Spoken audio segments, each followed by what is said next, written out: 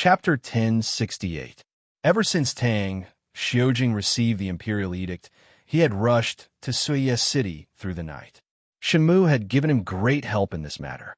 Tang Xiujing and his entourage consisted of at least several hundred people. If they were to travel by horse, carriage, and camel, the journey would be long. Moreover, it would be a world of ice and snow. Who knows how long it would take? Only Shenmu, the local tyrant of Longyu, would be able to send them to Suiye City in the shortest time possible. Under Shenmu's full deployment, the hidden sect, in the name of the tyrant of the western region, mobilized a sufficient number of sledges to send Tang Xiujing and his entourage to Suiye City at a speed that was several times faster than horses. However, it was still unknown how the Ten Families tribe would react after receiving the imperial edict. The imperial edict to the various kingdoms of Nanzhao arrived faster than Suiye City. Although the journey from Chang and to Nanzhao was not as long as Suiye City, it was a journey of trekking mountains and was equally difficult. In order to get in touch with the various tribes of Nanzhao as quickly as possible, Wu Ziqian did not send envoys from Chang'an. Instead, she sent a courier to deliver the imperial edict to Yao province. After receiving the imperial edict, the supervising imperial censor Jiannan, Lian, immediately went to Nanzhao with the great leader of Baiman, Sun Qi, and his son-in-law, the great leader of Wu Man, Meng Zhizhu. The Baiman and Wu Man were mostly related to the royal families of the 6 tribes of Nanzhao. They had a close relationship with each other. With the leaders of Wu Man and Baiman mediating between them, the matter was half done. In addition, the 6 tribes of Nanzhao had been increasingly exploited by Tubo in recent years. They were already in constant conflict with each other. Now that the Great Zhou had promised to provide them with large amounts of weapons and rations, the kings of the 6 tribes of Nanzhao immediately rose in revolt. They killed the Tubo who were demanding tribute from them and launched an attack on Tubo. The Wu Man and Baiman also sent their men to mix in with the troops of the 6 tribes of Nanzhao. They wanted to take advantage of the situation and invade Tubo, intending to make a small fortune. The imperial court blocked the news of the 6 tribes of Nanzhao's uprising. Towards the envoys of the Tubo and Turks, they still tried to stall them. After the military governor of Maozhou, Chun Desai, defeated the invading Tubo enemies, the Tubo envoy, Luan Misa, was no longer as arrogant as before. Soon, Luan Misa received news of the 6th Zhao rebellion. Over the past few years, the 6th Zhao had often fought with the Tubo Empire, so Misa did not know that the rebellion of the 6th Zhao this time was instigated by the Great Zhou. He hurriedly blocked this news, lest the Great Zhou find out. But now, Luan Misa didn't dare to be overbearing. In the beginning, the Turkic envoys acted as if they wanted to take advantage of the situation. They followed behind the Tubo's buttocks and asked for the treatment of marriage. Now that the Tubo had suffered a defeat and their backyard was on fire, Misa was no longer as confident as before. Instead, he pushed Mo Hagen to the front to lead the charge while he waved the flag and shouted from behind. At the start, Mo Hagen had believed that Misa's attitude had changed because of the defeat in Maozhou. Only when the news of the 6th Zhao's rebellion was concealed, and even the Great Zhou learned of it, did Mo Hagen understand the true reason for Misa's sudden change of attitude. But this time, he had no idea that the rear courtyard of the Turks was about to catch fire. Wu Ziqian dragged it out again and again. She used all of her methods and finally managed to drag it out until the new year. In order to celebrate the new year, the Great Zhou had arranged a series of New Year celebrations. This time, they could justifiably drag them down. The Turkic and Tubo envoys also planned to quell the rebellion of the 6th Zhao before continuing to put pressure on the Great Zhou. Both sides had their own plans, but they happened to coincide. With the arrival of the new year, the discussion about marriage was temporarily forgotten. The first day of the first month, the origin of the year, the origin of time, and the origin of the moon, was the beginning of the 3 Yuans. Bright red peach talismans were hung on both sides of the main door of the Yang family. There was also a spring festival couplet written by Anu on the door, the beginning of the 3 suns, the beginning of the 4th sequence. Early in the morning on the New Year's Eve, The exploding poles in the courtyard of the Longqing pool started to crackle nonstop. This was called court fire. The fire in the courtyard of the rich would burn for at least a day and a night. Some families would even burn for 3 days and 3 nights without stopping. Princess Annel's residence had started to bring back the exploding poles a few days in advance. No one knew how many carts of exploding poles they had bought. They were piled up like a mountain in the courtyard. On the morning of the New Year's Eve, the exploding poles in Princess Annel's residence started to burn with great momentum. Princess Annel had ingeniously sprinkled expensive spices into the exploding poles. Once they started burning, the whole place was filled with a strange fragrance. Yang Fan's family was actually much wealthier than Princess Enli's, but he didn't flaunt his wealth like Princess Enlo. Even so, the entire Yang residence was dressed up meticulously, draped in red and decorated with a joyous atmosphere. The happiest ones were Yang Serong and Yang Yinzu. Dressed in their new clothes and hats, they played around in the front and back courtyards. One moment, they circled around the beautiful lantern tree in the courtyard, and the next moment, they joined the singing and dancing group of maids, weaving in and out of the girls who were holding hands and singing. In the evening, Yang Fan's neighbors quieted down. Wu Chengxuan and Enlu had gone to the Liang household to stay up for the new year. Li Chengqi and his 5 brothers, the Prince of Shouchuan, had also gone to the Prince of Xiang's residence. Although their residences were still brightly lit, there were only servants guarding the house, so it was not as lively as before. Only the Yang family was as lively as before. In the depths of a hill by the western wall, there was a small pavilion surrounded by a white jade fence. Yang Fan filled Ning Ku's grave with new soil.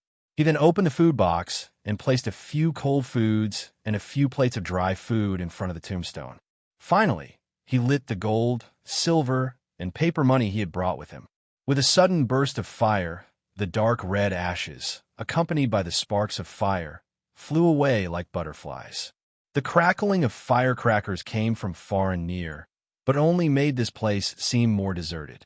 After paying his respects to Ning Ku, Yang Fan slowly walked out of the hill. The firecrackers in the courtyard were burning fiercely, crackling like a series of cannons. All the family members coming and going were wearing new clothes, their faces beaming with joy. The children of the Gu clan also came to visit from time to time. When they saw Yang Fan, they all greeted him. As soon as he entered the reception hall of the rear residence, Yang Fan saw Yang Yinzu carrying a goldfish lantern, staggering out of the reception hall as if he was drunk. When he went out, he even bumped his head against the door frame. Yang Fan supported him and couldn't help laughing when he saw his son's drowsy eyes. The whole family had gotten up very early today. Yang Yinzu, who usually had the habit of taking afternoon naps, was too excited and hadn't slept at noon. It seemed that he was extremely sleepy. Yang Fan rubbed his head and said, "You look sleepy. Go sleep." "I'm not sleepy. I want to stay up on New Year's Eve." Yang Yinzu shook his head. These days were the busiest days of the year, so he couldn't bear to sleep. He carried the goldfish lantern and staggered all the way, fighting tenaciously against sleep, waiting for the arrival of midnight. Midnight had finally arrived. First, the bells and drums in the Chong and palace rang together. The melodious bell and drum sound had just faintly passed into the ears, and then the bell and drum sounds of the Vermilion Bird Avenue, the workshops, temples, and Taoist temples rang together. The sound was far and near, loud and small, high and low, and it was an extremely shocking feeling. It was time to say goodbye to the old year and welcome the new year. Ma Han, the butler, said to Yang Fan with a smile, "Ah Lang, please have a seat of honor." The old butler of the Yang mansion was surnamed Niu. Because the capital moved westward, the Yang family also moved from Luoyang. Old Niu was old, and his family lived in Luoyang, so he didn't come to Chang'an with them. He resigned and went home to retire. Ma Han was the new butler hired by the Yang family after they moved to Chang'an. He was extremely smart and capable. Yang Fan was a little surprised and said with a smile, "What kind of rule is this? Do I have to have a seat of honor?" Ma Han smiled and said, "Of course. Alang, you're the head of the Yang family. Your seniority and status are the most important. Of course, you have to have a seat of honor and accept the greetings of the whole family. Yang Fan was really lacking in this aspect. He lost his family when he was young and wandered in Southeast Asia. The customs of Southeast Asia were different from those of the Central Plains. When he came of age, he returned to the Central Plains and built up the family business with his bare hands. He had never properly stayed up on New Year's Eve according to the customs of the Central Plains. Yang Fan followed the butler's instructions and sat in the middle of the hall. He saw that there was another seat beside him, half a step back, and there were two more seats on the left and right. Xiao Man, Anu, and Gu Zhuding walked in with a smile and bowed to Yang Fan in turn. Their voices were melodious, but it was unusually solemn. Then, the three women returned to their seats one by one. Yang Serong and Yang Ningzu were brought in front of Yang Fan and knelt down on the praying mat. The siblings sincerely kowtowed to their father and said in a crisp voice, "Fortune extends to a new day, longevity is boundless," and other auspicious words. At first, Yang Fan was a little amused, but gradually he had a strange feeling. Little Yang Ji was also placed on the cattail hassock by the wet nurse. Imitating his elder brother and sister, he cupped his hands and kowtowed to his parents. The little guy said something in a childish voice. Unfortunately, he could not speak clearly and his voice was too low. Besides, the sound of bells and drums and the exploding poles kept coming from far and near. No one could hear what he said except for himself. After Yang Ji finished his congratulatory speech, he kowtowed very seriously. Although he looked like he was doing it, he lost his balance and almost fell over. Fortunately, he was smart and his buttocks tilted and fell to the side. The wet nurse caught him in one swift motion. Yang Fan couldn't help laughing out loud. As he laughed, his eyes became a little watery. Yang Dyer was still young, so she could only be carried by the wet nurse and kowtowed to her parents for the new year. Then, starting from the butler Mahan, the servants and the family kowtowed to the master and the mistress for the new year. Xiao Man had already asked someone to prepare a basket of red envelopes. The basket was also wrapped with red silk and was placed beside Yang Fan. Yang Fan gave out the red envelopes one by one, and everyone was happy. When the family finished their New Year's Eve dinner, it was almost midnight when they were able to rest. The family took a short nap, which only took more than 2 hours, before they were awakened again by the sound of bells and drums in the morning. Today, Yang Fan had to get up early to pay his New Year's greetings to the emperor. Butler Ma got up earlier than the master. When Yang Fan got up, he saw him instructing the family to erect a very long bamboo pole in the yard. A long silk flag embroidered with various auspicious animal patterns was hanging from the pole. Yang Fan didn't understand what it meant, so he just let him be. When the family got up, breakfast was served on the table. There was a pot of 2-su wine on the table. This wine was made from a mixture of 7 kinds of medicinal materials: rhubarb, Atractylodes macrocephala, Platycodon grandiflorum, Sichuan pepper, cinnamon, aconitum, and tawu. It was said that drinking 2-su wine could expel evil spirits, detoxify, and prolong life. After listening to Butler Ma's explanation, Yang Fan smiled and was about to pick up the wine cup. Butler Ma hurriedly stopped him. "Lang, wait a minute. Everyone in the family has to drink this wine, but we have to start from the youngest child." Yang Fan asked curiously, "What's the rule?" Butler Ma said with a smile, "It's a saying passed down from the older generation. When a young person gets to celebrate the new year, he should drink wine first. When the old person loses the new year, he should drink wine later. I'm just imitating them." Yang Fan couldn't help but laugh. He was in the prime of his life, so he couldn't be associated with the word old person. However, his parents had passed away, and there was no one older than him in the Yang residence, so he could only be called an old person. When he was young, he lived in a poor mountain village. He couldn't remember if there was such a rule in the family when he was young. He just listened to others' arrangements. Yang Fan stopped and said with a smile, "Then we have to start with Dyer. Come, bring my baby daughter over." Young Dyer was carried by her wet nurse. She was wearing a bright new dress with a red dot between her eyebrows. She looked extremely cute. She was sucking her finger, her big black eyes staring curiously at her big brother Yang Ningzu, who was wearing a tiger skin hat. She couldn't take her eyes off him. When Yang Fan dipped his chopsticks in the 2 su wine and approached her, the little girl turned to look at her father. As soon as she smelled the medicine, the little girl immediately frowned in alarm.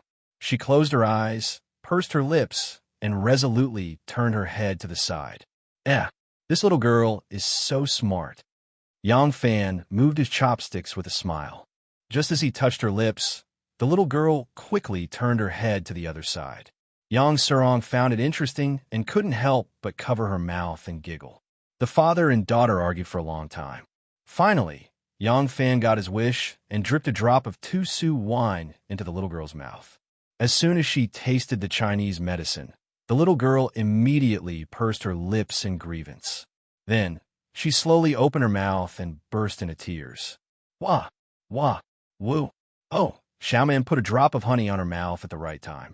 Yang Dai-er, who was crying in protest, was obviously stunned. She stuck out the tip of her tongue and licked it tentatively. Then she quickly rolled the drop of honey into her mouth and tasted it with relish. Seeing this, Yang Fan burst into laughter again. After Yang Dai-er finished the honey, she licked her lips as if she hadn't had enough. She opened her eyes and chased after Xiaoman's finger. As soon as Xiaoman's finger got a little closer, she stretched her neck. Looking at her eager look, it was really distressing. Xiaoman was soft-hearted and finally ordered another drop of honey for her. This time, Yang Dai-er opened her mouth early, like a yellow-beaked sparrow waiting to be fed. Hee, the little girl is so strong. Her teeth are about to grow, and she can bite people. Xiaoman withdrew her finger and laughed happily. Yang Dai-er, who ate a drop of medicinal wine in exchange for 2 drops of honey, saw her aunt laugh. She also opened her mouth and showed a lovely smile. After serving the little girl, it was easy for the other children. As long as Yang Fan stared at them, even Yang Ji had to be obedient. Yang Fan didn't believe that 2 su wine had such an effect, but he still had to abide by the tradition. For example, at midnight, the family had to get together to pay a New Year's greeting to him, the head of the family.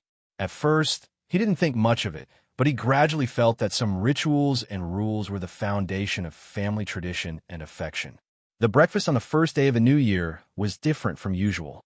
The first thing that was served was a green and spicy 5-spice plate filled with garlic, chives, brassica, and coriander. It was said that eating 5-spice plate could disperse the stagnant qi in the 5 internal organs and prevent diseases.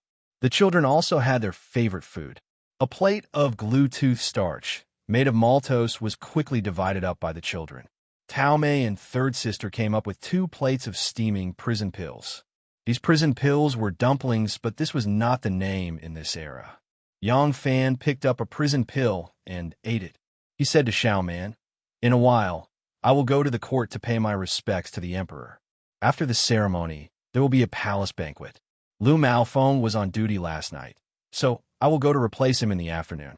Because there will be an exorcism dance in the palace at night, I have to make some arrangements for the security, so I can only come back in the evening."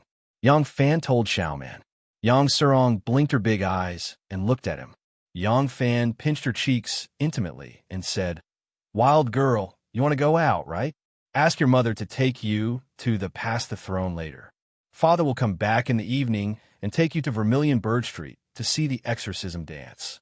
Remember, when you go to other people's house, don't eat everything you see. If you are full, you won't be able to eat anything in the next house." Yang Serong immediately became happy. She made a face at him and giggled. On the first day of the first month in Tang, every family would hold a banquet. Neighbors and good friends would greet each other and eat at whoever they went. This was called Past the Throne. Yang Fan's neighbors were not at home during the New Year, but Zheng Forn's mansion was right behind, so he had to go. Even though Gu Zhuting was a concubine, Yang Fan had always been very respectful to her parents, so he also had to go to the Gu family. At the same time, Yang Fan had some good friends in Chang and in colleagues in the officialdom, including Ma Chao's mother and wife who had also moved from Luoyang. They lived in the square next door, so he also had to pay his respects. Yang Fan said, "Today, wife will take the child to pass the throne to greet the new year. A servant will stay in the mansion to receive people who come to pay their New Year's greetings." Xiao Ting is pregnant and didn't rest well yesterday. Rest well today. When we go on a parade tonight, we will go out as a family. Remember to prepare a walking carriage. Yang Fan ordered one by one. His wife and concubines all nodded obediently, not having the slightest doubt about his arrangements. Yang Fan ate a plate of prison pills and washed up. He then changed into court clothes and entered the palace. Hundreds of officials gathered outside the palace gate. There were indeed many officials who came today. The officials in the capital had to come. There were also relatives of the emperor and meritorious officials. Fortunately, every year on the first day of the new year, the officials in the capital had to pay their New Year's greetings to the emperor. Everyone was familiar with this set of rules and etiquette, so it was busy but not messy. Very quickly, everyone lined up according to the ranks of the civil officials, military officials, and the emperor's relatives and nobles. The same line was arranged according to the rank of the official. When everyone saw each other, they naturally had to greet each other. As a result, the line was very messy. Imperial censor Guanfeng, who is usually very strict, no longer had a scowl on his face. Instead, he smiled from ear to ear like everyone else. When he saw acquaintances or friends, he would also go forward to greet them. When the auspicious hour arrived, the prime minister led the hundreds of officials into the palace. Wu Zetian was already sitting in the main hall to receive the greetings. There were too many officials in the capital. Those who usually didn't attend court were all here. Everyone took turns to go to the main hall to congratulate the emperor. The prime minister read to the emperor some cryptic and difficult-to-pronounce words. Immediately afterwards, the eunuchs would reply and express their thanks on behalf of the emperor. After the officials in the capital finished paying their New Year's greetings, there were also officials from other prefectures and vassals who sent representatives to read the greetings in front of everyone. This torment lasted until noon. Even though the officials had eaten their fill in the morning, their stomachs were rumbling with hunger. Fortunately, at this time the greetings finally ended. The emperor announced that a palace banquet would be held. Those who were not qualified to pay their respects to the emperor left the palace. Only the high-ranking civil and military officials could attend the banquet. Because the banquet was to be held at the Daming Palace, everyone swarmed over to the Daming Palace. The envoys of Tubo, Turkic, Japanese, and other countries in the capital also participated in the pilgrimage. At this time of national celebration, no one would be so tactful as to say anything unpleasant.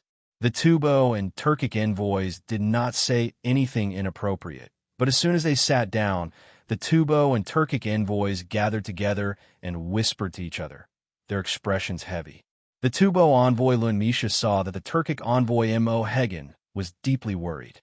He looked to his left and right and said in a low voice, "Honorable envoy, don't worry. My king has personally led the army to the 6th Zhao to quell the rebellion. My king will be able to quell the rebellion very quickly.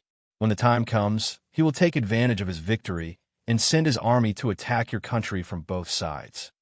Hearing this, Mo Hagen's eyes lit up. Really? That's good. Otherwise, I'm afraid our two countries will have to return empty-handed this time. Among the great Zhou civil and military officials, the two brothers Zhang Yizhi and Zhang Changzong no longer try to reconcile with Wei Yuanzhong, Song Jing, and the others. Everyone naturally formed different social circles and chatted happily. The palace maids entered one by one. Sweet dew soup, spirit dispelling grilled, goose and duck grilled, deer tail sauce, red clear incense, camel hoof soup, bright prawn grilled, jade dew dumpling, phoenix fetus, snow baby, imperial queen mother rice, and other major dishes of the imperial banquet were served. The ingredients were expensive and the cooking was top-notch. However, for such a large banquet, many of the dishes could only be prepared in advance.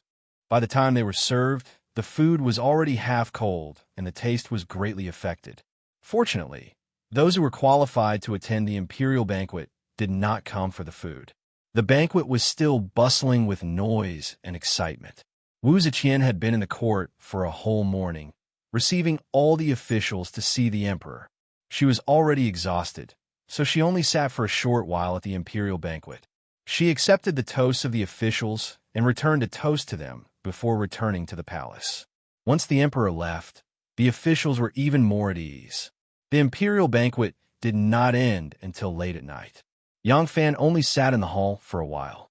As soon as the emperor left, he toasted a cup of wine to familiar friends and fellow officials, then left Daming Palace with the excuse of inspecting the palace.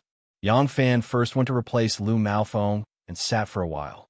He waited for Dugu Huizhi and Huang Xuchong to arrive and inquire about the security arrangement for the night before leaving. Yang Fan wandered around the palace for a while before sneaking into Wan Er's residence. Wan Er left the imperial banquet with Wu Zetian. She did not eat well at the imperial banquet. When she came back, she asked someone to prepare a few exquisite dishes. With Fu Qingqing accompanying her, the two of them sat across from each other and drank. When Yang Fan arrived, Fu Qingqing naturally excused herself. Yang Fan ate with Wan Er and talked about how he let Dai Er drink 2 su wine this morning, which made Wan Er giggle. Tomorrow, I will go back to Mother's place. As they spoke, Wan Er suddenly said something out of the blue. In the Tang dynasty, there was no lunar calendar and solar calendar, so New Year's Day and New Year's Day were the same day. There were 7 days off on New Year's Day, 3 days before New Year's Day, and 3 days after New Year's Day. However, Wan Er was a female official of the inner court. 3 days before New Year's Day, she had to deal with the details of the celebration in the palace. On the first day of the new year, she had to accompany the emperor to receive the officials, so she could only visit her relatives 3 days before the annual meeting. Yang Fan squeezed her soft little hand and smiled mysteriously. Yes, the door of the Yang residence's backyard is locked. Do you want me to stand by the door to welcome you? Wan Er lightly spat at him and said, I want to see my daughter. I haven't seen Dai Er for a long time and miss her. What are you thinking about? Yang Fan blinked and smiled. I didn't say anything else. I also miss her very much. Wan Er blushed. She clenched her fist and gently punched his shoulder.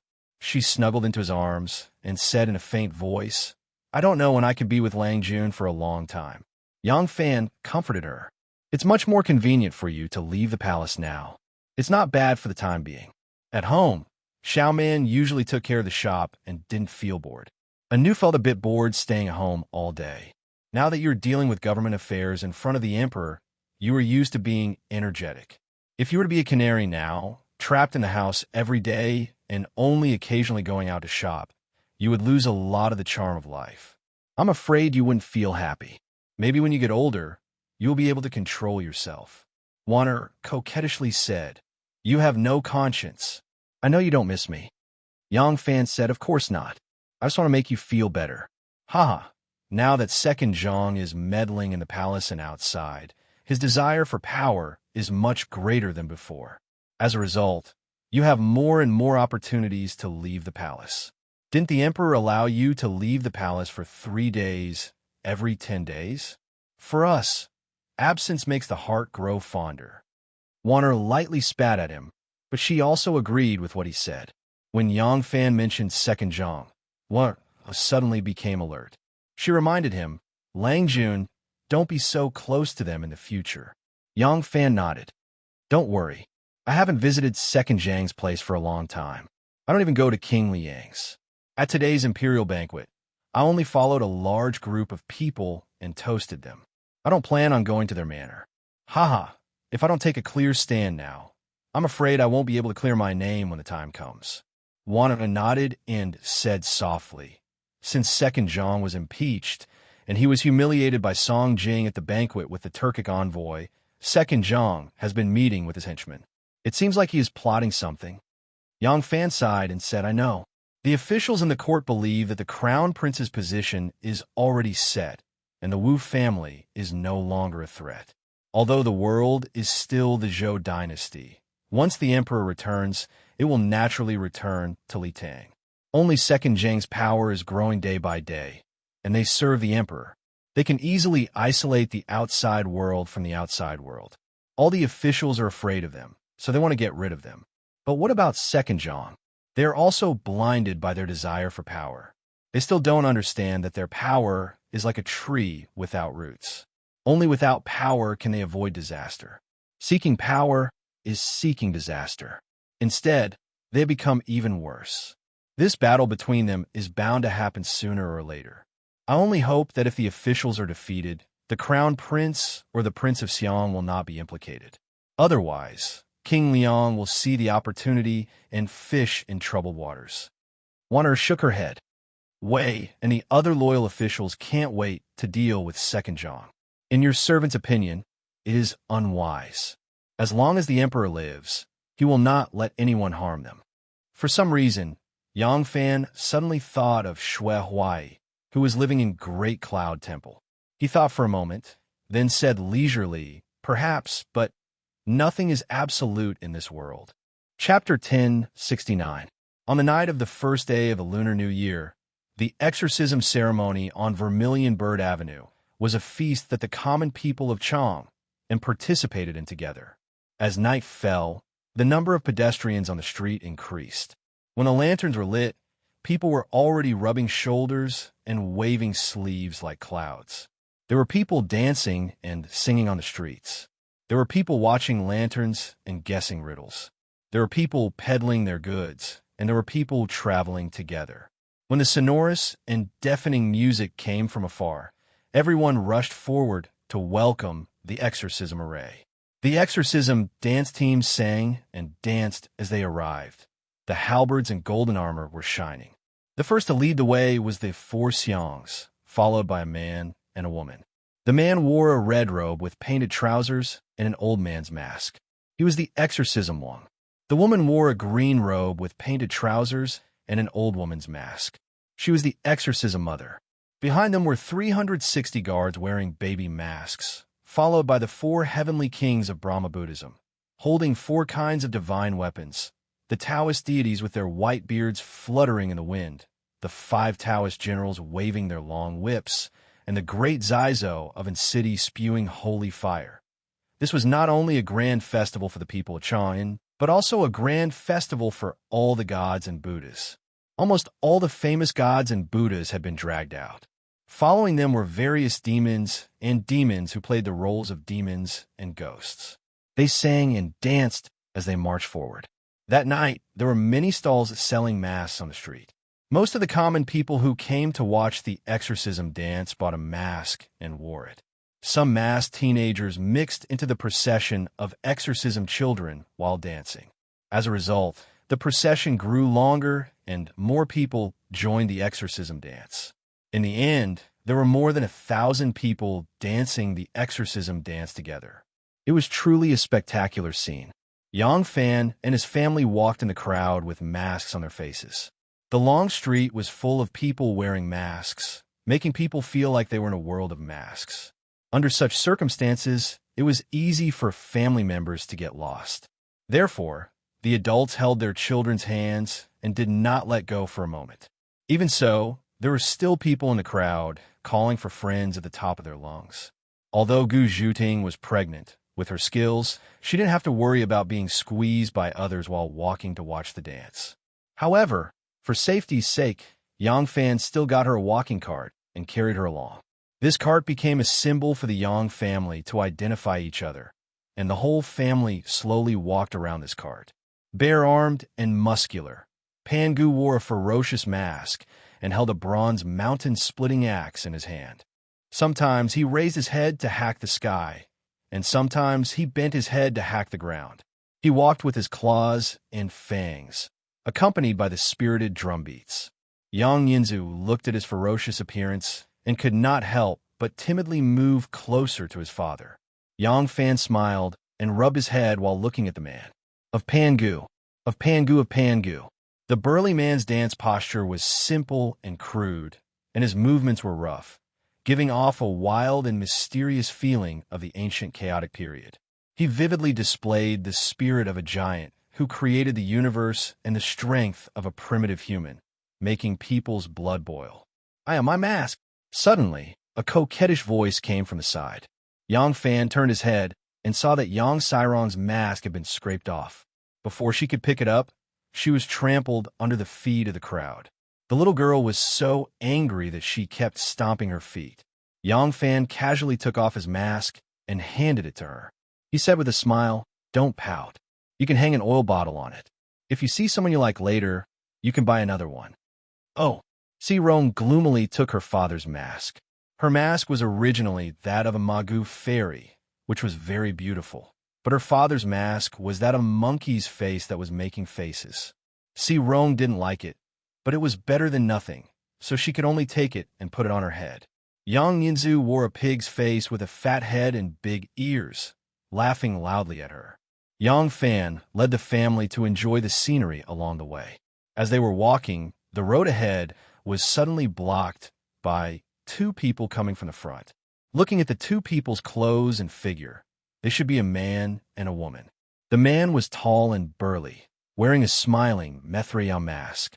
The woman had a green face and fangs, and a bright red tongue stuck out from the ghost face. "Excuse me, please make way," Yang Fan said politely, but the two people did not move. Yang Fan's eyes slightly narrowed. Rin Wei and the others were walking through the crowd with difficulty. When they saw something strange, they immediately came over.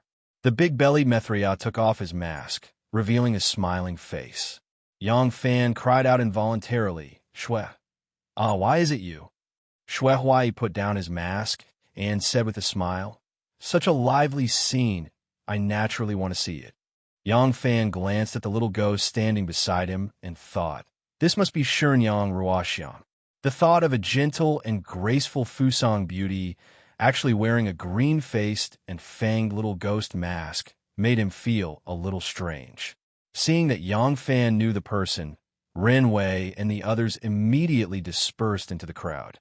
From the beginning to the end, no one noticed that they were the family's attendants. Xiao Man and Anu both recognized Shui Huai, and the two were secretly shocked. But they were very calm and immediately held Ruoxiang's arm, as if they were a family. The long street was full of people, so Yang Fan no longer addressed him as Master Shui. He only said, "It's not like you haven't seen the exorcism dance before. What's there to see?" Shui Huai laughed and said, "The exorcism ceremony is the most lively event of the new year. Although I have seen it before, Ruoxiang has not, so I brought her here to broaden her horizons." "Oh, we're the two Shixiaos. Don't mention them, those two good-for-nothings. There's a group of girls singing and dancing just now, and those two bastards squeezed into joining the fun. In the end, they got separated." Yang Fan really did not expect Shui Huai to be so bold. The two walked side by side, and Yang Fan kept looking left and right. Shui Huai saw his uneasy look and said with a smile, "What are you afraid of? With my current appearance, it's not a big deal even if I walk in front of the palace." Yang Fan sighed and said, "The older you are in the pugilistic world, the more timid you become." Shui Huai looked at him and sneered. "In front of me, you dare to call yourself old in the pugilistic world? When I was roaming the pugilistic world, you still did not know." Shui Huai paused, then let out a long sigh and said, "Forget it. I am a pugilistic world disciple, and you are old in the pugilistic world. You are not old in the pugilistic world, and you are not old either. We can't compare." Yang Fan said with a smile, "Eldest Master is so free and unfettered now, and has not lost any of his prestige from back then. If you say you are old, you are still full of vigor." Shui Huai laughed and said proudly, "Not bad this, I am worthy of it." He put his arm around Yang Fan's shoulder and said secretively in his ear, "Very soon, you'll have a little Shixiao." Yang Fan said curiously, "It can't be. Master is helping people shave again." "Ah." Yang Fan suddenly reacted and said with surprise, "Could it be that mistress?" Shui Huai chuckled. In fact, he wanted to laugh out loud, but he suddenly remembered that he was going to be a father soon, and he should be more reserved. The result of deliberately holding it in was that his laughter sounded like an old hen that had just laid an egg. The exorcism procession gradually went further away, and many people chased after them with cheers and laughter. The place where Yang Fan and the rest were suddenly much more spacious, and they could stroll around and enjoy the scenery.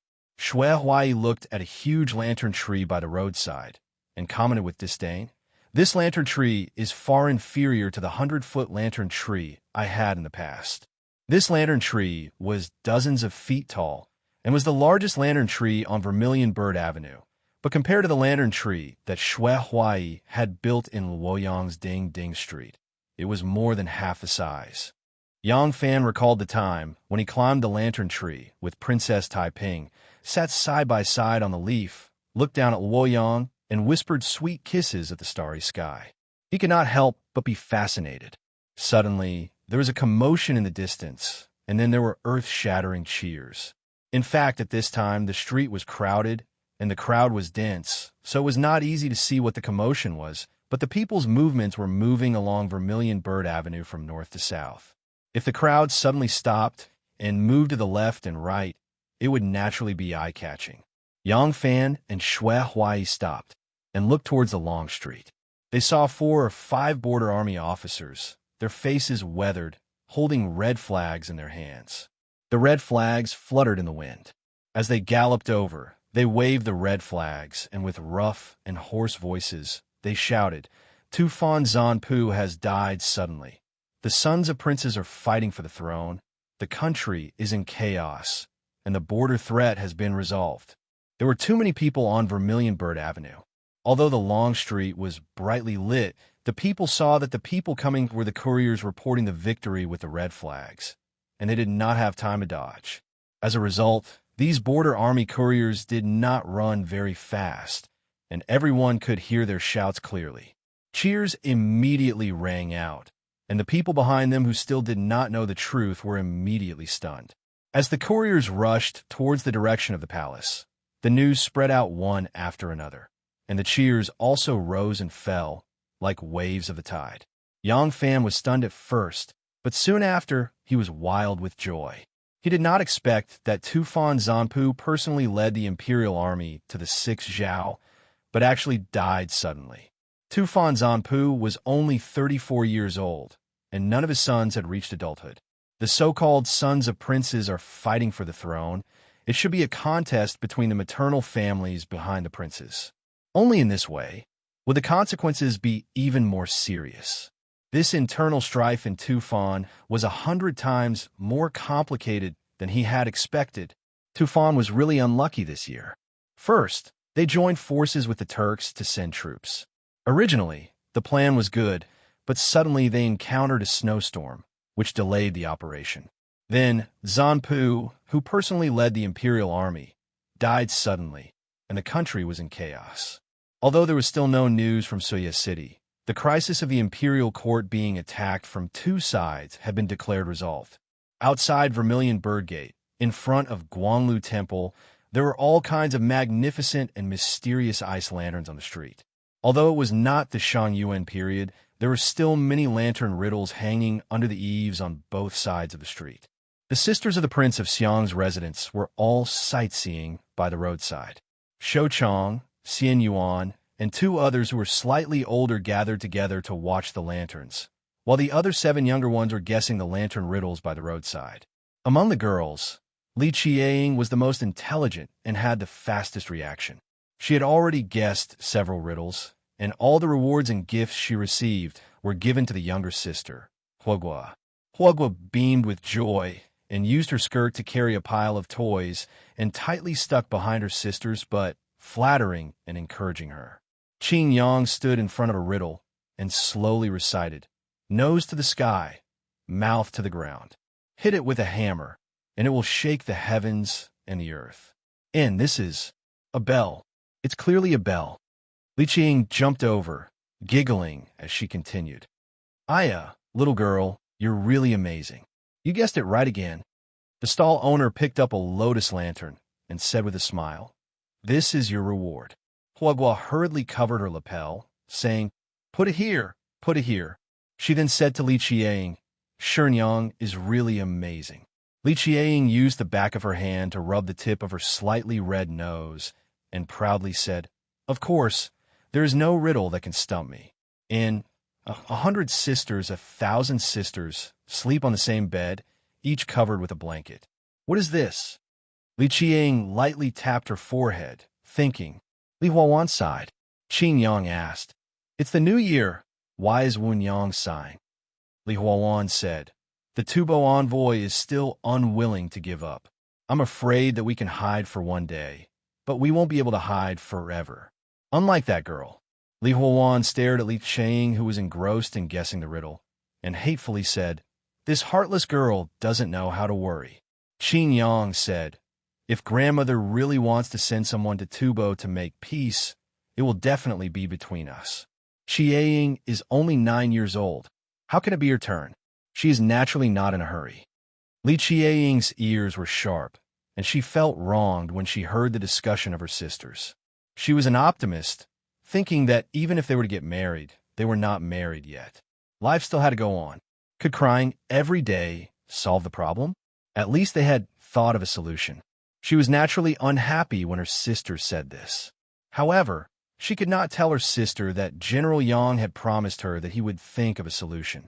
It was just that the matter was important and complicated, and it could not be solved immediately. When Li Qiang was angry, she forgot about guessing the riddle. Huoguo waited for a while and could not help but ask, Shenyang, what is this riddle about?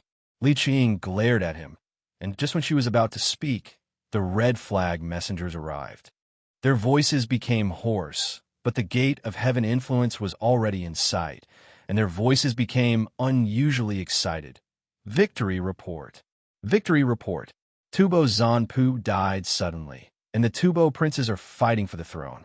Tubo is in chaos, and the threat at the border is resolved.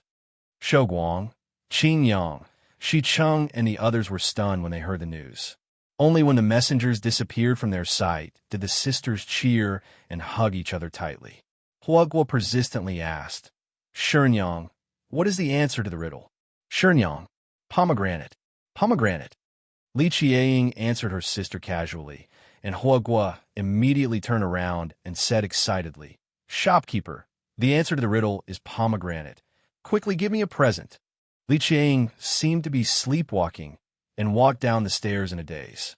The light from the ice lanterns reflected on her jelly-like smooth face, and there was a kind of dreamy beauty. Oh my God, how'd he do it? He actually did it. He really killed the king of Tubo. This is really amazing. Li Qiaying's eyes were reflected by the colorful lights like little stars. She murmured in a voice that only she could hear. Her tone was dreamy and dreamy, with a trace of a girl's unique blurred childishness. At the gate of heaven-bearing, Wu Zetian, accompanied by Zhang Changzong and Zhang Yizhi, was watching the exorcism dance in the palace. The exorcism dance in the palace was hosted by Taichung Temple. 120 people from the Little Eunuch sect were chosen to be the maids, and then they were chosen to be strong and sturdy soldiers of the Jinwu Guards, holding golden spears and dragon flags, embroidered clothes, and gold-plated bronze armors. At this time, all the immortals, accompanied by Duke Nuo, Mother, and the maids, were chasing after the demon kings and demons until there was no way out. They could only kneel down and surrender, and let their faces be chopped by the axes. Duke Nuo and Nuo, Mother, led the maids to the top of the gate of heaven bearing and sang a divine poem. First, I wish for every family to be happy. Second, I wish for the husband and wife to be at peace. Third, I wish for the weather to be good. Fourth, I wish for the crops to be ripe. Fifth, I wish for the pigs and cows to be prosperous. Sixth, I wish for the 5 grains to be plentiful. Seventh, I wish for the world to be at peace. Eighth, I wish for the emperor to reign for thousands of years. Ninth, I wish for a courier with a red flag on his back, whose legs were already numb due to the constant galloping, was carried up to the gate of heaven bearing by 2 strong imperial guards. That courier threw himself at the feet of Wu Zetian and reported everything that had happened in Tubo to Wu Zetian in detail. It turned out that the Nanzhao kingdom in the region of Jiang rebelled under the instigation of Great Zhou, and soon after, the southern vassal states such as the Neiberman sect rebelled one after another. The Tubo king also knew that in order to fend off foreign aggression, he personally led an expedition to suppress the rebels. In the end, the Nanzhao region was ravaged by a plague, and in a moment of carelessness, the Tubo king actually died from the disease. Originally, the Tubo generals also understood the principle of keeping it a secret and retreating calmly. But the problem was that this news could be kept a secret to the outside world, but could not be concealed from the inside world. As soon as the news reached the royal court, the capital was in an uproar. The sons of the Tubo king were still young, and each of the concubines had their own political factions behind them. They all wanted to support their sons to ascend the throne, and for a while, they were in a fierce battle. Once the capital of Tubo was in chaos, the news could no longer be concealed. The 6 imperial edicts took the opportunity to pursue the Tubo army, and the Wuzhou army also launched an attack on the Tubo army that had been in a stalemate for a long time. All the Tubo soldiers were eager to help their princes seize power, and so they were not in the mood to continue fighting. Zhang Changzong and Zhang Yizhi were both surprised and delighted when they heard this, and quickly bowed to Wu Zetian. "Congratulations, Your Majesty. Congratulations, Your Majesty. The beginning of a new year this year is auspicious, with one happy event after another. It's really worth celebrating." Wu Zetian slowly stood up from her throne and looked disdainfully at the people below the city wall. Suddenly she pointed at those people who were dressed as demons and ghosts kneeling on the ground and offering their heads.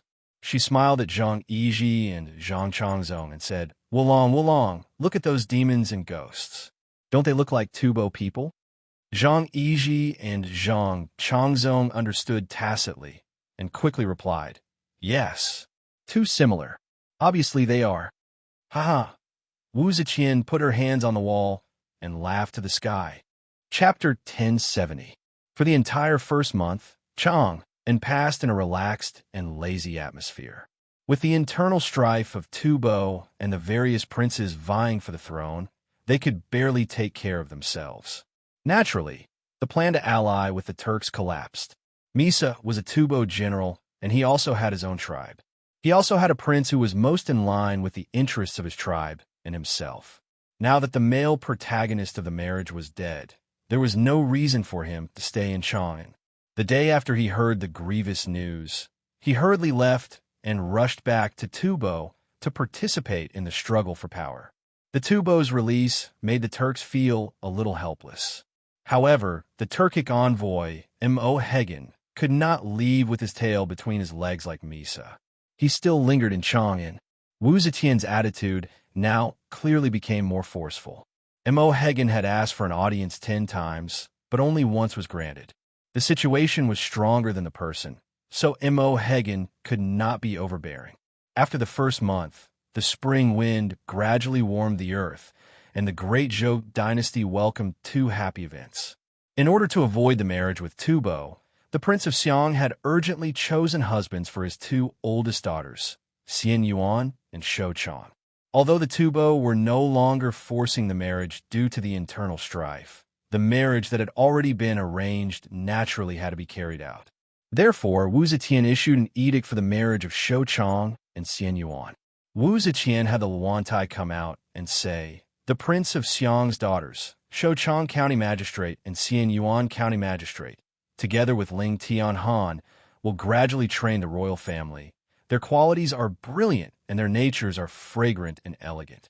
The emperor's grandson is about to surrender. It has only been a year, and the people of the country are willing to allow him to return. Cui Zhen, the minister of the Pure Temple, and Xue Boyang, the crown prince's left minister, will be dressed in ceremonial robes and will bow to the teachings of the famous. They will be beautiful and talented. The flying phoenix is auspicious. Riding on the dragon's back is appropriate. The Shouchang County Magistrate can be Shi Zhen. The Xian Yuan County Magistrate can be Shi Boyang." Once the edict was issued, the 2 families immediately prepared for the marriage. In the 3rd month of spring, the 2 county magistrates were married. At the wedding banquet, the Prince of Xiang's daughters gathered together, and a table was set up in the rear residence. Although they were young, they still ate some rice wine. After all, this was a day of great joy. Qingyang raised her cup and said to her sisters, "The sudden death of the Tufan king allowed us sisters to escape this calamity. This is all thanks to Shenyang's contribution. Sisters, why haven't you raised your cup yet? Let us toast Shenyang to show our gratitude." Qin Yang was teasing Li Qiaying, and all the sisters laughed and raised their glasses. Li Huawan was worried that her younger sister would lose face, so she hurriedly pulled Qin Yang's clothes, but it was too late. Unexpectedly, Li Qiaying was not the slightest bit annoyed. She had a faint smile on her face and calmly raised her cup, accepting the salute from her sisters. The sisters thought that she was putting on airs, but Li Qiaying was secretly proud of herself. I was the one who helped you resolve this matter, so it's only right for me to receive your respect. Li Qiaying was already convinced that the sudden death of the Tufan king was the work of Yang Fan. But because of her previous oath, and because she was a person who took her promises very seriously, it was not good for her to announce this secret to the public. In this little girl's heart, she already regarded Yang Fan as a deity. In truth, when she heard from her third brother that Yang Fan had ingeniously planned to rescue the prince of Luling from Fangzhou and bring him back to Luoyang, she had already regarded Yang Fan as a celestial being. Were this not the case, she would not have been so desperate to seek medical help, believing that as long as Yang Fan was willing to think of a way, he would be able to resolve this calamity for her. It was precisely because she had long believed that Yang Fan possessed unfathomable abilities that she attributed the death of the Tufan Zanpu to Yang Fan. However, although the death of the Tufan Zanpu from the Nanzhao Kingdom was an unexpected accident, the idea of using the Nanzhao Kingdom to restrain the Tufan Kingdom was indeed Yang Fan's idea, and he was also the one who facilitated it. However, this result was not his doing, so Li Qiaying could be considered to have guessed half of it correctly.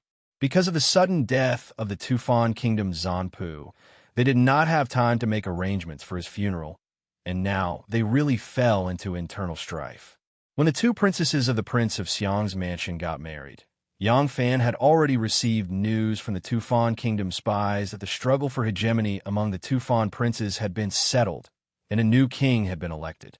Seeing that all the major tribes had their own masters and that the entire Tufan Kingdom was about to fall apart, the Empress Dowager, Qi Mali, hurriedly stepped forward and took charge of the state affairs as the Empress Dowager. After the Empress Dowager took charge of the state affairs, she decisively appointed her 7-year-old grandson, Qili Lazan, as Zanpu. Qili Lazan's mother's name was Zanmodo, and his family was extremely powerful. Empress Dowager Qi Mali's maternal family was also extremely powerful. With the cooperation of the two families and the fact that the Empress Dowager chose a grandson of the king was a perfectly justifiable move, the position of Zanpu was finally confirmed. However, this only ensured the stability on the surface. The tribes and families behind the princes were not willing to accept this. The rapid decline of the royal power had become a fact, and without a strong prime minister to suppress them, many tribes began to act on their own, and the royal power could no longer be enforced throughout the Tufan Kingdom. After meeting with Shun Mu, Yang Fan evaluated the situation and believed that the Tufan Kingdom would be in chaos for at least 20 years, until after Qili Lazan's death. If he could become a great king like Songzan Gampo, the Tufan Kingdom would recover. For at least 20 years, it would be difficult for the Tufan Kingdom to pose a threat to the Central Plains. The two of them came to this conclusion after fully understanding the situation of the various forces in the Tufan Kingdom, and after receiving the detailed analysis of many wise men from the Heaven Observation Division. In reality, after Qili Lazan's death, he did not become a great king, and the subsequent generations of Tufan and Zanpu did not produce another hero like Songzan Gampo. The decline of the Tufan Kingdom began at this time, and from this moment on, the Tufan Kingdom continued to go downhill until its demise. 3 days after the marriage of the two princesses of the Prince of Xiang's estate, on the day they officially returned home, good news came from the western regions about Tang Xiujing. When Tang Xiujing arrived at Xie, he used both carrot and stick on the 10 families tribe, writing empty checks as if they didn't cost money, completely beguiling the leaders of the 10 families tribe. The lord of the 10 families tribe, Wu Zhail, was officially conferred the title of prefecture king by the great Zhou and recognized as the Turkic Shirhan. From this point onwards, he could rightfully kick Hisero aside and become the lord of the 10 families tribe. He had obtained the greatest benefit, so he gladly agreed to send troops. By sending troops to suppress Moshe, Wuzhile would not only gain even more support from the Tang dynasty, but it would also be in line with his own interests. After all, the Eastern and Western Turks had been mortal enemies ever since they split up. Since he had replaced Ashina Hasero as the Lord of the Western Turks, he had to attack the Lord of the Eastern Turks. Wuzhile had 200,000 soldiers, only half of Moshe's. However, Moshe's territory was too vast and needed to be garrisoned everywhere, especially on the border with the Great Zhou. Thus, the number of soldiers he could actually mobilize was not greater than Wuzhile's. As a result, Moshe could only stop fighting on the Eastern Front and move soldiers to meet Wuzhile. When Mo Higu heard this news, he immediately changed his attitude. What he needed to do now was not to force the Great Zhou into a marriage, but to express goodwill and repair the relationship between the two countries so that the Great Zhou would not ally with the Ten Families tribe and stab them in the back. Yang Fan and Shenmu, these two bad friends, were naturally delighted in the Tubo and Turkic backyards being set ablaze, but they had not expected that once the Great Zhou was rid of its external threat, it would begin to fight among itself. This internal strife was naturally between the officials and the Second Zhang. The Second Zhang had always been in constant conflict with the officials, but the spark that had ignited this all-out war was Zhang Changqi. When Zhang Changqi had been impeached and demoted by the imperial censor, Wu Zetian had taken sides and used the power of the emperor to demote him to Qi province minister. When Zhang Changqi arrived at Qi province, the Tubo and Turkic forces had joined forces to invade. Zhang Changqi complained incessantly, but he did not dare to abandon the city and escape. Fortunately, there were border troops stationed in front of them, so he could only close the city gates and wait anxiously for the enemy. In the end, not long after, Chun Desai won a great victory in Maozhou, so the Tubo troops did not dare to act rashly. Next, the Tubo Zanpu personally went to the 6th Zhao, but in the end he was infected with a miasma and died in the army. The Tubo kings fought for hegemony, causing an internal strife. Wu's external threat was removed, so it could be said that it was a daunting experience but not a dangerous one. At this time, Zhang Changqi's cleverness came into play. He pretended to lead his troops to chase and kill for a while, but did not even see the shadow of the Tubo troops before triumphantly returning. Zhang Changqi then reported that he had defeated the invading enemy and asked his cousin to help him find an official position. With this reason, naturally Heir Zhang begged Wu Zetian all day long. Wu Zetian could not resist the coaxing and pestering of her two lovers. She had no choice but to agree to help Zhang Changqi find an official position. One morning at the morning court, the Ministry of Appointments reported that there was a vacancy in the chief historian of Yongzhou. Wu Zetian immediately remembered her promise to her lover. She looked around at the prime ministers and asked, "There's a vacancy in the chief historian of Yongzhou. Who can fill the post?" Wei Yuanzhong reported, "Xue Jichang can do it." This Xue Jichang was originally the chief historian of Yongzhou, but now he was the chief minister of Right Station. Compared to before, he was a lot nobler, but he did not have as much authority as before. Wei Yuanzhong wanted this colleague and good friend to be the chief historian of Yongzhou again. The Son of Heaven was old. The world was about to change. If he had more authority, he would have a greater chance of success in the future. Among the prime ministers, Yang Zixi, Su Weiwei, Wei Changqing, and Wei Sili all had deep friendship with Heir Zhang. But this incident happened too suddenly. They did not have Heir Zhang's permission beforehand, so naturally they would not nominate Zhang Changqi. Wu Zetian knew that she could not count on the prime ministers to recommend her, so she took the initiative and said, "Xue Jichang has been in the capital for a long time. Zhen has another important position. Recently, Qizhou's deputy minister Zhang Changqi has repelled the Tubo invading enemy. He has established a military service. Zhen wants to appoint Zhang Changqi as the chief historian of Yongzhou. What does the prime ministers think?" Only now did Yang Zixi, Su Weiwei, and the other prime ministers understand Wu Zetian's intention. Promptly they bowed and said, "Your Majesty is wise." Wei Yuanzhong stepped out from the crowd and said in a loud voice, Zhang Changqi cannot be the chief historian of Yongzhou. Wu Zetian knitted her brows slightly. Why does Prime Minister Wei say that? She asked. Wei Yuanzhong said, Zhang Changqi is young and ignorant. He does not understand local government affairs. He has only been in Qizhou for a short period of time. It is even more difficult to say that he has gained experience. Yongzhou is the imperial capital. Yongzhou is the governor of the capital. It is located in Chang'an. The government affairs are complicated. How can Zhang Changqi be competent? Comparing this person with Xue Jichang, the superiority and inferiority can be seen at a glance. Actually, the prime ministers have the right to recommend officials. Right now, Yang Zixi, Su Weiwei, and the others have understood Wu Zetian's intention.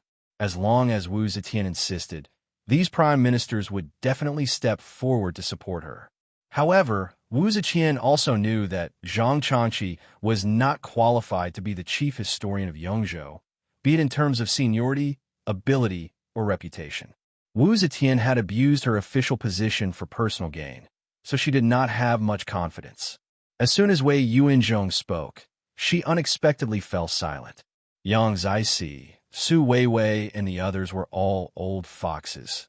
Seeing that the emperor did not insist, naturally they would not step forward to say anything.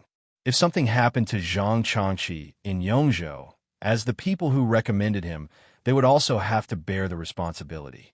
Unexpectedly, this matter was left unsettled.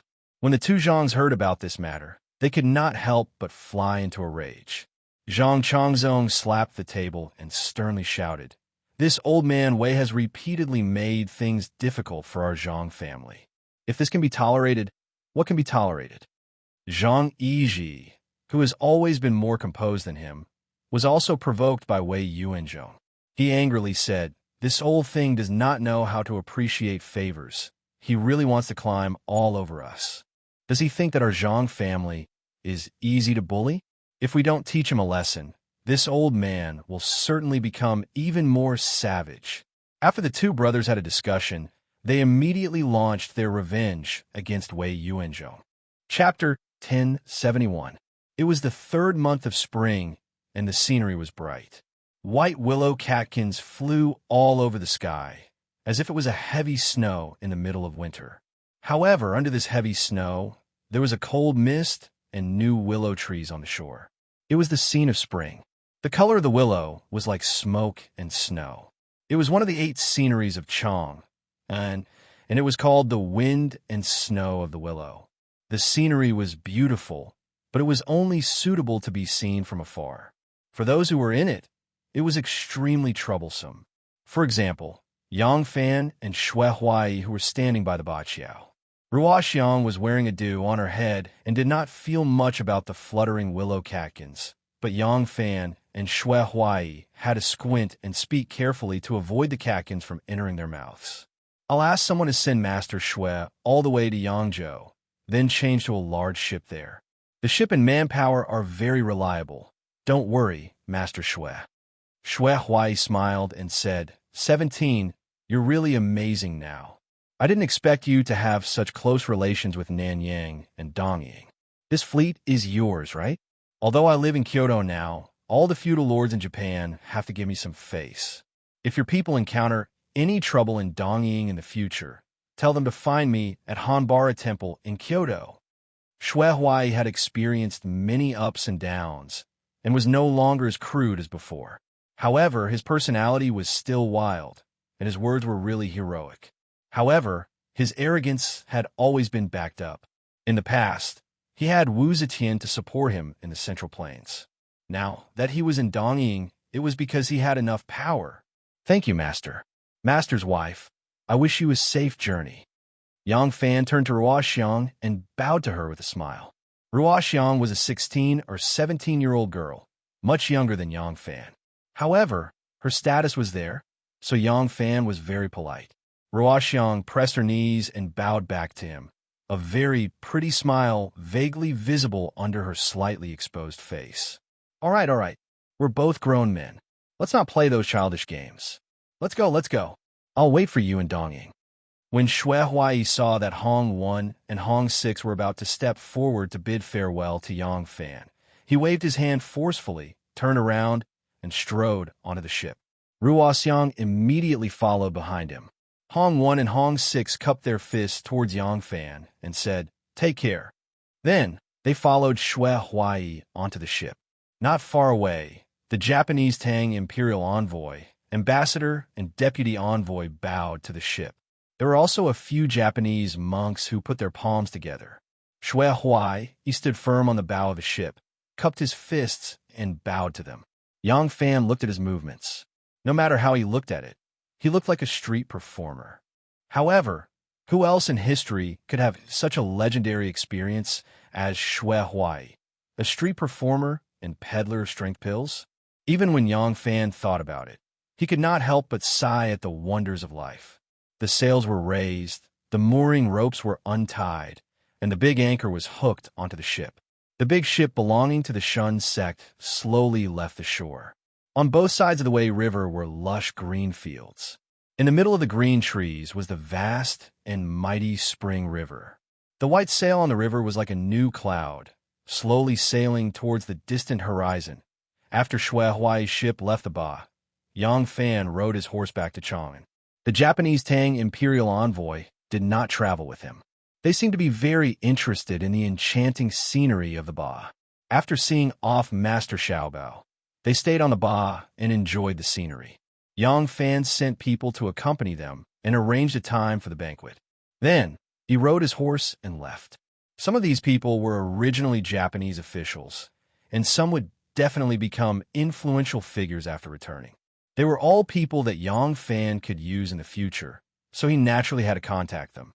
In order to avoid conflicts of interest with the hidden sect, Yang Fan decided to develop the obvious sect's power in the East and South.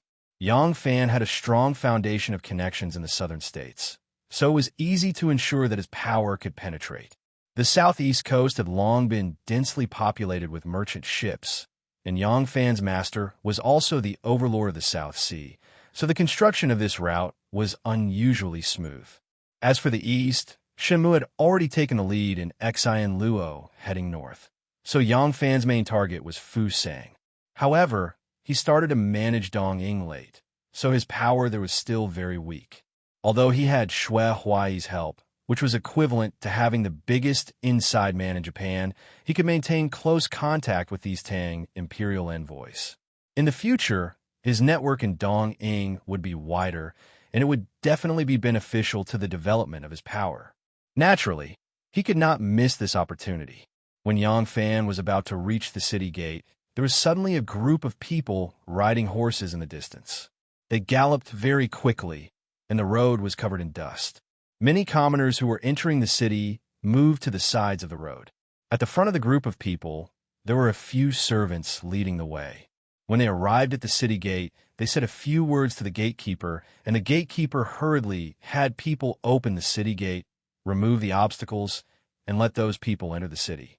When the city gate opened, the group of people had just reached the city gate, and they did not stop at all. They marched straight in. Yang Fan saw a few familiar faces in the group, but he could not remember most of their names. He only vaguely remembered that they were people from Guangzhong's aristocratic families. Among them, there was only one that Yang Fan remembered very clearly, because that person was Du Wentian's father, Du Jingting, the head of the Du clan in Fanchuan. Seeing that these people had suddenly gathered together and were in a hurry, Yang Fan could not help but wonder, did something happen? After Yang Fan returned to the city, he sent people to inquire about those people, and he himself returned to Longqing Square. He walked along Vermilion Bird Avenue and was about to turn along Qing Square when dozens of horses suddenly came out of a workshop on the side of the road. Most of the riders on the horses wore soft-legged headdresses, robes, and black leather boots. Since they were dressed like this, they were either officials wearing swallow-style robes or scholars with scholarly honors. Seeing that they had solemn expressions and were in a hurry, no one was talking or laughing, and did not look like they were gathering for a trip, this attracted Yang Fan's attention. Yang Fan looked around and found a few familiar faces in the crowd. The person who was surrounded by the crowd was the Minister of Strict Governance, the Minister of Imperial Censor, Song Jing. Song Jing's expression was cold, and his eyes were filled with anger. When Yang Fan saw this, he thought, something must have happened. Not long after, the people he sent to inquire about the news returned with detailed information. Something had indeed happened. The second Zhang was not a person who was good at forbearance. Even Zhang Yiji was only slightly calmer than Zhang Changzong. As soon as the two brothers decided to launch a counterattack against Wei Yuanzhong, they immediately began to carry it out. They used every opportunity to slander Wu Zetian. They said that Wei Yuanzhong had publicly threatened that once the crown prince succeeded the throne, he would kill the second Zhang first. They said that Wei Yuanzhong had formed a private clique and bewitched them, saying that the emperor was old and that it was better to rely on the crown prince early in order to protect his wealth and glory. Wei Yuanzhong was indeed loyal to the crown prince. This point could be felt by Wu Zetian from his words and actions in the court. Wei Yuanzhong was indeed forming cliques. In fact, which official did not form cliques? And the more important the official, the more so. Since ancient times, no matter if it was someone who truly wanted a career or just wanted to solidify their position, as long as they struggled in the official path, no matter how high or low their position was, they all had their own small circle. Even the self-proclaimed solitary official, Lai Junshun, had a group of henchmen. The only person who had truly reached the realm of solitary official, where one's grandmother was not close to, one's uncles did not love, one's loyal and treacherous people kept a respectful distance, was probably the great Ming dynasty's strange Lord Hai Rui. However, later generations were used to calling the cliques of the ancient people that they admired as loyal and righteous, and the cliques of the people that they hated as villains colluding with each other. For the emperor, as long as there was a clique, it was something he hated and was wary of. No matter what goal it was for, it did not affect the nature of the matter. Wei Yuanzhong had indeed said a few things to attack Heir Zhang and even dissatisfied with Wu Zetian, although he would not say it as blatantly as what Heir Zhang said to Wu Zetian. Heir Zhang was only exaggerating or directly pointing out the hidden meaning that Wei Yuanzhong had not said. It was not like he was making groundless accusations or making baseless accusations. Because of these reasons, coupled with Wu Zetian's excessive reliance and trust towards her two lovers in her later years, she completely believed Heir Zhang's words. As a result, Wu Zetian became extremely angry. She felt that this was disrespect towards her and a challenge to her authority. And Wu Zetian's attitude towards all enemies that tried to challenge her authority was to strike down harshly. She would rather kill the wrong person than let them off. The result of her self-reflection was that the reason why the officials were so unrestrained was because she had been too lenient over the past few years. The officials had already lost their respect for her. As a result, she decided to severely punish Wei Yuanzhong and make an example out of him. But she also knew that with just these words, the most she could do was convict Wei Yuanzhong of speaking without restraint. It would not be able to severely punish a prime minister. As a result, she instructed Heir Zhang to find a more serious crime. Since she had decided to establish her authority, Wu Zetian decided to stop at nothing. Heir Zhang understood tacitly and immediately concocted a weapon that Wu Zetian had always used to attack her political enemies. Rebellion. Wei Yuanzhong attempted to rebel. Wei Yuanzhong was backed by the current crown prince. Wu Zetian did not believe that without the crown prince's instructions, Wei Yuanzhong would be so unrestrained. As a result, she wanted to severely punish Wei Yuanzhong and at the same time give the crown prince a warning so that he would behave himself. As soon as Heir Zhang concocted the evidence of Wei Yuanzhong's rebellion, Wu Zetian issued an edict to arrest Wei Yuanzhong. In the last few years, with the establishment of the crown prince, the return of power to Li was an inevitable fact. The Son of Heaven was old, and his desire to kill was far less than it had been in the past. This had truly caused the ministers of the court to regain some of their strength and courage. In the past, when the prime ministers were arrested, the ministers would do their utmost to rescue them. But the method they used was mostly to send a memorial to the crown prince. The Son of Heaven remained silent, and the ministers did not dare to speak out more. But this time, Wu Ziqian seemed to have poked a hornet's nest, and the backlash from the ministers was even more severe than before. In the imperial court, in memorials, the civil and military officials used every method to denounce the emperor. Every day, a large number of people sought an audience with the emperor. Wu Ziqian was truly old. She no longer had the energy to contend with the ministers and engage in tit-for-tat struggles. All of this made Wu Ziqian exhausted. Every day, only when she returned to the inner palace would she be able to find a brief moment of peace. The ministers' counterattack was so fierce that it naturally could not rely on their own strength. The reason the backlash this time was so strong was because someone was supporting them from behind. But this person was neither the crown prince nor the Prince of Xiang. By the time Yang Fan learned of the entire matter, this person had already rushed to the Yang estate to wait for him. Chapter 1072. The person who was waiting for Yang Fan in the Yang family was Princess Taiping. Princess Taiping had long noticed that the officials were targeting Heir Zhang, but she did not stop them. She wanted to use the officials to test the queen's attitude and tolerance. If the officials succeeded in attacking Heir Zhang, it would be good, but if they failed, it would not hurt the queen's strength. But how could it be so easy to stay out of the politics? She was implicated because of Second Zhang. After Heir Zhang received a hint from Wu Ziqian, he fearlessly accused Wei Yuanzhong of treason. Zhang Yizhi had an idea and added the Minister of Rights, Gao Jian, as Wei Yuanzhong's accomplice, and Gao Jian was Princess Taiping's disciple. Princess Taiping had been expanding her power ever since she opened the government, and Heir Zhang was also rapidly expanding his power. In order to compete for some official positions, the two sides inevitably had some friction. Princess Taiping was not as tolerant of Heir Zhang as Wana was, so the two sides had long had a grudge against each other. Moreover, Heir Zhang knew that the crown prince and the Prince of Xiang had always been timid. Only Princess Taiping was the mainstay of Li Tang's royal family. Only by bringing her down could the threat from Li Tang's faction disappear completely. Therefore, they classified Gao Jian as Wei Yuanzhong's accomplice. As long as Gao Jian was convicted, they could launch another wave of attacks and point their spears at the crown prince and Princess Taiping.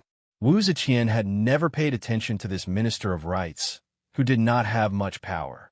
When she saw Gao Jian's name, she really thought that he was Wei Yuanzhong's accomplice, so she ordered him to be arrested. This made Princess Taiping furious. If she could not protect Gao Jian, it would inevitably affect her expanding power. How could she stay out of it? Therefore, Princess Taiping became the biggest supporter and planner of the officials' counterattack against Heir Zhang. As soon as she heard that Wei Yuanzhong had been arrested, Princess Taiping immediately sent her people to remonstrate. At the same time, she went to find her two brothers to discuss countermeasures. As long as the two brothers stood out and made a stand, the forces loyal to them would certainly go all out. At that time, even someone as powerful as Wu Ziqian might not dare to form such a serious opposition between the monarch and the subject. She was already too old, and what she needed most now was a smooth transition. At that time, the only choice was to hold Wei Yuanzhong's case high and let it go gently. Gao Jian could naturally be safe. Who would have thought that Crown Prince Li Xian had long been scared out of his wits by his mother, not daring to show his face? Furthermore, he believed that he was already the crown prince, and the Wu clan had already given up on competing for the crown prince's position. No matter what Second Zhang did, it was impossible for him to become the emperor. There was nothing for him to be anxious about. As long as he waited patiently for a few years, he would definitely become the emperor. Because of this, not only was Li Xian unwilling to stand up for Princess Taiping, but Princess Taiping's words made him anxious, and he even complained about Wei Yuanzhong. He complained that Wei Yuanzhong was making trouble out of nothing, and that he deserved to be taught a lesson. Princess Taiping was extremely disappointed in this irresponsible brother of hers. Helpless, she went to the Prince of Xiang. The Prince of Xiang was a bit more hot-blooded than the Crown Prince, but this matter had nothing to do with him. If this matter could really implicate the Crown Prince, it might even be a good thing for him. If the Crown Prince himself was not going to stand up for him, Why should he meddle? Princess Taiping had been rebuffed twice by her two brothers, and she was truly disheartened. But she did not want to give up just like that. She could only continue to mobilize the forces of her faction to rescue Wei Yuanzhong and Gao Jian. As for uniting all the forces that could be united to resist Second Zhang, that was not even a possibility. The greatest forces that could be united were the Crown Prince and the Prince of Xiang. If the Crown Prince and the Prince of Xiang were unwilling to stand up, the Crown Prince's faction and the Prince of Xiang's faction could not work together. Besides Princess Taiping's people, only those ministers who belonged to the Crown Prince's faction and had a personal relationship with Wei Yuanzhong could stand up. The only force that Princess Taiping could contact was King Liang. But would King Liang stand up for them? The answer to this question was obvious, so Princess Taiping did not even try to contact Wu Sanxi. While she was at her wits' end and mentally exhausted, Princess Taiping came to Yang Fan's house. Taiping had no idea that Yang Fan controlled an extremely powerful political force. Although the main body of this force was made up of noble clans and scholars, it could exert enormous influence over the political arena through countless connections. She was just weak and powerless, so she instinctively wanted to find a shred of comfort from her lover. At this moment, in Fengshan prison, the Zhang brothers were nervously discussing countermeasures. They had not foreseen such an intense backlash from the ministers. If they had known that the ministers would react so fiercely, perhaps they would not have listed Gao Jian as an accomplice in the rebellion. But now, Wei Yuanzhong and Gao Jian had completely denied all the charges that had been imposed on them. The three law divisions no longer had ruthless officials like Zhou Xing, Lai Junshun, or Sui Yuanli. The majority of the officials of the three law divisions were loyal to Li Tang. They would not use torture to extort a confession, and they even tacitly allowed the jailers to communicate with Wei Yuanzhong and Gao Jian. When Wei Yuanzhong and Gao Jian knew that the ministers were rushing to rescue them, their attitude in prison became even more resolute. Wu Zetian ordered the three law divisions to interrogate them several times, but they did not get a single confession from them. Wei Yuanzhong even turned the tables and invoked the old precedent of when Wu Zetian summoned Di Renjie and the other 6 ministers, who had been framed by Lai Junshun, in front of the emperor and asked for a confrontation with the second Zhang in front of the emperor. What a coincidence! Song Jing and the other ministers also remonstrated at this time, asking for a confrontation in court to determine the truth. Wu Zetian had no choice but to agree to a confrontation between the accused and the accused in court to determine whether Wei Yuanzhong and Gao Jian were guilty or not. As her body aged and her energy declined, Wu Zetian's control over the court was indeed getting weaker and weaker. If it were 10 years ago, she would not have been forced into such a difficult situation by the ministers. After leaving the court, Wu Zetian immediately told the second Zhang about this matter. They were the ones who made up the accusation, so they naturally had to provide evidence. As soon as Zhang Yizhi and Zhang Changzong heard this, they panicked. Their accusation of rebellion was fabricated. If they really wanted to fight, they would not have any real evidence. The two of them had a secret discussion. Zhang Yizhi said, "We must find a witness. With a confession and a witness, we can convict them." Zhang Changzong breathed a sigh of relief and said, "This matter is easy to handle. I'll let Mahan come forward as a witness. Tell him to stick to Wei Yuanzhong and Gao Jian and say that he heard them say those treacherous words with his own ears." Zhang Yizhi angrily glared at him and said, "Fool! Mahan is our Fengshan supervisor's man. If we let our man come forward as a witness, do you think the people of the world will be convinced?" Zhang Changzong rubbed his chin and said hesitantly, "How about we bribe him with money? There are a lot of ruffians in the streets. As long as we can afford it, they will definitely." Zhang Yizhi interrupted him again and said, "A ruffian unexpectedly heard what the prime minister said? Is that possible?" Zhang Changzong stared at him and said, "This won't do, that won't do. What do you think we should do?" Zhang Yizhi was silent for half a day before he resolutely said, "Zhang Shua. We'll let Zhang Shua come forward." Zhang Changzong was startled and asked in surprise, "Zhang Shua, will he be willing?" Zhang Shuo was currently an official in the Phoenix Pavilion. Zhang Shuo had already passed the imperial examinations at a young age. During the court examinations, his answers were ranked first by Wu Ziqian. He was a famous scholar in the world. This person had a friendly relationship with Gao Jian. Zhang Changzong could not help but feel a little hesitant to ask him to testify against his old friend for rebellion. But Zhang Yiji said, "It is precisely because Zhang Shuo and Gao Jian have a good personal relationship, in addition to his outstanding reputation as an official, that if he comes forward to testify, it will be the most powerful evidence." Zhang Changzong forced a smile and said, "I know that. But will Zhang Shuo be willing to be our witness?"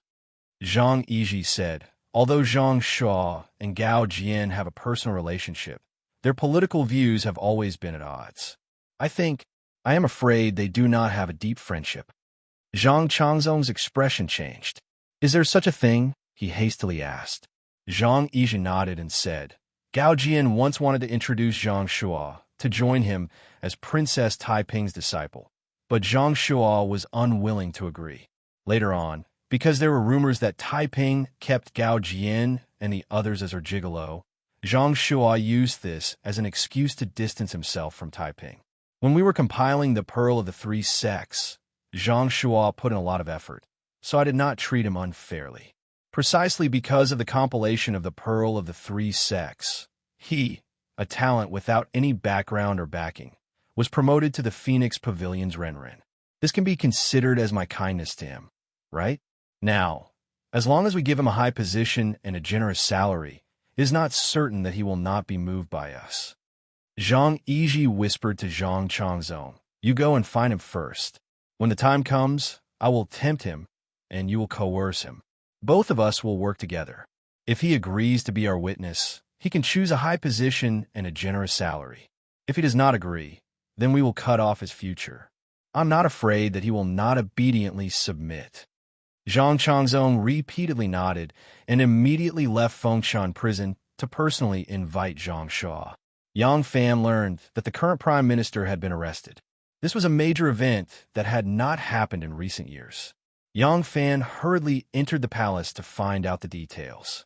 With his identity as the Thousand Horsemen General, it was more convenient for him to enter and exit the palace than the imperial family. Very quickly, he obtained first-hand information from Wan Er. Yang Fan came out of the palace and had just returned to his mansion when Mo Xuanfei came up to him and whispered, "Alang, Princess Taiping is here."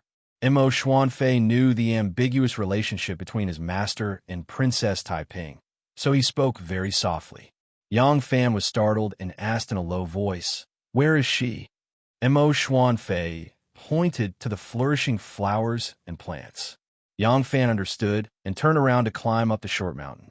In a red pentagonal pavilion, Xiao Man was sitting and chatting with Taiping. The pavilion was lush with foliage, and strange flowers as big as the mouth of a bowl hung heavily beside them. The two women were even more beautiful than the flowers. Seeing Yang Fan walking along the small path, Xiao Man immediately stood up and called out in a sweet voice, "Lang Jun." Yang Fan nodded to her and smiled at Taiping. He cupped his hands and said, "Your Highness is here." Xiao Man smiled at him and said softly, "Lang Jun, accompany your Highness for a while. I will go and prepare the food and wine." Xiao Man excused herself to Taiping and left. Yang Fan sat down on the seat she had just sat on. Seeing Taiping's unhappy expression, he smiled and said, "What's wrong? Are you unhappy because Gao Jian was arrested?" Taiping hatefully said, "You have to look at the owner before beating the dog. Second Zhang is clearly targeting me. I will definitely not let this matter rest." Yang Fan sighed and said, "Speaking of which, Prime Minister Wei's character is too straightforward. Since the impeachment against Second Zhang is invalid, the Emperor's intention to protect him is obvious. He should endure it for the time being. Why show his hatred towards Second Zhang so clearly? If they were willing to feign civility, why would Second Zhang take the risk out of desperation? Now, Second Zhang only lost a clown, but they have suffered a great loss. It is really unwise." Taiping rolled her eyes at him and said coquettishly, What are you saying? If I did not know your character, I would have thought that you were on second Zhang's side. Yang Fan smiled and comforted her. All right, all right. Things have come to this point. It is useless for you to be angry. It is better to look at the long term. Tai Ping said in a fit of pique, My hair is long, but my knowledge is short. I cannot see the long term. Speaking to this point, she suddenly sensed that there was a hidden meaning in Yang Fan's words. She could not help but raise her eyes in surprise and said, See the long term? What do you mean by that? Yang Fan had already found out after entering the palace that the person who wanted to kill 1 to warn 100 was Wu Zetian herself. Second Zhang was only an executor. How would they fight this lawsuit? Yang Fan said, Do you think anyone would dare to casually frame others for rebellion? At the beginning, Zhou Xing, Sua Yuanli, and the others dared to use this as a reason to eradicate the ministers. That was because the emperor also needed them to do so. As for Lai Junqian, he is a mad dog. He cannot be speculated with common sense. Do you think Second Zhang is as mad as Lai Junqian? Princess Tai Ping was very intelligent. Although Yang Fan said it vaguely, Princess Tai Ping understood immediately. She could not help but cry out, Are you saying that this matter was incited by Queen Mother? Yang Fan sighed softly. He did not say yes or no. He only said in a low voice, Second Zhang came prepared this time. It will be very difficult for you to save Gao Jian. Princess Tai Ping bit her lip and said, Even if it is difficult, I have to do it. How can I sit back and do nothing? Yang Fan said, A strong man must loosen his wrist. When it is time to let go, you must let go. Otherwise, when you should have a finger, you will lose your arm. This is a matter that even a wise man would not do. Lingwei, for a gentleman to take revenge, 10 years is not too late. If you endure for a moment, you will have a more powerful counterattack in the future. Princess Tai Ping turned away and did not say anything. Yang Fan did not say anything more. He only wanted her to think about it. Who knew that after a while, he could faintly hear sobbing. Yang Fan quickly stood up and walked to her side. He saw Tai Ping with tears in her eyes. He could not help but ask in panic, Lingwei, what are you doing? Tai Ping said in a sobbing voice, People bully me. You do not stand up for your woman. You only know how to persuade me to give up. You stinky men only know how to protect yourselves. Don't tell me that I, a woman, should worry about this world. Yang Fan was surprised. You? Tai Ping angrily struggled away from his shoulder and said, My 2 elder brothers are like this. You're also like this. You are all cowards. Yang Fan suddenly understood. He gently hugged her shoulder and said with sincerity, If I could help you, do you think I would not do it? This matter has indeed hurt you, but the official career is dangerous. How can it be smooth sailing? If there are those who do not have strong willpower because of a small setback, they will abandon you and seek a better career elsewhere. Even if you win them over, how can you put them in an important position? Tai Ping angrily asked. Then I will just endure it. Yang Fan said, Endure it. Endure for a moment. Only then can you achieve long-term success. Looking at it now, ordinary crimes will not be able to do anything to them. Only by giving them a taste of their own medicine will there be a chance of success. Before that, you must endure it. Even if Tai Ping was exceptionally talented, proud, and arrogant, in front of Yang Fan, she had to bow down and act like a small child. Listening to Yang Fan's words, Tai Ping thought it over and over again. After hesitating for a long time, she finally nodded her head in grievance. Chapter 1073. Zhang Shuo came out of the Fengshan prison with a heavy heart. He didn't even see the deputy imperial censor, Song Jing, walking toward him. Song Jing felt strange and took the initiative to greet him. Zhang Shuo seemed to wake up from a dream. He quickly stood still and saluted Song Jing. Song Jing saw that he was in a trance and said, Daoji, are you not feeling well? Why do you look so pale? Zhang Shuo forced a smile and said, Thank you for asking, Deputy Imperial Censor. Zhang Shuo is fine. It's just a little uncomfortable. Zhang Shuo was not in the mood to talk. After exchanging a few pleasantries with Song Jing, he cupped his hands in obeisance and left. Song Jing looked at his back and shook his head in confusion. Zhang Shuo was the main contributor to the compilation of the Pearl of the Three Schools. As such, he had established a close relationship with the second Zhang, even though it was mainly for official business. Zhang Changzong's personal invitation surprised Zhang Shuo. He didn't expect the second Zhang to have such a purpose. From the bottom of his heart, Zhang Shuo didn't want to be a despicable person, but he didn't know how to deal with the powerful second Zhang's threats and temptations. Zhang Shuo didn't have a strong family background. His father had only been the Hongdong County Magistrate. His achievements today were entirely due to his outstanding talent and hard work.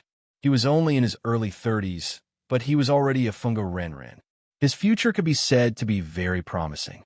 This was also the reason why Zhang Shuo didn't want to form a faction or accept the recommendation of his good friend Gao Jian to join the Taiping sect. He was a cautious person and didn't want to join any faction in today's complicated and unclear situation.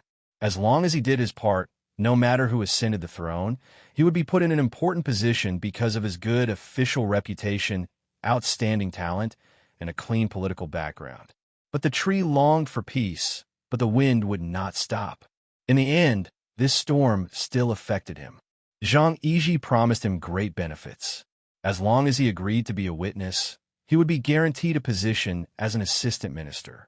As long as he first became an assistant minister with real power in the six ministries, he would have the opportunity to be promoted to prime minister. Although Zhang Shuo had always been very confident in his official career, he didn't dare to have too many extravagant hopes for his ultimate goal of becoming prime minister. In his estimation, even if his official career went smoothly, he would only become prime minister when he was 60 years old. He still had to struggle for at least another 30 years. Zhang Yiji's promise shortened the time by 20 years. This condition was indeed tempting, but if it was just an enticement, it wouldn't be enough to move Zhang Shuo. Zhang Shuo didn't want to carry a stain that he would never be able to wash away. However, Zhang Changzong also threatened him at the same time. If he refused to comply, he would be banished to Lingnan and spend the rest of his life as a county magistrate. Based on how much the empress doted on them, Zhang Shuo believed that they would do what they said. Zhang Shuo was unwilling to join any faction, which indeed made his position extraordinary. It was precisely because of this reason that he had no backing. Second Zhang could praise him to the heavens, but he could also stomp him down to hell. It was precisely because of this threat that Zhang Shuo agreed to testify for the two Zhangs through both carrot and stick. But as soon as he left Fengshan prison, Zhang Shuo came to his senses. The Confucian education he had received since he was young and the teachings of a gentleman did not allow him to do such immoral things. Moreover, he was not optimistic about Second Zhang's future. If he were to be tied to Second Zhang's chariot from now on, however, if he didn't agree to their request, he wouldn't be able to pass this hurdle. Zhang Shuo's stomach was knotted with worry, and he truly found it difficult to choose. No one knew of his secret discussion with Second Zhang, and Zhang Shuo wasn't willing to discuss it with anyone. He returned home with a heavy heart. After thinking it over, he didn't get a wink of sleep the entire night. There was no morning court session the next day. Wu Ziqian summoned the crown prince, the Prince of Xiang, Prince Liang, and the other prime ministers to the Changshan courtyard as witnesses to have the original and defendant confront each other in court. All the civil and military officials of the court moved upon hearing the news. Although they couldn't enter Changshan courtyard without an imperial edict, they all gathered outside and waited with bated breath for the outcome.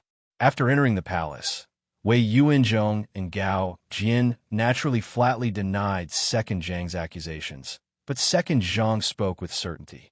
As the two sides continued to argue, Yao Chong stepped forward and said to Wu Ziqian, "Your Majesty, there are no witnesses or material evidence for what Second Young Master has said. It is not enough to convict the Prime Minister." These words should have been said by the Crown Prince. But as soon as Li Xian entered the palace, he stood there like a sick quail, his eyebrows drooping, not saying a single word. Wu Ziqian indifferently said, "But we have heard that there is a crucial witness in this case, enough to prove that Yuanzhong and Gao Jian are guilty." At these words, all the officials in the palace, as well as Wei Yuanzhong and Gao Jian, were shocked. Wu Zetian raised her voice and said, "Come, summon Zhang Shua of the Phoenix Pavilion." For a moment, the palace was in an uproar. Gao Jian's eyes were wide open, his face full of disbelief. Even now, he still couldn't believe that his close friend would come forward to testify against him. Shanghai Wan'er quickly gave a look to the eunuch who delivered the edict. The eunuch was Little Hai, and as Wan'er's confidant, he immediately understood. After walking out of Changshan courtyard, Little Hai didn't raise his head or open his eyes. He only slowly announced, "The emperor has decreed that summon Zhang Shua of the Phoenix Pavilion to come forward to testify for Zhang Fengshen." If Little Hai had only summoned Zhang Shua to come forward, no one would have understood why he was summoned. At the very least, they wouldn't have understood that he was going to testify for Second Zhang. But as soon as Little Hai said these words, all the officials waiting outside the palace understood that the emperor summoned Zhang Shua to come forward to testify against Wei Yuanzhong and Gao Jian. Zhang Shua, who had been waiting for a long time inside the palace, was brought in by two young eunuchs. After a night of psychological torture, Zhang Shua's expression was abnormally haggard. His head drooped, he weakly walked forward. The officials whispered to each other in disgust. Suddenly, the imperial censor, Song Jing, rushed forward to block Zhang Shua. Zhang Shua saw a pair of feet appear in front of him. He slowly raised his head and saw that it was Song Jing. He couldn't help but be startled. Hesitantly, he cupped his hands and said, "Imperial Censor Song." Song Jing's eyes shone as he sternly said, "Daoji, a person's reputation is the most important. Even ghosts and gods can't deceive you. You must not join the evil and harm the righteous, seeking to escape. You would rather be punished and exiled than leave your name in the annals of history. If you really anger the Son of Heaven, I am willing to kowtow to the imperial court and fight to the death with you. Daoji, 1,000 years of merit and 1,000 years of sin. Now it all depends on you." Hearing Song Jing's words, Zhang Shua's expression immediately changed. Seeing this, the imperial censor Zhang Tinggui also raised his arms and shouted, "The way of the master cannot be left in a moment. If you learn the way in the morning, you can die without regrets. Brother Daoji, a single slip may cause everlasting sorrow. You must think carefully." Secretary of the Left Lu Zhiji also shouted, "Daoji, what have you learned from the books of the sages? Now is the time to sacrifice one's life for righteousness. You must not tarnish the annals of history and implicate your descendants." All the civil and military officials passionately tried to persuade Zhang Shua. It was difficult for Zhang Shua to take a single step, as if his legs were tied with 1,000-gene burden.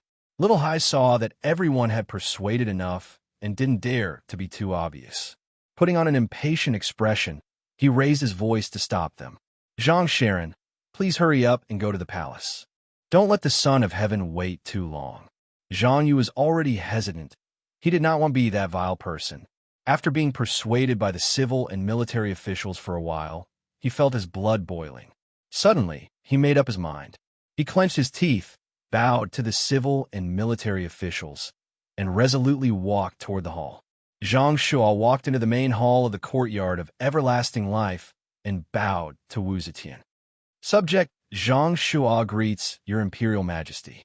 Before Wu Zetian could speak, Wei Yuanzhong took a step forward and sternly shouted, "Zhang Shua, do you want to join hand with the two little ones to frame me, Wei Yuanzhong?" Zhang Shua's expression changed. "Duke Wei," he retorted in a deep voice, "as the Prime Minister, how can you say such words? Brother Daoji, you really want to testify for the two little ones?" Gao Jian was still in disbelief. Gao Jian knew that as long as Zhang Shua gave false testimony today, he would lose his head, so his expression was very gloomy. Gao Jian knew that if Zhang Shua gave false testimony today, he would lose his head, so his expression was very gloomy. "Shut up!" Zhang Changzong excitedly interrupted Gao Jian. "Zhang Sharon, if you've ever heard Wei Yuanzhong and Gao Jian say anything outrageous, just say in front of the saints, the kings, and the prime ministers." The saints will stand up for you. Zhang Shua glanced at Wei Yuanzhong and Gao Jian, who were both shocked and angry, then cupped his fists at Wu Zetian and said, Your Majesty, I, Zhang Shua, dare not lie in front of your Majesty, all the kings and all the prime ministers. Zhang Shua took a deep breath and steeled his resolve. He raised his voice sternly. Your subject has never heard Duke Wei and Gao Jian say such treasonous words. The two of you are forcing me to give false testimony. His words caused an uproar. Wei Yuanzhong and Gao Jian were overjoyed, but Zhang Yizhi and Zhang Changzong were both shocked and angry. In a panic, Zhang Changzong blurted out, Saints, this Zhang Shua is Wei Yuanzhong's accomplice. The two of them conspired to rebel, so I dare not report it. Wu Zetian was furious in her heart. She secretly blamed her two little lovers for not being reliable enough. They could even find a witness to retract their testimony. It wasn't just Zhang Changzong. Even she was in a difficult position. Hearing Zhang Changzong's words, she quickly found a way out of this embarrassing situation. She asked in a low voice, Do you have any evidence? Zhang Changzong was just speaking without thinking. When the emperor asked, he immediately thought of something and said excitedly, Zhang Shua advised Wei Yuanzhong to be Yin and Duke of Zhou. As everyone knows, Yin once exiled his Emperor Taijia, and Duke of Zhou replaced his emperor as regent. Isn't Zhang Shua encouraging Wei Yuanzhong to rebel? Wu Zetian's face darkened. Zhang Shua, have you ever said such a thing? Zhang Shua quickly calmed down after making his choice. He glanced at Zhang Shua disdainfully and said to Wu Zetian, The Yizhi brothers are uneducated people. They only know the story of Yi and Zhou, but they don't know the truth. When Duke Wei was promoted to the third rank, officials of the third rank and above wear purple robes and are qualified to pay respects to the prime minister. I went to congratulate him as a minister. Duke Wei told the guests, I am ashamed to be favored without any merit. So I said, Duke Wei is not ashamed to be promoted to the third rank after taking the post of Yin Zhou. As everyone knows, Yin and Duke of Zhou were virtuous ministers of ancient times, loyal to their subjects and respected by the world. Your Majesty appointed prime ministers and did not let them imitate Yin Zhou. So who should they imitate? Chapter 1074. Wu Zetian was speechless at Zhang Shua's words. The Duke of Zhou did act as regent for Prince of Zhou, but that was because Prince of Zhou was young. Yin also exiled her monarch, but that was because monarchs were tyrannical. When Prince Cheng turned over a new leaf, Yin returned the power to him. Of course, even if monarchs were tyrannical, it was still a treacherous act for an official to do so. But that was thousands of years ago. For thousands of years, Yin and the Duke of Zhou had long been regarded as the role models of officials by later generations, becoming virtuous ministers who left their names in history. How could Zhang Shua be convicted based on this? Since Zhang Shua had shed all pretense of cordiality with Zhang Shua, he might as well say everything and said, Your Majesty, Zhang Yizhi once promised me that as long as I testify for them, he will guarantee me the position of assistant minister and then the position of prime minister. I also understand that if I agree with Duke Wei today, once his crime is established, Zhang Shua will not be punished. But I really dare not falsely accuse you. Nonsense. You, sage, I am wronged. Zhang Shua deliberately framed me in order to exonerate Wei Yuanzhong. Please uphold justice for me. Zhang Yizhi and Zhang Changzong panicked and quickly knelt in front of Wu Zetian. At this point, they could only deny everything and did not admit to having contact with Zhang Shua in private. Yang Zixi, Su Weiwei, and the others looked at each other and chose to continue pretending to be deaf and mute. However, Yao Cheng stepped forward and said loudly, Your Majesty, Heir Zhang has framed the Prime Minister. This is no small matter. I ask Your Majesty to investigate this case thoroughly.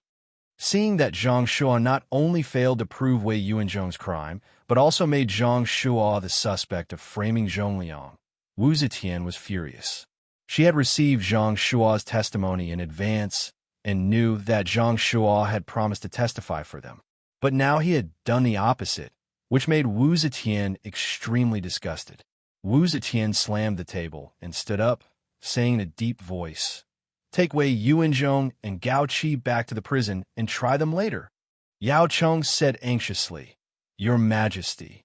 Wu Zetian ignored him and flicked her sleeves. "Zhang Shua is an important witness of this case. Take him back to the prison and wait for trial." Yao Cheng said angrily, "Your Majesty, since we cannot prove Wei Yuanzhong is guilty, he should be released." Wu Zetian's face sank. Without saying a word, she turned around and left. Yao Cheng's face turned ashen as he walked out of the courtyard. Standing on the stone steps, he recounted the events that transpired in the hall to the ministers. This matter immediately caused a huge uproar among the civil and military officials. The next day, during the court session, Zhu Jing, the Minister of Remonstrance and the Minister of Peace and Order, protested, "Your Majesty, Wei Yuanzhong has always been known for his loyalty. Today, Zhang Shua used Zhang Shua as a witness, but Zhang Shua disproved Wei Yuanzhong's innocence. In such a situation, Your Majesty should release a loyal official. Your Majesty is still detaining Prime Minister Wei and High Temple Deputy, and even detaining Zhang Sharon, the witness." There were even people who spoke fiercely, pointing directly at Wu Zetian. At the beginning of the revolution, Her Majesty was the one who accepted admonitions. But now that she is old, she has become the one who receives flattery. Ever since Yuanzhong was imprisoned, everyone thought that His Majesty trusted the traitor and chased away the good and virtuous. Loyal officials and martyrs are grieved and kept their mouths shut. They fear the power of the brothers, and it is useless for them to die. Now the taxes are heavy, the common people are suffering.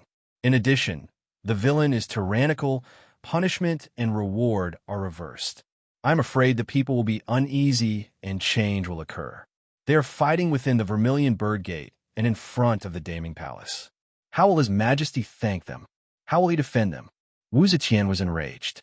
She called for the palace guards and shouted angrily, "Drag them out! Drag them all out!"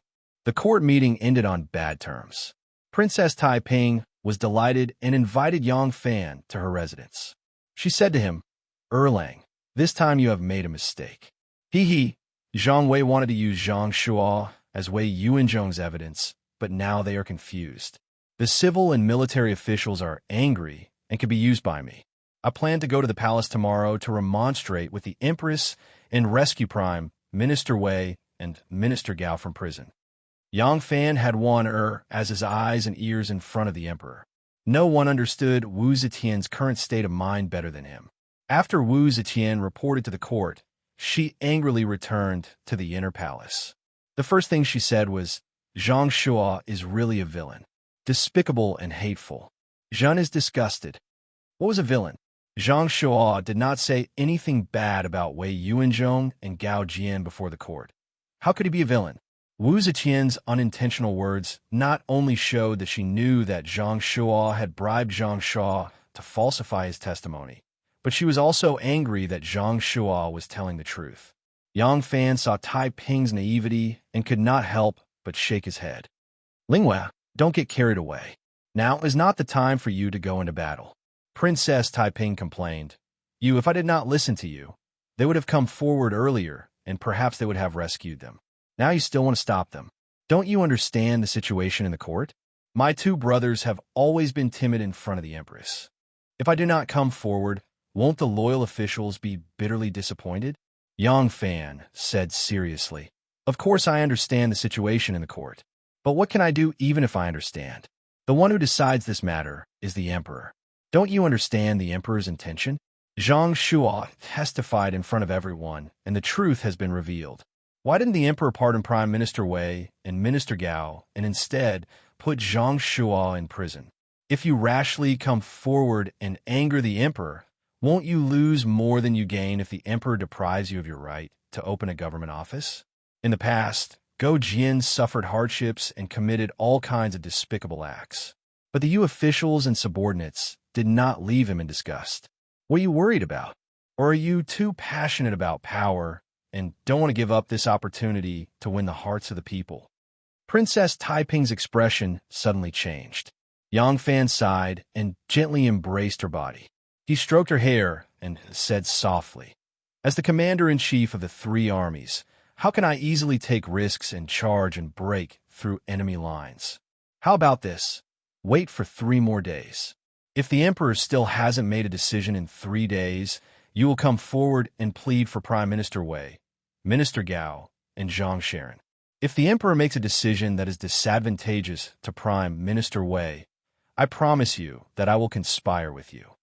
Princess Taiping thought for a long time before lightly nodding her head.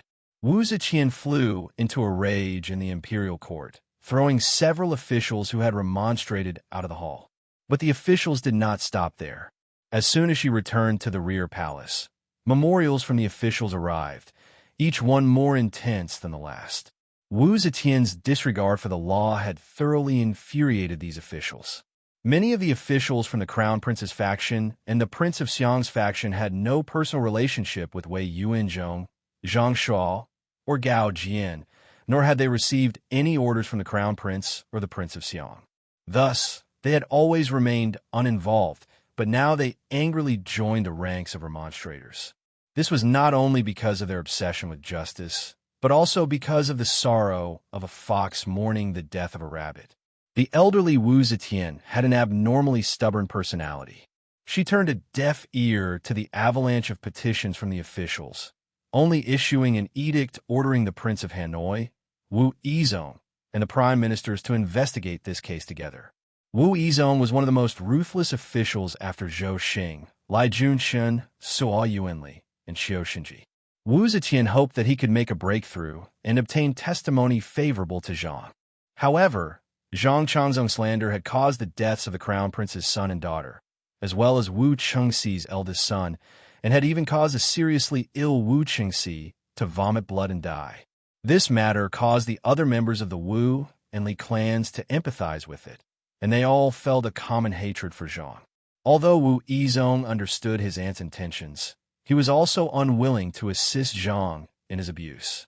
Even the chief judge was a bystander, so the hearing naturally yielded no results. The remonstrations of the officials only grew more and more intense. Seeing that the situation was about to spiral out of control, Wu Zetian brazenly bypassed the 3 departments of justice, ignoring the lack of witnesses or material evidence, and directly issued an edict to interfere in the administration of justice. Wu Zetian accused Wei Yuanzhong of speaking insolently and deceiving the sovereign and offending his superiors, and demoted him to Gaoyao Commandant in modern Gaoyao County, Guangdong. As for Gao Jian and Zhang Shuo, they were exiled to the south as Wei Yuanzhong's accomplices. Shanghai Wanner had served at Wu Zetian's side since she was 14. The most glorious 20 years of Wu Zetian's life were her last 10 years as Empress Dowager and her first 10 years as emperor. In these 20 years, Wanner had always been by her side and understood her best. Now that Wu Zetian had issued such an edict, even Shanghai Wanner, who knew her well, was shocked. After finding a chance to tell Yang Fan of this edict that had not yet been officially announced, Wanner sighed softly. She said to Yang Fan emotionally, "Her Majesty has changed." Yang Fan looked at her. Wanner faintly said, "In the past, no matter what Her Majesty wanted to do, even if she knew that she had wronged you, or even wanted to wrong you, in terms of the law, she would always act flawlessly. But this time, Her Majesty made a decision that went completely against the law. This is the first time in Her Majesty's life that she has publicly broken the law." Yang Fan was silent for a while and then sighed. When a person is too old, not only will their body age and their energy be depleted, but their intelligence and thinking will also be affected. What is even worse is that many old people's temperaments will change greatly. They will become irritable and stubborn. If this person is only the head of a family, or if it's just a son being scolded a few more times, if this person is the ruler of a country. A smile slowly appeared on Yang Fan's face as he softly said, "But this is not necessarily a bad thing for us." This time, Her Majesty was unable to use the 3-law division to convict Wei Yuanzhong. She could only bypass the three-law division and use the imperial power to suppress him. This means her control over the court is becoming smaller and smaller. Yang Fan raised his eyes to look at the dusky sky and leisurely said, "The sun rises, but there will be a time when it sets. This sun is about to set." As soon as Yang Fan came out of the black tortoise gate, Ren Wei pursed his lips at him. Yang Fan raised his head and saw a jadeite oil cleansing carriage parked quietly on the opposite side of the wide street. It was bathed in the setting sun. Yang Fan saw the four tall and round female sumo wrestlers standing on the left and right sides of the carriage. He knew whose carriage it was and slowly walked over. Yang Fan slowly walked to the front of the carriage. The door silently opened. Yang Fan very naturally stepped onto the carriage. The door closed behind him and the carriage began to move out. Princess Taiping's bodyguards surrounded the carriage while Ren Wei and the other Yang residents' bodyguards stayed far behind. Princess Taiping looked at Yang Fan and said with a gloomy face, "Erlang, you are right." Yang Fan silently sighed. Princess Taiping was silent for a while. She slowly raised her head and looked at him with hopeful eyes. She said in a low voice, "You said, you will help me." Yang Fan nodded and softly said, "I will help you." Receiving Yang Fan's promise, Princess Taiping's eyes suddenly overflowed with crystal-clear tears. She suddenly threw herself into Yang Fan's arms and hugged him tightly. Yang Fan gently stroked her smooth neck. Princess Taiping leaned on his broad and strong shoulder, feeling his love. Tears gently rolled down from the corner of her eyes. Since her mother acquiesced in her involvement in politics, her authority was heavier than before. Naturally, the pressure was also heavier than before. On one hand, she couldn't steal the limelight from her brother. On the other hand, she had to work hard to bear the responsibility that should have been borne by the crown prince. It was really difficult, like walking on thin ice. There was no one to share her burden. Her two brothers' timid actions had disappointed her again and again, but she had to do her utmost to assist her brother. This bound her hands and feet, and she often felt powerless. Anyone with a discerning eye could see that this political crisis was Second Zhang's counterattack against Li Tang's forces. His true target was the crown prince, but the crown prince was so short-sighted that he was not willing to make the slightest effort for his loyal and devoted subordinates. Moreover, the Prince of Xiang was wise to his own safety and stayed out of the matter. Princess Taiping was both tired and sad. Great Sir Imo sat upright on his horse, following Princess Taiping's carriage. He knew that in this political crisis, Crown Prince Li Xian and Prince of Xiang Li Dan's performance had greatly disappointed Princess Taiping. But wasn't this what he wanted? Great Sir Imo indifferently raised his head to look at the palace's overhanging eaves bathed in the setting sun. The sunset on the horizon reflected in his eyes. His eyes flickered with light, but there was not a shred of warmth. Chapter 1075. Wei Yuanzhong was the prime minister of the current dynasty. He was more than 70 years old, but he was sent away again. This time he was sent to a place even further away, to Guangdong. If it was a little further, he would be in Jiaoji. Wei Yuanzhong was dressed in plain clothes. He bade farewell to the emperor in the Golden Hall and angrily said in a loud voice, "I am old. Today, I'm going to Lingnan. 10 out of 10 I will die. I am afraid I will not be able to see your majesty again. There will be a time when your majesty will miss me." Wu Ziqian's anger had not subsided. Hearing him say that, she was somewhat curious. She laughed coldly and said, "Why will I miss you?" Wei Yuanzhong's white beard fluttered. He pointed to Zhang Yizhi and Zhang Changzong, who were standing next to Wu Zetian, and shouted loudly, "These two children, in the future they will become the root of His Majesty's disaster. At that time, His Majesty will think of this old official's benefits." Wu Ziqian's countenance changed. Zhang Yizhi and Zhang Changzong were accused by Wei Yuanzhong in court as treacherous officials.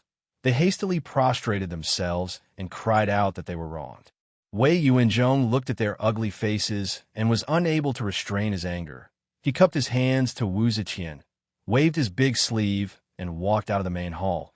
The civil and military officials in the hall unexpectedly bowed deeply to him without prior agreement.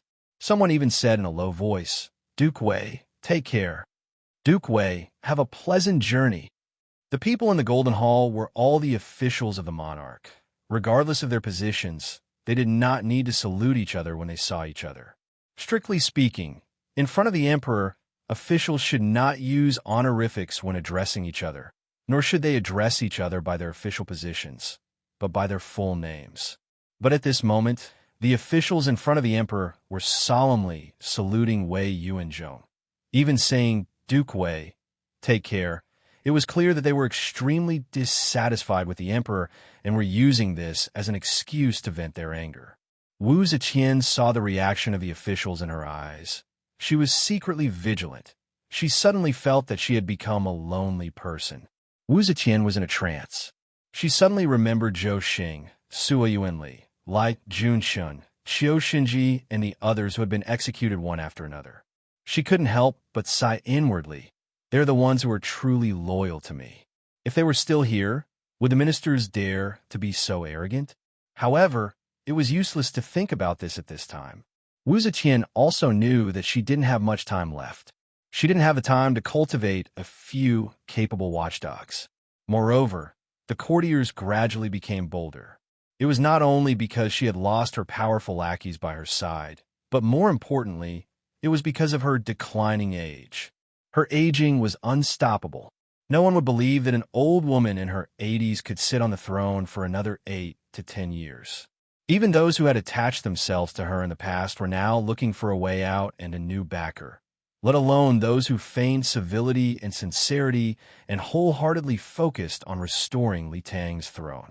Thinking of this, Wu Ziqian looked at the officials in the hall, and a wave of disgust rose in her heart. "Sage, I have been wronged. I have been wronged." Suddenly, there was a burst of wailing.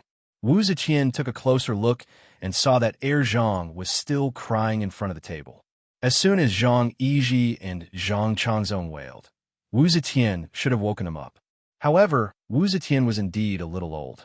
At this time, she was actually absent-minded, reminiscing the days when the 4 ruthless officials were in court. Heir Zhang had no choice but to continue wailing. Hearing the wailing, Wu Ziqian looked down and saw Heir Zhang kneeling in front of her, thumping his chest and stamping his feet. She couldn't help but feel a touch of warmth in her heart. She suddenly felt that she was not lonely. At least she still had these 2 little lovers. Not only did they live with her day and night, they were affectionate and intimate. They also never went against her in politics. Wu Ziqian said softly, "Wei Yuanzhong has already left. Please get up. Don't be afraid." How can I believe his slanderous words? When a person is old, they will show some similarities to a child. Even though Wu Ziqian was already an old woman and her need for sex was very little, her dependence on Zhang Yizhi and Zhang Changzong was getting heavier and heavier. Zhang Yizhi and Zhang Changzong no longer needed to wait on the bed to serve that old woman whose skin was loose and flesh was emitting the smell of old age. They just needed to accompany her and comfort her. It was easier for Heir Zhang's heart to accept this. Wu Ziqian felt their affection and was even more reluctant to leave them for even a moment. Sometimes they would sit together and tell childish and ridiculous folktales. One was surprised to find that these little stories, which even she disdained to listen to, could actually make Wu Ziqian laugh out loud, a laugh that came from the bottom of her heart. Sometimes, Zhang Yizhi and Zhang Changzong would tell her some interesting stories that happened among the people. Wu Ziqian listened with great interest. She often told Heir Zhang about some of her childhood. Even though she often forgot some things now, the memories of her childhood were inexplicably clear. She talked about it over and over again. Even Wan was familiar with every story of her childhood, not to mention Heir Zhang, who stayed by her side every day. But Heir Zhang still pretended to be interested. Every time, he listened very carefully, as if it was the first time he heard these stories from her. For Wu Ziqian, it was indeed the first time she told these stories. She could not remember if she had told it to Heir Zhang yesterday, or even just now. As she talked, she would nestle in Zhang Yizhi's or Zhang Changzong's arms and fall asleep. She looked very peaceful in her sleep, just like a child. Wanner had a stronger and stronger feeling that what Lang Jun said was right. The sun was about to set, Wei Yuanzhong, Gao Jian, and Zhang Shuo were banished to Lingnan, but the anger of the officials did not stop. The Du family of Fanchuan had always regarded heir Zhang as the murderer who killed Du Wentian. They spared no effort to contact him. Through the huge connections and financial resources of the aristocratic families, they united all forces and persistently found trouble for heir Zhang. Impeachment memorials were constantly sent to the emperor. Wu Zetian showed an attitude that she had never shown before, ignoring them. She completely ignored heir Zhang's various crimes mentioned in the memorial, but she also did not punish those who impeached heir Zhang and challenged her authority. It was not that she did not want to, but because she had already lost her exuberant energy. The aging of her body made her naturally choose this kind of reaction that should not have appeared in someone as strong as her. In the beginning, Zhang Yizhi was a little nervous when faced with all kinds of impeachment. But seeing that Wu Zetian was calm, Zhang Yizhi gradually developed the habit of ignoring it. He just quietly remembered the names of each impeachment, endured it, and waited for the opportunity to fight back. Wu Zetian admired Zhang Yizhi's indifference. One day, she smiled and said to Zhang Yizhi, "The gentleman is magnanimous." Facing the provocation and impeachment of the officials, Wulong can be indifferent. "You are worthy of the name of a gentleman." Zhang Yizhi humbly and ingratiatingly said, "I do not dare to be called a gentleman. It is only because I know that the sage will protect us, so I feel at ease." Zhang Changzong said, "The officials are not willing to forgive us. I am very depressed. My brother and I have never done evil to anyone. Why can't they tolerate us?" Because in the eyes of the officials, an emperor can only be a good emperor if he becomes a high and lonely person. Wu Zetian replied with a smile, "They are not targeting you. Anyone who is favored by me will become their enemy. But they can't tolerate you. I can tolerate you. What can they do?" Wu Zetian said childish words and did something childish at the same time. She took a memorial to impeach Zhang Yizhi and tore it into pieces. She scattered it on the ground like a fairy scattering flowers. As an emperor, he could not tear up the memorial of the officials because it was a symbol of a fatuous ruler. Even if the emperor was impatient to see a memorial, he had to file it and store it to show that he was accepting the admonishment. She had already grasped the power of the world's supreme ruler. Wu Zetian, who only cared about the reputation behind her, seemed to have abandoned her reputation like a pair of worn-out shoes. The house attendant faithfully recorded this incident. Wu Zetian looked at him and smiled faintly. Her smile was full of mockery and disdain. Her expression was not directed at the house attendant, but at the entire court. She used this almost childish action to vent her dissatisfaction. One gave Little Hai a look. Little Hai waved his horsetail whisk, and a few eunuchs tiptoed over. They knelt on the ground and picked up the scattered pieces, hoping to piece them back together. Wu Zetian did not stop them. She only smiled disdainfully. She snuggled into Zhang Yizhi's arms and fell asleep. Not every official had a far-sighted and far-sighted vision, and not every official could uphold the path of a sage. The emperor's unusual trust in heir Zhang still made some officials wag their tails to express their goodwill and submit to heir Zhang like flies chasing after smelly, like they wanted to serve under him. Among them, there were a few who held real power. For example, Assistant Minister of the Summer Palace, Wei Chengqing, Assistant Minister of the Phoenix Pavilion, Shui Shenqing. They were only one step away from becoming prime ministers. They hoped to smoothly enter the political affairs hall with the help of Zhang Yizhi's power. Among the prime ministers of the political affairs hall, Yang Zixi, Su Weiwei, and others always flirted with Zhang Yizhi. Since Wei Yuanzhong was demoted, Yao Chong had been alone. In order to keep his position as prime minister and prevent the anti-Zhang forces from losing the last seat in the political affairs hall, Yao Chong had to change his way of doing things. At least on the surface, he began to get close to Zhang Yizhi.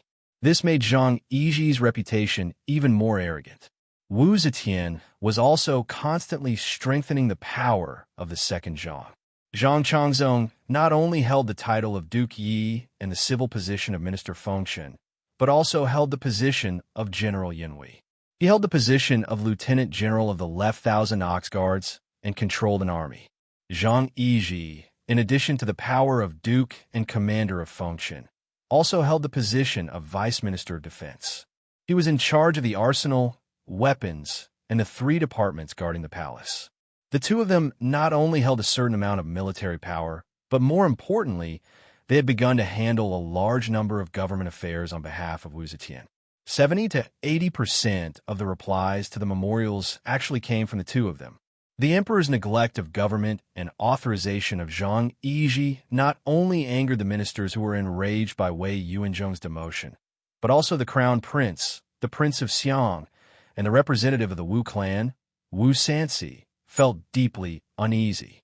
As the vanguard of the rebellion against Zhang Yizhi, Princess Taiping was naturally even more nervous. Don't worry. On the bank of the Wei River, Yang Fan held a fishing pole and watched the fish float gently tremble on the clear water.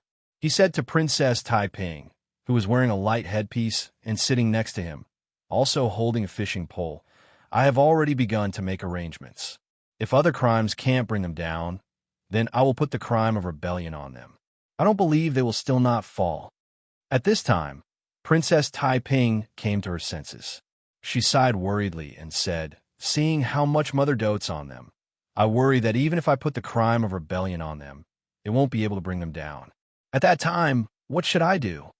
Yang Fan suddenly lifted his fishing pole, and a lively crucian carp jumped out of the water and struggled to jump in the grass. Chapter 1076. Princess Taiping trusted Yang Fan's promise unconditionally. Although she did not know that Yang Fan had great power, she believed in Yang Fan's wisdom and his steadiness in handling matters. For so many years, Yang Fan had traveled far and wide and had indeed accomplished several great things. He had always been courageous, resourceful, and experienced in handling matters. Since he said that he was already preparing, Princess Taiping restrained her temper. Yang Fan had indeed started to lay out the plan. He had used similar methods in the past. Although the purpose of the matter was different, the specific methods were also different, but the basic pattern was the same: deceiving people and deceiving people to make mistakes. This trick was like some of the tricks used by officials in the officialdom. After hundreds of thousands of years, there were actually only a few tricks. But when dealing with superiors and colleagues, it would always be effective. Yang Fan found out that Zhang Changzong's mother, Lady Lu, worshipped Taoism, so he sent a man named Li Hongtai to disguise himself as a Taoist priest.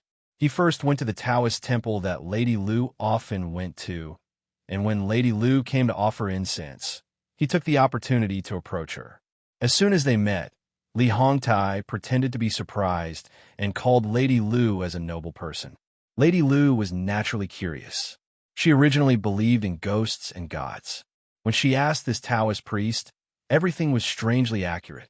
This Lady Lu immediately regarded this Taoist priest as a living immortal. With all kinds of information about the Zhang family that Yang Fan had inquired about in advance, plus Li Hongtai was good at reading people's expressions and had a silver tongue, it was naturally easy to fool a woman like Lady Lu. Lady Lu believed in Taoist priestly, so she had to spread the news to her close friends and relatives. Soon, even Zhang Yizhi's mother, Lady Zhang, also became his believer.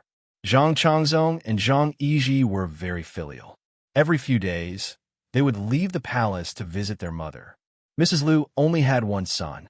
She also knew some news about her son's impeachment.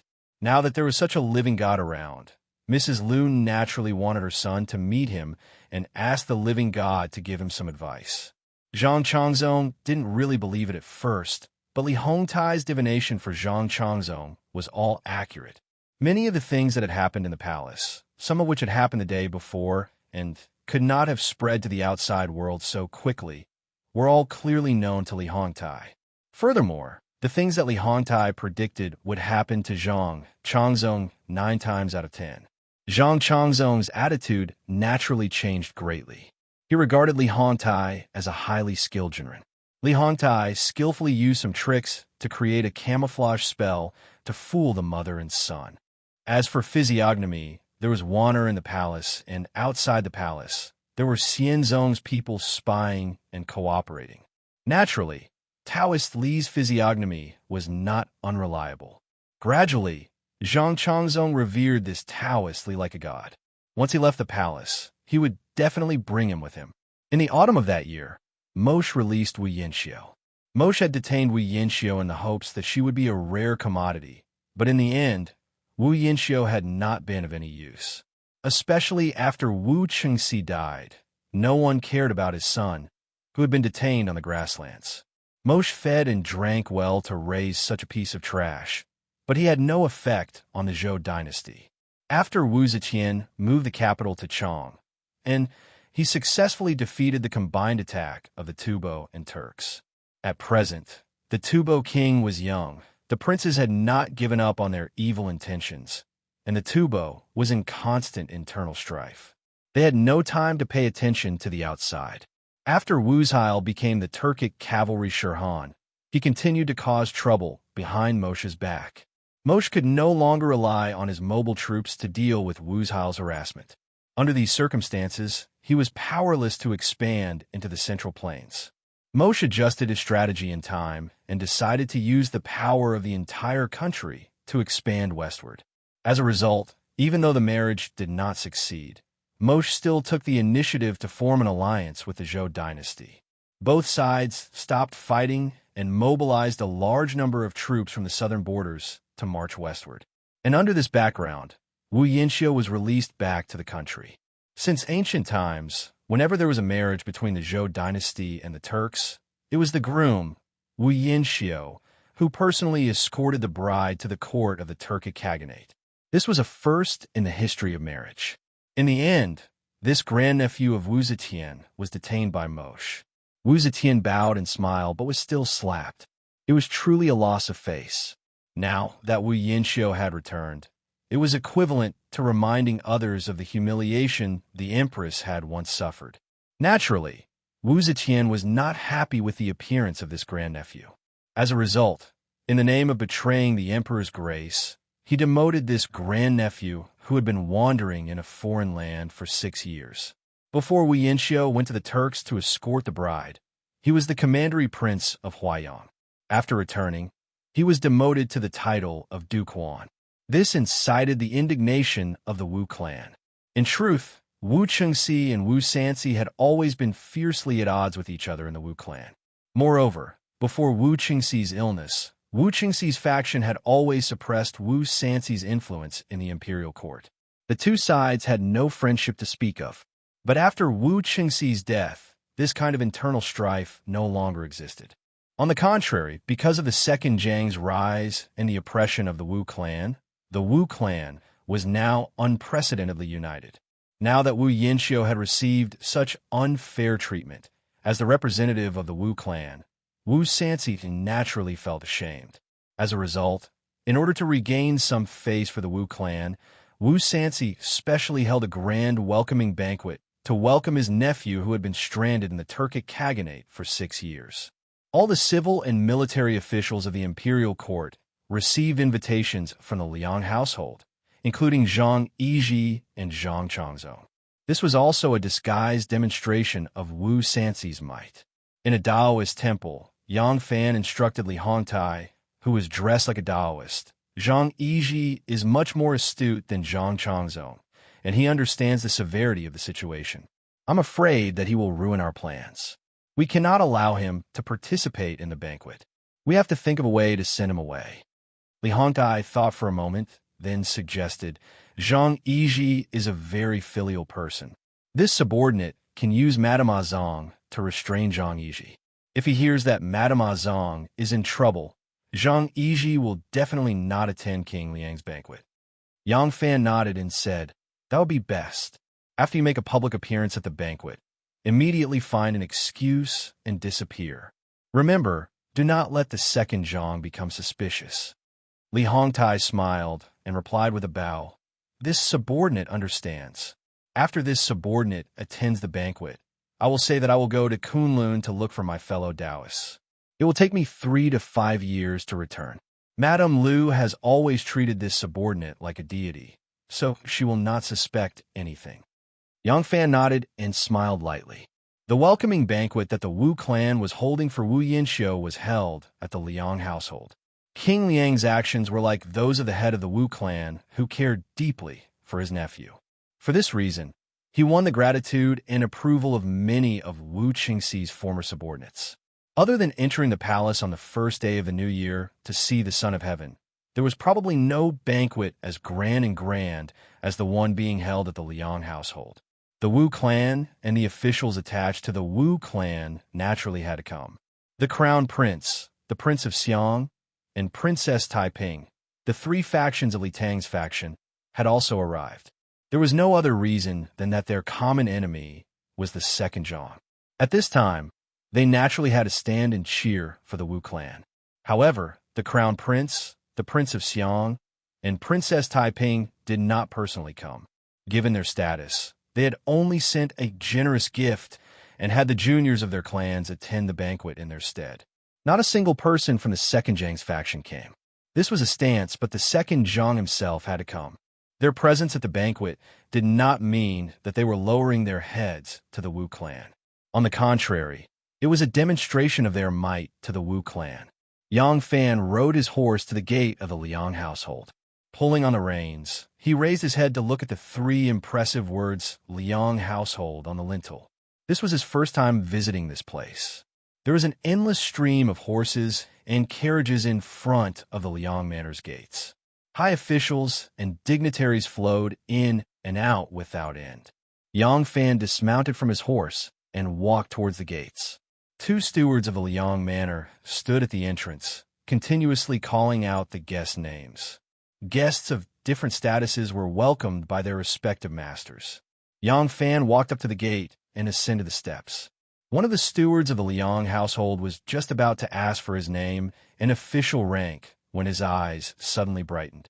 He walked around him and hurried to welcome him, at the same time loudly calling out, "The Prince of Hanoi has arrived."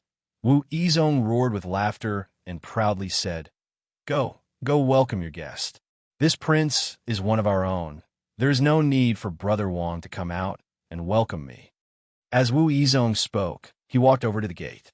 The high officials and nobles who had just arrived all cupped their hands in greeting. Wu Yizong nodded in a reserved manner. Yang Fan turned around and looked at Wu Yizong with a smile. As soon as Wu Yizong saw Yang Fan, his expression immediately changed and his smile disappeared. Yang Fan cupped his hands in greeting towards Wu Yizong. He was originally a head taller than Wu Yizong, and now that he was a rank higher, Wu Yizong could only raise his head to look at him. This made Wu Yizong even more displeased. With a cold snort, he swung his sleeves forcefully and walked past Yang Fan into the Liang household without looking sideways. Yang Fan was neither annoyed nor annoyed. He turned around and said to the butler, "1,000 cavalry loyal General Yang Fan is here to welcome you to the banquet." As he spoke, he handed the invitation to the butler. The butler had never seen Yang Fan before, but when he saw Wu Yizong's unfriendly expression towards Yang Fan, he couldn't help but feel curious about his identity. Yang Fan's self-introduction gave the butler a fright. He thought to himself, "So this is the person who slept with my Wu clan's daughter-in-law, beat up my Wu clan's king, and is still alive and kicking." The king of Hanoi, Wu Yuji, had slept with someone else, yet he had remained unperturbed. The king of Hanoi, Wu Yuji, had been so frightened by this person's assault on the camp that he had scurried up a tree. When he saw this person's face, he only snorted coldly. Now that this person had become a guest of King Liang, the butler naturally didn't dare show him any ill will.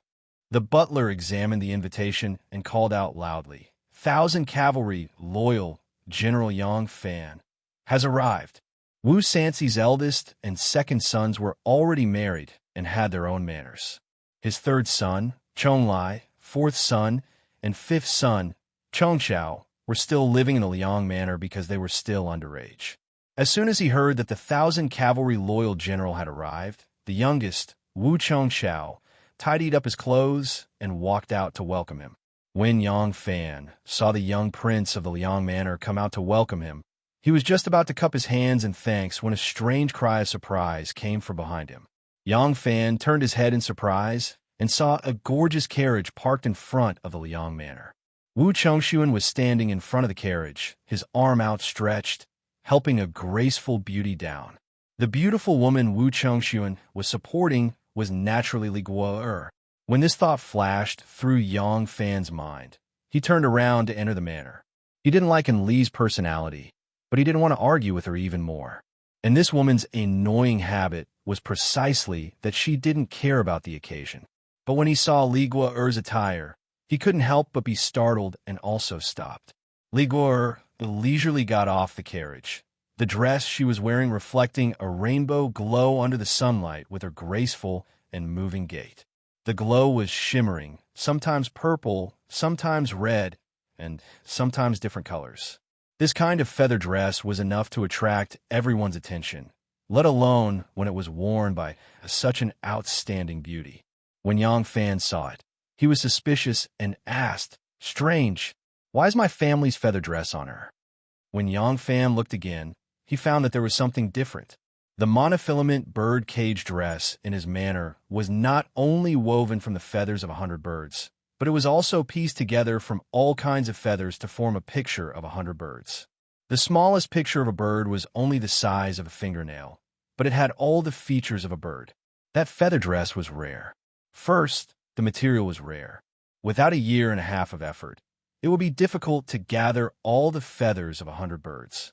Second, the weaver was rare. To weave a picture of 100 birds from the feathers of 100 birds was even more difficult than embroidering a dragon robe, and it required a year or two of meticulous effort. But although the feather dress Li Guo wore was made from the same material as the one in the Yang Manor, it didn't have such a complicated picture of 100 birds. At this time, Li Guo also saw Yang Fan. She raised her sharp chin and raised her slender eyebrows. Her delicate face immediately revealed a proud and enchanting smile. Chapter 1077. Yan Chongxuan is Wu Sanxi's eldest son. Logically speaking, he should have arrived earlier than the other guests, but because Enlu took a long time to dress up, he arrived late.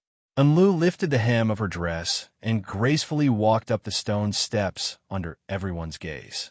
She threw a provocative look at Yang Fan before she swayed her body and walked forward. Wu Chongxuan did not have any prejudice against Yang Fan. All along, his vigilance and hostility towards Yang Fan was due to the fact that his most beloved woman seemed to treat Yang Fan specially. But ever since Yang Fan humiliated Enlu in the East Market, Enlu would gnash her teeth and curse at the mention of Yang Fan. Because of this, Wu Chongxuan had a better impression of Yang Fan. He smiled and nodded at Yang Fan before catching up to his wife. Wu Chongqiao saw them and quickly greeted, "Big brother, sister-in-law." Wu Chongxuan grunted, "You go and take care of the guests. This brother will accompany sister-in-law to see father." Wu Chongqiao acknowledged and went to meet Yang Fan. If an official like Yang Fan was placed in a local area, he would be on equal footing with a prefecture's governor. But in the capital, where there were as many high-ranking officials as dogs, he was nothing. Now that the hall was filled with nobles, Yang Fan did not stand out at all. There were not many military officials invited today, and there were even fewer who knew and were friends with Yang Fan. Yang Fan was happy to be at ease and hid alone in a secluded corner, sitting on a stone table with his legs crossed. He coldly looked at the high-ranking officials who were greeting each other. "Hey!" A young girl's voice suddenly rang in his ear. Yang Fan turned his head and saw Li Qiying, who was dressed in a light yellow dress, smiling as she flashed out from behind a pillar. She made a face at him and said, "General Yang, why are you so free?" Seeing this little old friend, Yang Fan could not help laughing and said, "You little debt collector, you also came to the banquet today." Li Qiying wrinkled her pretty nose at him. She couldn't help but laugh, revealing 2 shallow dimples on her cheeks. Unconvinced, she said, "You're so annoying. Who wants to collect debts from you? If you have the ability, why didn't you agree to it back then? If you didn't agree, would I still bother you?" Yang Fan ridiculed, "That's right. I agreed to help a certain lady not because that lady hugged my thigh, knelt on the ground and cried, and even pulled a bunch of sisters to kneel with her, but because I was in a hurry to ask for help. It really has nothing to do with that lady." Li Qiying defended herself. "I didn't hug your thigh. I was tugging on your lapel. As soon as she said this, she realized that her previous words about not bothering him were a little unreasonable. She could not help but blushed and rolled her eyes at Yang Fan coquettishly. She hugged her light yellow dress and sat down next to him. She tilted her head and thought for a while before she said seriously, "All right, I am grateful. This matter, I really have to thank you." Yang Fan burst into laughter. His impression of this little girl improved a lot. He asked in a pleasant voice, "Where are those sisters of yours? Why aren't they with them?" Li Qiang pouted and said, "They are all surrounding older sister Wei to look at her new dress. Look at her smug expression. She even said how much effort she spent, how much money she spent, and how many ways she came up with to buy this dress. She could not bear to even touch it, even if she wanted to. I don't care about it anymore." Although Li Qiang said this, the expression in her eyes was still extremely envious. A woman's resistance towards beautiful clothes was really limited. Yang Fan looked at her expression and could not help but feel a little funny. He then recalled Li Kuo-er's manner of showing off in the rear residence. He unconsciously frowned. Although Li Qiang was young, she was very perceptive. She quickly caught the flash of disgust in Yang Fan's eyes. She could not help but ask, "General Yang, do you dislike older sister Wei?" Yang Fan said lightly, "I don't dislike her. I just don't like her character." Li Qiang nodded seriously and said, "Yes, I don't like her either." "Oh." Yang Fan turned his head and glanced at her. He asked with a smile, "Did your third brother tell you this again?" Li Qiang said indignantly, "I'm not a child. Do I need someone else to tell me everything? I just don't think she's a good person." Yang Fan turned his head and casually swept his eyes over the increasing number of guests. He said unhurriedly, "You'd better hide these kinds of words in your heart. Don't casually tell others. If it's only the conflict between you and your cousin sister, it's fine. I'm just afraid that it might be used by someone with ulterior motives and cause discord between the crown prince and your esteemed father." "Yes." Li Qiang smiled sweetly. She nodded vigorously and said, "I'm not stupid. Of course I won't blabber and tell whoever I catch. Don't worry. Do you think I'm someone who can't keep things in my heart? I'm only telling you because it's you." Yang Fan laughed and teased her. "You can say it because it's me? If that's the case, then the two of us are bosom friends who don't hide anything from each other." Li Qiang was too young. She was only 2 years older than Yang Fan's daughter. Yang Fan only thought of her as a cute junior to tease. He didn't think about the matters between men and women at all. Similarly, the young Li Qiang had not yet awakened to love. She didn't have any romantic feelings for Yang Fan. She only liked to talk to Yang Fan and had a little admiration for Yang Fan. Li Qiang made a face at Yang Fan naughtily and said with a giggle, "Of course don't. I know your little secret." Yang Fan's curiosity was piqued. He wanted to ask her what secret she had when the head steward responsible for welcoming guests in the Liang mansion suddenly used a loud voice to announce, "Dookie has graced us with his presence." There were 20 to 30 Wangya in the Wu mansion today, but in terms of reputation and status, they couldn't compare to this Dookie. The guests in the courtyard instantly quieted. A moment later, they saw Wu Sanxi, Wu Yizong, and the other senior members of the Wu family hurriedly come out of the hall to greet them. The guests naturally followed behind them to greet them. Seeing this, Li Qiang pouted and said angrily, "Really a group of flatterers." Then she narrowed her eyes and looked at Yang Fan. "Hey, do you want to go flatter that Dookie?" Yang Fan puffed out his chest and said proudly, "A real man lives in this world. How can I bend my back for 5 buckets of rice? I'm not going."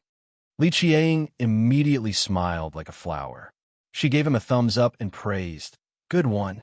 A man that this lady has a whole new level of respect for should be different."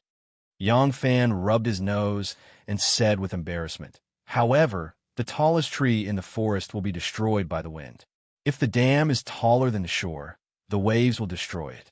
It's fine if we don't greet them, but if we sit here like this, we will definitely attract attention.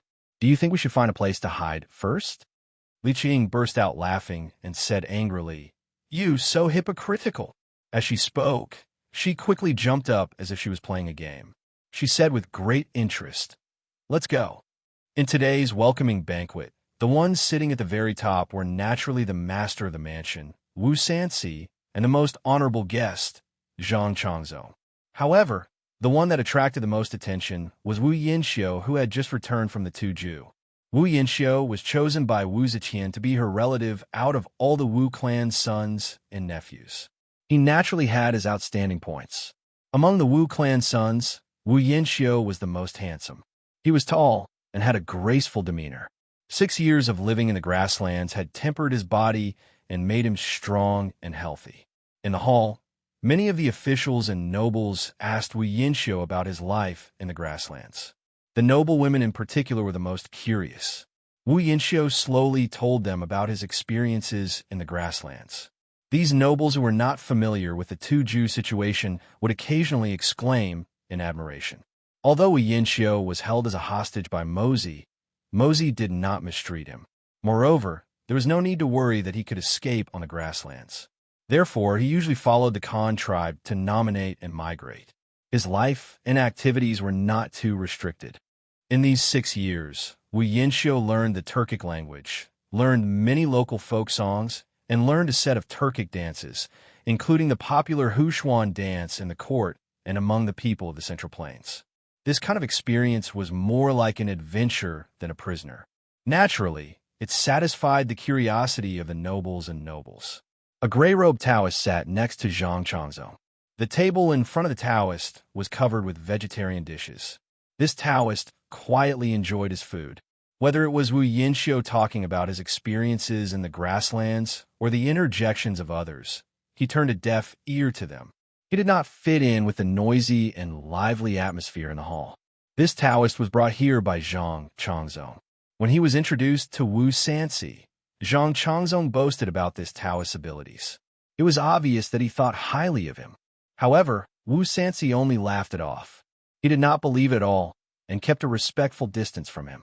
Wu Qingxi had once set up a Taoist to bewitch Lu Sili and Lu Lianyao to rebel, thus enticing Wu Zetian to use Lai Junshin again, causing this ruthless official to go crazy for the cruel politics of the Wuzhou dynasty. Although Wu Sanxi didn't know that this incident was Wu Qingxi's plan, ever since that incident, Wu Sanxi kept a respectful distance from these Jianghu warlocks. When the 3 charlatans, the old nun of Hanoi, Taoist Shifeng, and the barbarian Moliai, fell from power, a large number of officials were implicated. Wu Sanxi was even more wary of them. Zhang Changzong was drinking when he heard Wu Yinxiu say that he was proficient in Hushuan dance. He suddenly interrupted him and said with a smile, "Du Quan, have you learned Hushuan from the Turks? I have also practiced Hushuan, but unfortunately, I did not have a good teacher to guide me. Since Du Quan learned Hushuan dance from the Turks, it must be authentic. Can you dance it in court and let me see it?" Wu Yinxiu was stunned and did not answer. In this era, it was common for high officials and nobles to dance and dance when they were in a good mood. When the fat old man Di Renjia was drunk, he would also hold his long beard and shake his buttocks in front of his colleagues and juniors. He did not mind his prime minister status at all. In the past, the retired Emperor Li Yuan even played the pipa in the palace hall.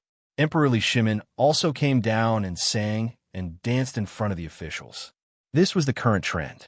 Therefore, when Zhang Changzong invited Wu Yinxiu to dance, it had nothing to do with her status. He did not treat her as a dancer or deliberately humiliate her. But how did Wu Yinxiu learn Hushuan dance? It was a skill that he learned during his 6 years as a prisoner when he was detained for 6 years and was close to the Turks. Now that Zhang Changzong asked him to entertain the public with Hushuan dance, he could not help but be suspected of exposing someone else's scars.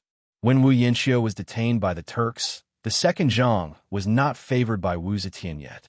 Wu Yinxiu had just returned to the court, so he naturally did not know how important Zhang Changzong's status was.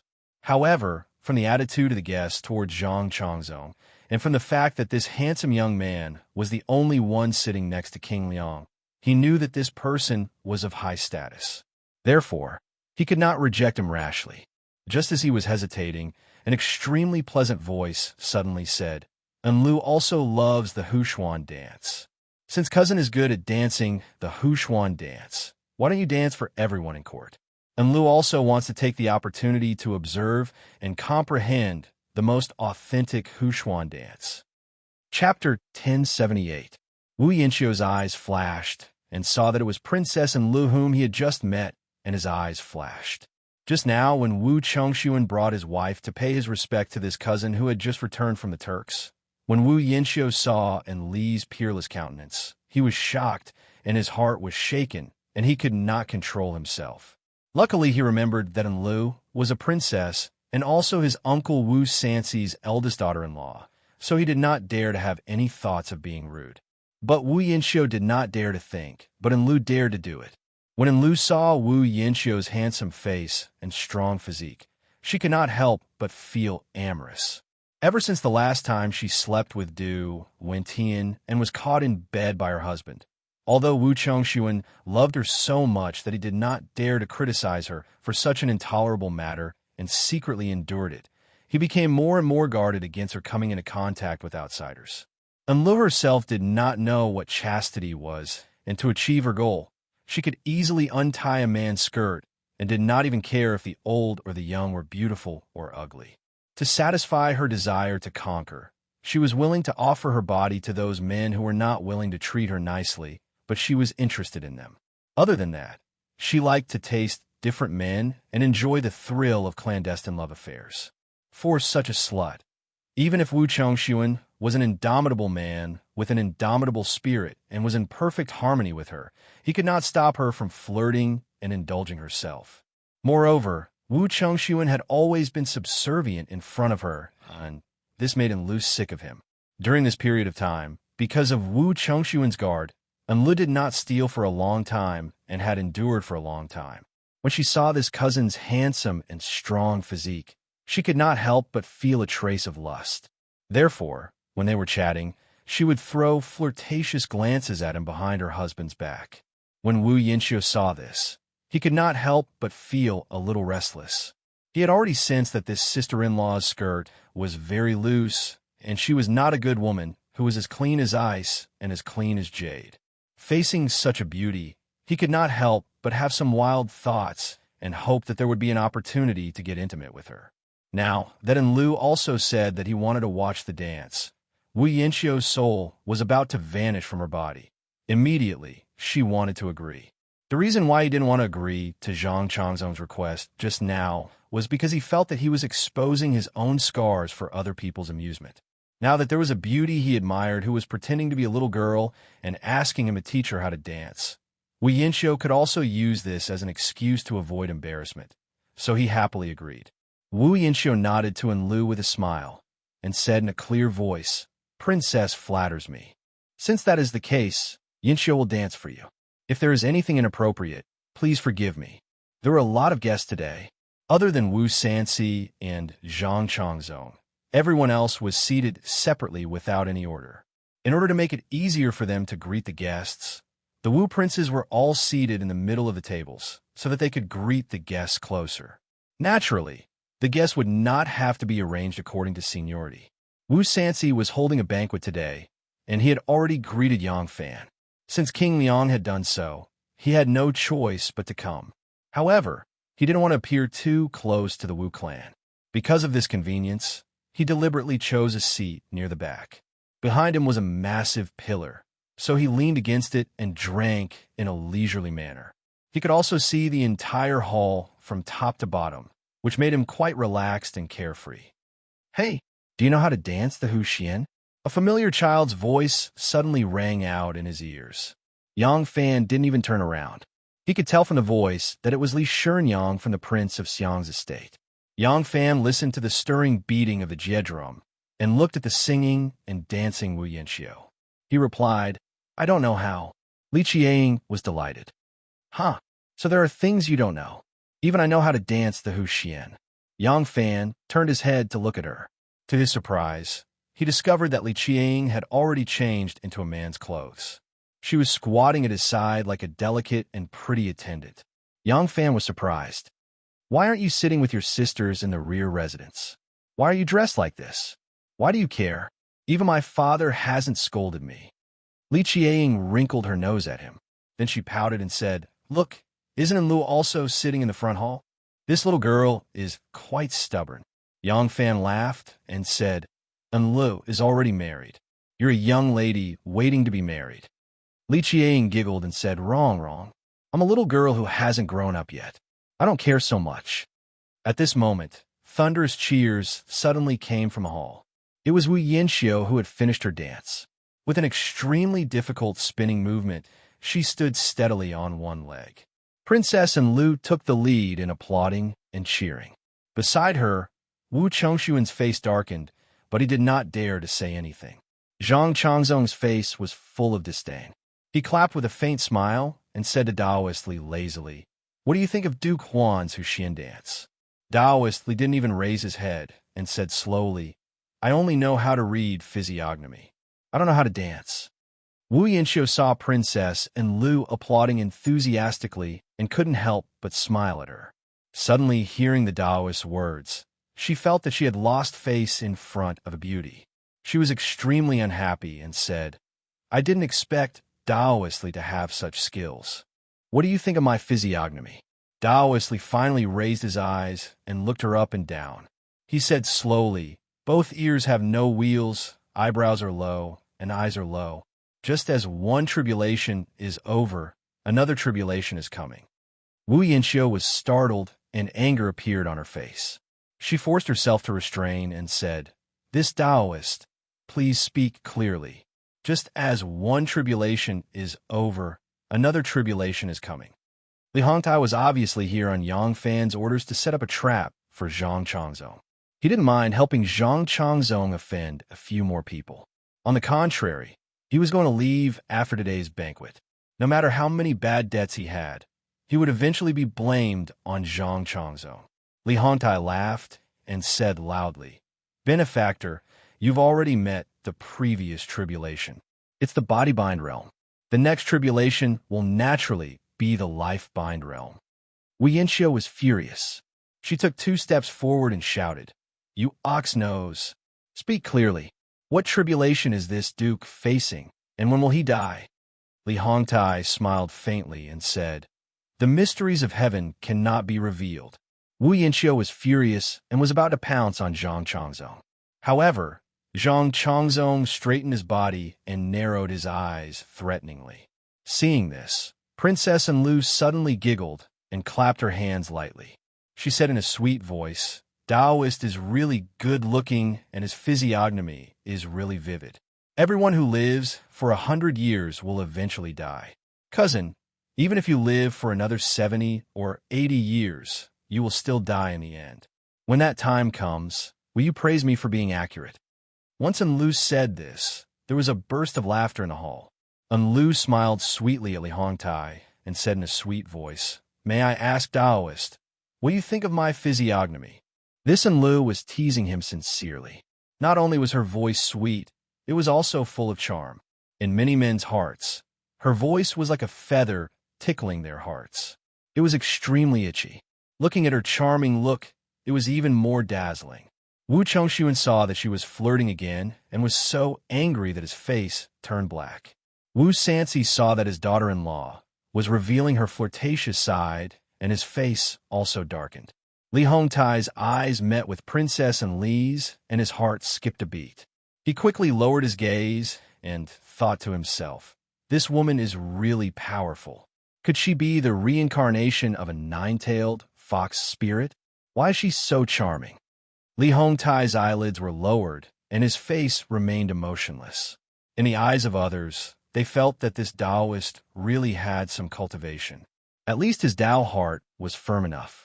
Li Hongtai lowered his eyes and said, This female benefactor's eyes are like limpid autumn waters, the color of peach blossoms, the waist of a snake, and the eyes of a bee. Enlu did not understand.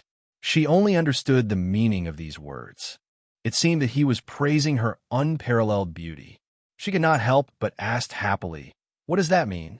The corner of Li Hongtai's mouth twitched slightly, but he still replied indifferently, The secrets of heaven cannot be revealed.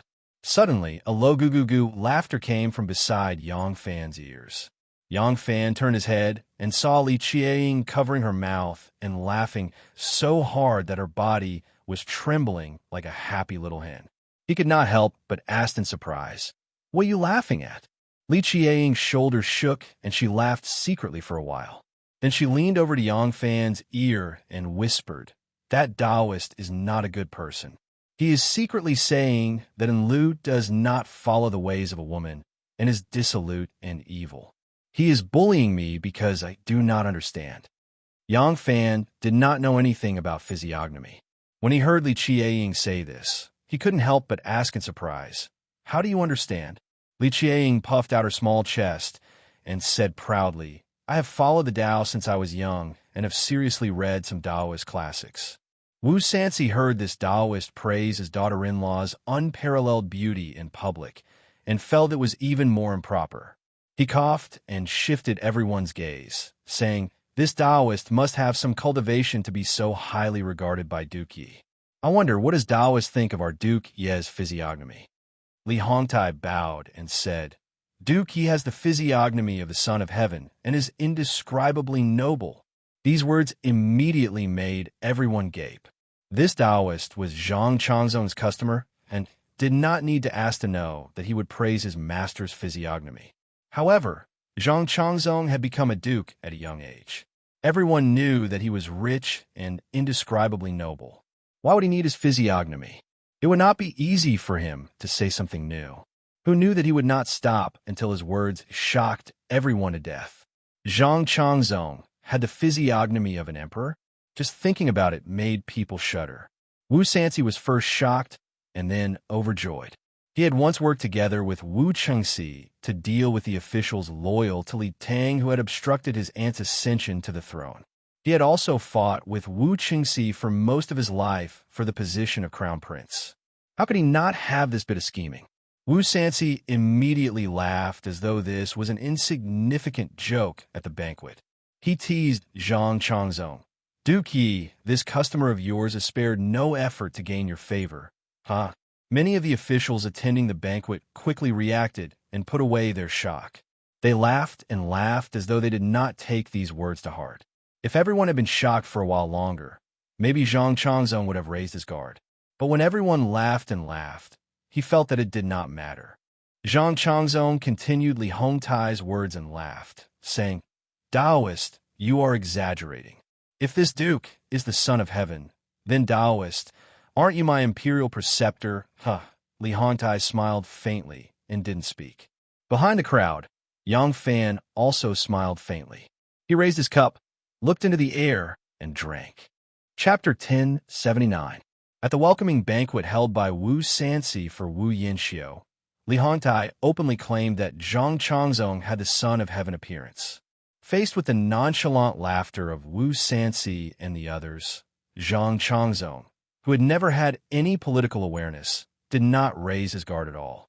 After he returned to the palace, he did not mention this matter to anyone. Furthermore, on the day of Wu Sanci's banquet, there were no followers of Zhang's faction. As a result, no one mentioned this matter for a full 10 days. On the third day after Zhang Changzong's banquet, Li Daozhong left Chang and packed his luggage to visit a few fellow cultivators at Kunlun Mountain. Yang Fan had created an opportunity, but he would not let his men charge into the fray. He knew that since he had already provided an opportunity, there would definitely be people who could not help but jump out. Prime Minister Yao Chang's residence. Ever since Wei Yuanzhong was banished to Lingnan, Yao Chong had become the leader of these loyal officials. Yao Chong, who had repeatedly shown goodwill in front of Zhang Zhang, sat at the head of the table with a cold expression.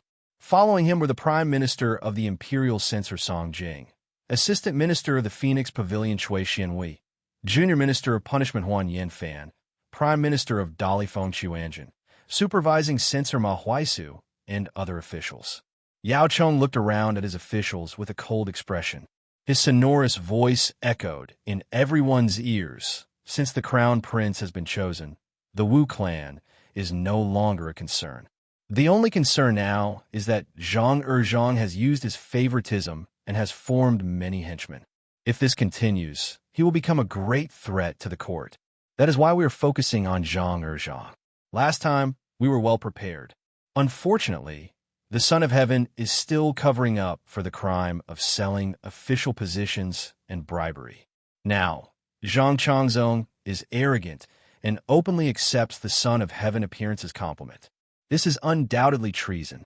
This time, we must not hesitate to take advantage of this loophole and punish him. Junior Minister of Punishment Huan Yanfan said angrily. Zhang Changzong accepted the compliment and has the Son of Heaven's appearance. This is unfilial. Liang Wan Wu Sansi was at the banquet and heard it with his own ears and saw it with his own eyes. It has been half a month, but he has not reacted. Assistant Minister of the Phoenix Pavilion, Shui Xianhui, said in a carefree manner, Wu Sansi has no fate with the throne. Although he is hostile to the second Zhang, he knows that our loyal subjects will definitely make a move. Naturally, he won't stick his neck out. Song Jing clenched his fists tightly and said sternly, If he won't do it, I will. There's no retreat this time, only death awaits. On the second day of the meeting, the scholar of Shuzhou, Yang Yuanxi, put up notices on the main streets and bustling areas, accusing Zhang Changzong of treason. He was captured by the great general of the Jinwu Guards, Wu Yizong, who was patrolling the streets with his troops. After interrogation, he found out that Zhang Changzong was related to the royal family. As it turned out, Yang Yuanxi was the grandson of the Prince of Dongping, Li Su. The Prince of Dongping, Li Su, was the grandson of Emperor Taizong of Tang, Li Shimin, and the eldest son of Prince Ji, Li Shun. Li Shun had 7 sons, of which Li Su and Li Xiu were the most outstanding. Before Wu Zetian ascended to the throne, she massacred Li Tang's imperial family. Li Su's branch was also slaughtered by Wu Zetian. Because Yang Yuanxi was not a direct descendant of the Prince of Dongping's branch of the Li family, and because he was a descendant of the Hongnong Yang family, he was from the same family as Wu Zetian's mother. As soon as he found out Yang Yuanxi's identity, Wu Yizong immediately used the special status of the informant and the informant to transfer the criminal and the seized notices to the Imperial Censorate. Upon receiving this case, the Imperial Censorate immediately conducted an investigation as quickly as possible. After obtaining Yang Yuanxi's confession, it immediately formed a memorial, which was stamped by Deputy Minister of Censorate Song Jing and submitted to the Shangshu province. The Shangshu province stamped it and then submitted it to the Minxiao province. The Minxiao province stamped it and then sent it to the political affairs platform. Prime Minister Yao Chong happened to be on duty in the palace that day.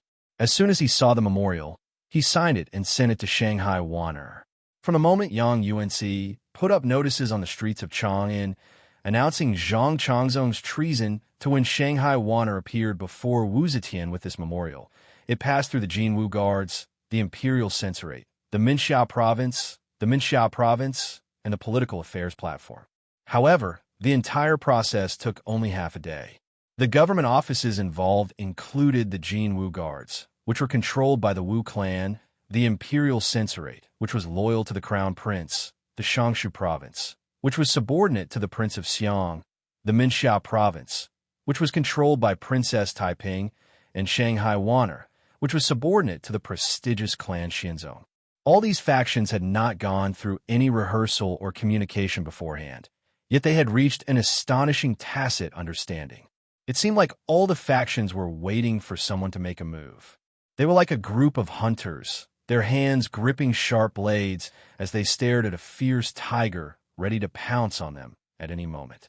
No one dared to make the first move, nor did they dare to whisper to each other. However, they were even more aware that they could not turn their backs on the tiger, so they could only maintain this stalemate.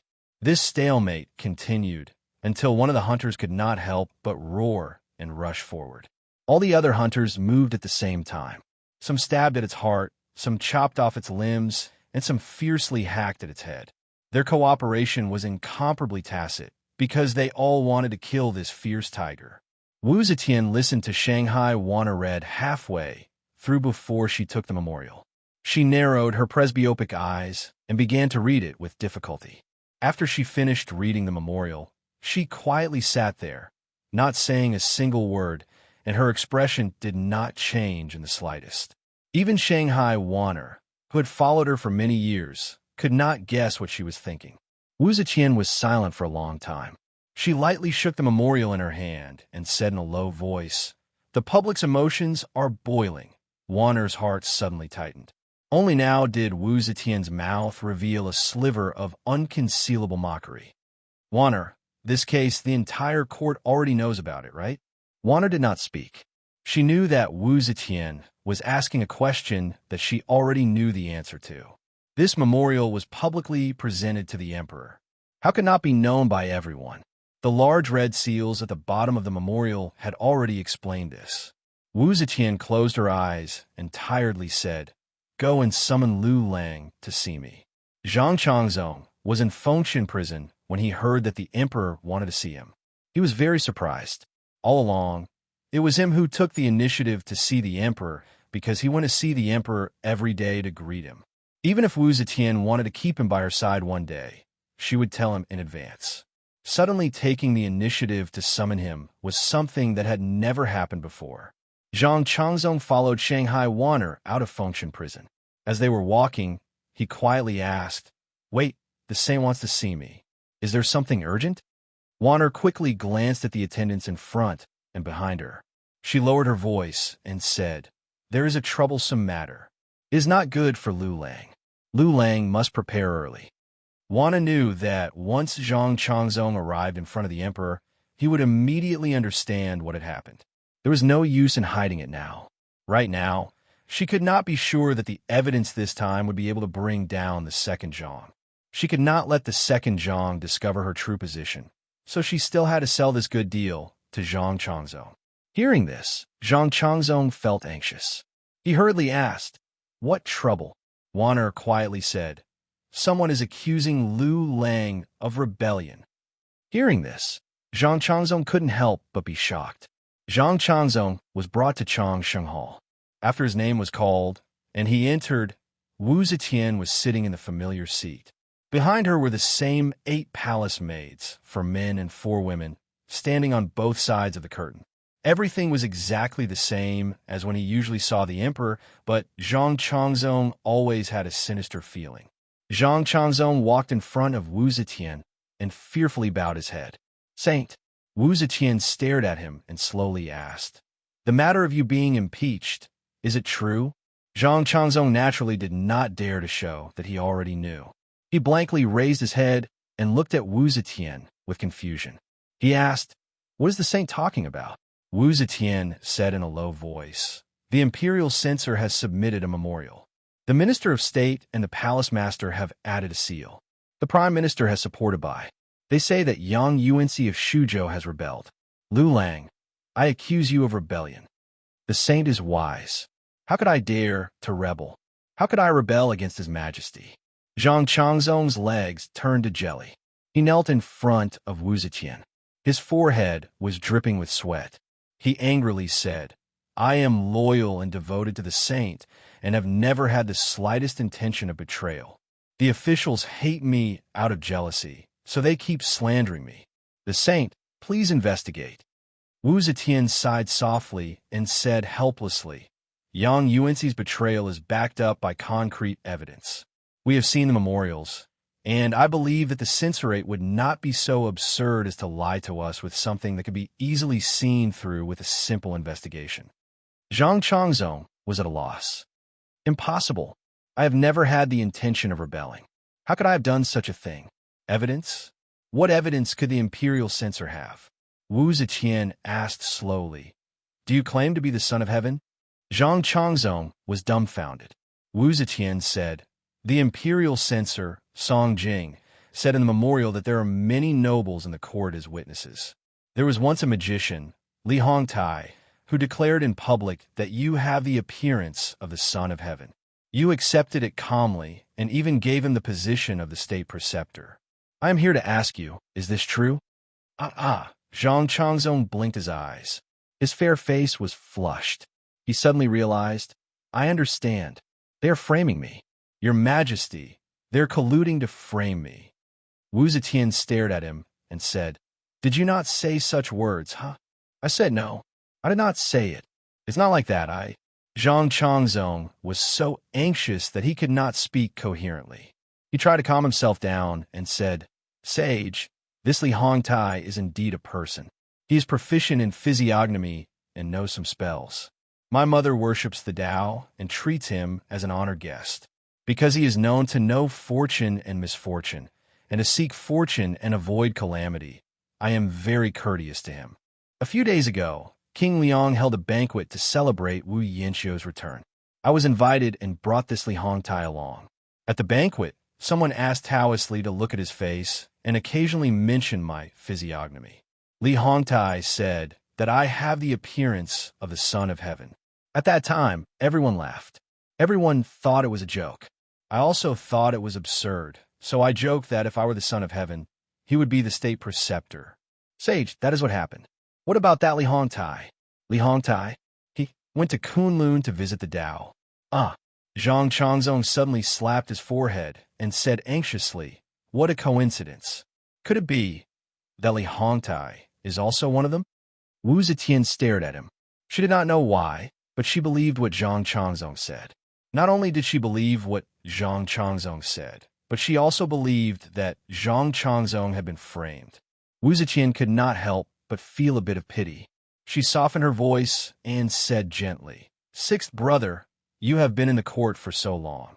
Do you still not understand what should be done? What should not be done? What should be said? And what should not be said? Zhang Changzong was still at a loss. Sage, this is just a joke. That Li Hongtai was just flattering me. Everyone who heard it laughed and knew that it was a joke. This is considered a crime of rebellion? Wu Zetian closed her eyes. When she opened them again, there was a hint of laughter in her eyes. Yes, according to the law, you have already committed the crime of rebellion. Chapter 1080. Sage, Zhang Changzong's eyes were full of tears. He was really scared. No matter how ignorant he was, he knew what would happen if he was convicted of treason. Over the past 20 years, too many people's families have been destroyed because of treason. Wu Zetian couldn't bear to see him continue to be afraid. She said, Now it seems that Li Hongtai was deliberately colluded with someone to lure you into the trap. However, now that this matter is known to everyone, I can't just let it go. The law is ruthless, so I can only hand him over to trial. Hearing this, Zhang Changzong turned pale with fright. He hurriedly kowtowed and said, Sage, the officials can't wait for me to die. If you hand me over to the Ministry of Justice, I will have no chance of survival. Wu Zetian slowly said, We will order the Assistant Minister of the Heavenly Official Wei Qingqing, the Punishment Official Chui Shunqing, and the Deputy Prime Minister of the Imperial Censor Song Jing to try this case together. Wei and Chui are both officials that you recommended, so they won't make things difficult for you. When you arrive at the court, just do what you said just now. Hearing this, Shanghai Wan-er's eyes flashed. Sage, Zhang Changzong still refused to get up. He begged, I'd rather let the sage interrogate me personally. Wu Zetian turned her head and sighed. Don't make trouble. You go. I will send people to keep an eye on the progress of the case. Zhang Changzong had no choice but to kowtow and leave. Wu Zetian gently waved her hand again. Wan understood, bowed, and quietly left. Quietly, Wu Zetian's reaction spread out of the palace. After hearing the news, Yang Fan was stunned for a long time. He shook his head and said with a bitter smile, In the past, when fighting for and defending her throne, even if her own son was in her way, she would mercilessly eradicate him. As for the crime of treason, she would rather kill the wrong person than let it go. So, I thought this crime was enough to put the two Zhangs to death. I was wrong. The current Wu Zhao is no longer the Wu Zhao of the past. Yang Fan knew Wu Zetian's attitude, so did Princess Taiping. When Princess Taiping learned of her mother's attitude towards Zhang Changzong's rebellion, her expression suddenly became extremely strange. She didn't say anything and just sat there for a long time. Her eyes gradually welled up with tears. First, Mr. M.O., who was sitting at the side, noticed the strange expression on Princess Taiping's face.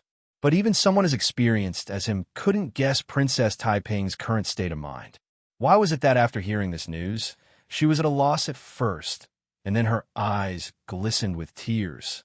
While first Mr. M.O. was secretly speculating, Princess Taiping's gaze gradually turned into anger and hatred. Beneath her tears, it was as if a ball of fire was brewing. When Princess Taiping heard this news, her heart was filled with sorrow, but also endless anger. She couldn't understand why her mother doted on Zhang Changzong, who was even younger than her own grandson. Yes, it was hard to hide this plan from Wu Zetian's eyes, especially when Zhang Changzong had always been by Wu Zetian's side. With his cultivation, it was hard to hide it from Wu Zetian. Wu Zetian had long known his character and ability. She knew that he couldn't rebel, but did she know nothing about her son-in-law? When the three brothers of the Xue family participated in the anti-Wuo case, she clearly knew that Xue Xiao was wronged. Why didn't she spare his life? Her daughter, holding her young child, kowtowed to the imperial palace and fainted in front of the palace, but she didn't move at all. Now she was so reasonable and generous to Zhang Changzong. Princess Taiping was so angry that she gritted her teeth.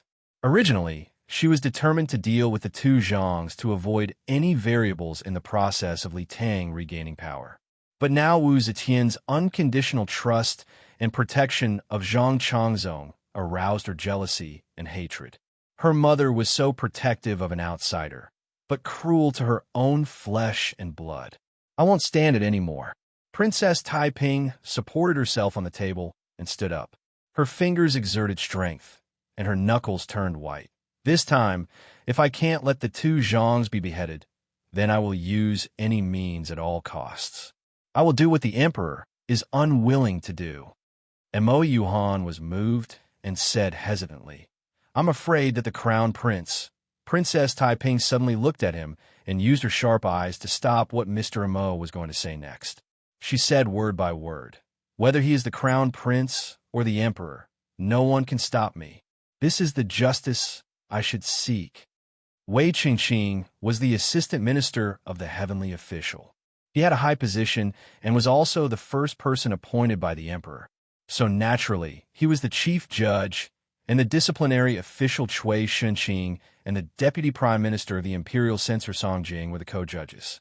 Wei Qingqing and Cui Shunqing were promoted because of the two Zhangs' connections. They were the disciples of the two Zhangs. So how could they make things difficult for Zhang Changzong? As soon as Zhang Changzong entered the court, Wei Qingqing ordered people to look at the seats with a pleasant expression. Although the crime of rebellion had not yet been decided, there was no reason to look at the seats. But he was the chief judge, and Song Jing did not want to be entangled in these minor details. So he pinched his nose and endured. But the so-called trial that followed was simply a farce. Wei Qingqing smilingly asked Zhang Changzong about daily life and roughly understood the process of him becoming the emperor. He said, Li Hongtai's words are really rebellious. Although the duke only took it as a joke, he must have reported it to the emperor afterward. Song Jing heard this and felt that something was wrong. Wasn't this baiting a confession? Moreover, it was baiting a confession from an angle that was advantageous to the suspect. Song Jing immediately stopped him and said sternly, Assistant Minister Wei, these words are very inappropriate. In reality, Wei Qingqing had overestimated Zhang Changzong's political intelligence. Zhang Changzong could not understand such an obvious hint. He was naturally skilled in music, chess, calligraphy, and painting, but he knew nothing about politics and law. He didn't know if he had told the emperor what this meant. If it was just Wei Qingqing's hint, he would most likely say in confusion, No. This duke often tells jokes in front of the emperor, but while Li Hongtai's words were a joke, they were used to flatter the emperor. This duke does not find it funny. But how could Zhang Changzong not see that Song Jing was so nervous? He knew that Song Jing wanted to kill him, and Wei Qingqing was his helper. Since Song Jing opposed it, it was right for him to do so. Relying on this simple method of analysis, Zhang Changzong responded with good fortune. Yes, Changzong did say this to the emperor. Song Jing was furious and said sternly, Who is the witness? Punishment official Cui Shunqing immediately said, Since Duke Yi said that he knew to the emperor, then the witness is naturally the current emperor. Wei Chengqing nodded and said, "Then this matter only needs to be confirmed by the emperor. Since Duke Yi once treated these words as a joke to the emperor, then even if he is guilty, it is considered surrendering, and the punishment should be reduced." Song Jing said loudly, "How can the great crime of rebellion be pardoned because of one sentence?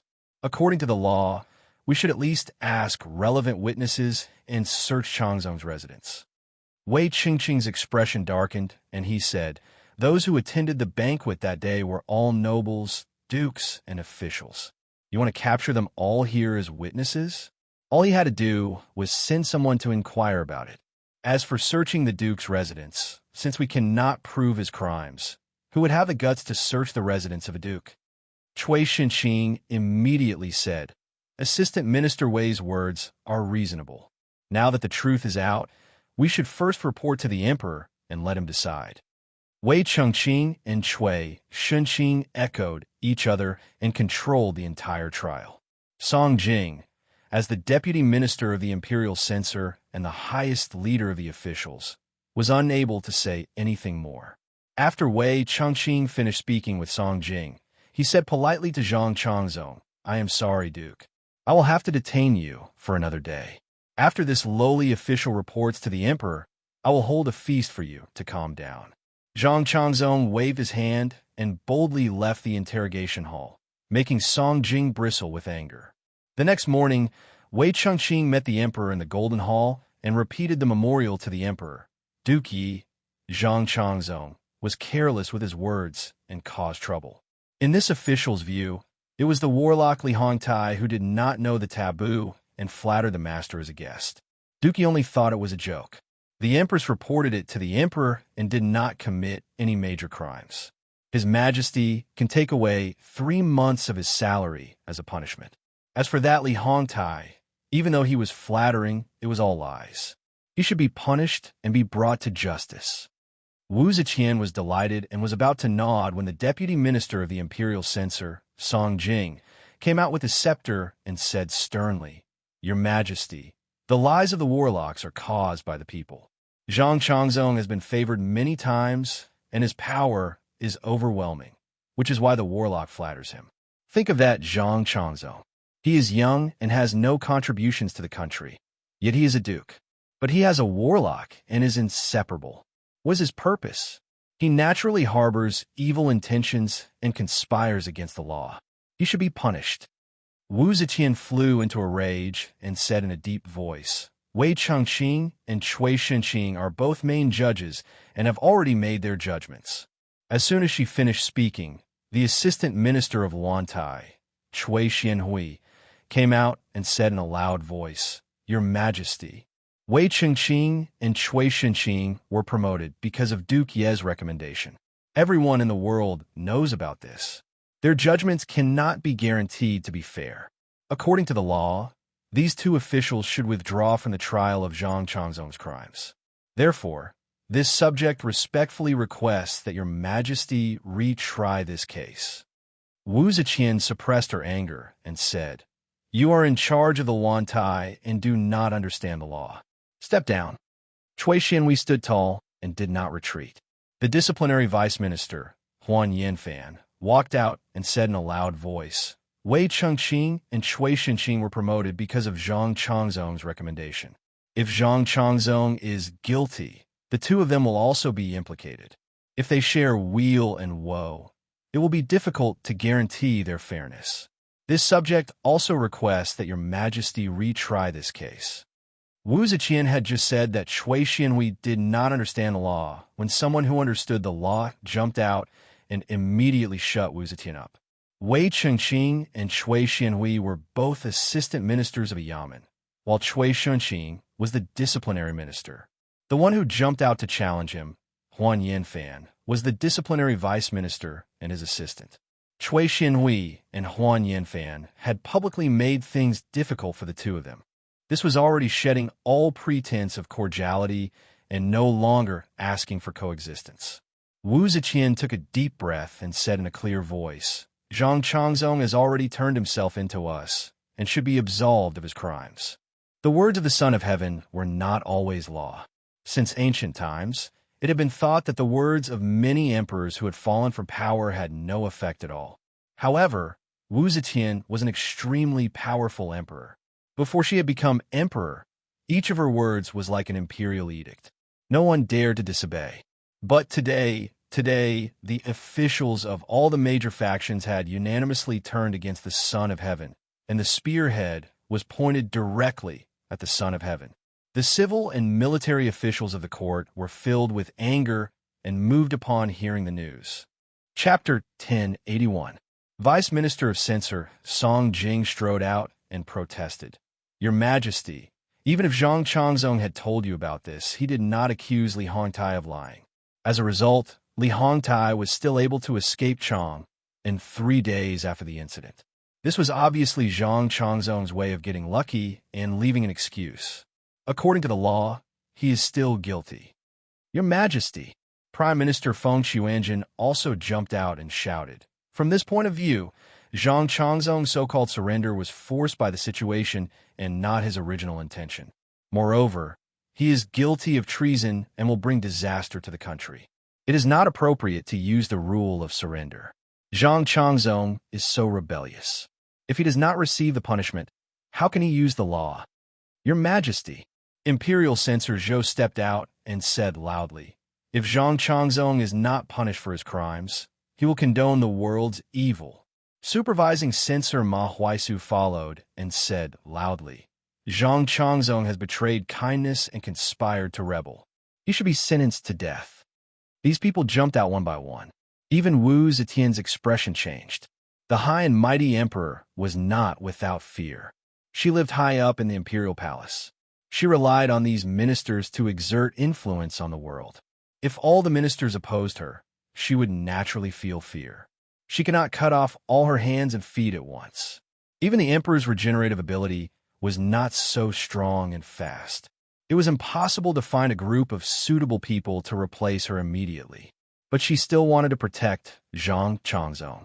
This was not only because of her love for Zhang Changzong, but also because of her dignity and unshakable authority. However, what saddened her was that even though Heir Zhang seemed to have grasped great power under her deliberate indulgence and had many prime ministers as his disciples, not a single person jumped out to speak for them. These two little lovers who only knew how to flirt were even worse than Xue Huai.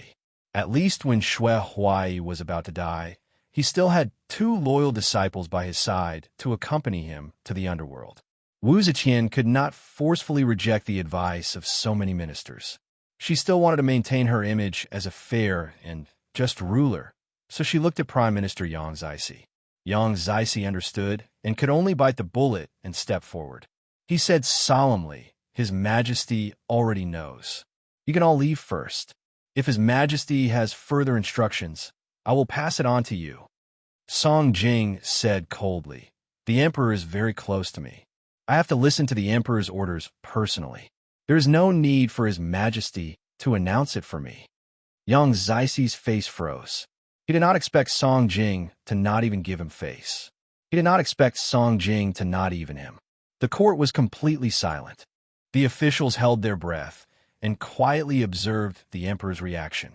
Wu Zetian sat on the high throne. She tried hard to see the expressions of the officials, but there was a blur in front of her. She could not see anything. Wu Zetian felt a heavy pressure on her chest, as if she couldn't breathe. She didn't know if she would faint on the spot if this continued. She only knew that she had to hold on no matter what.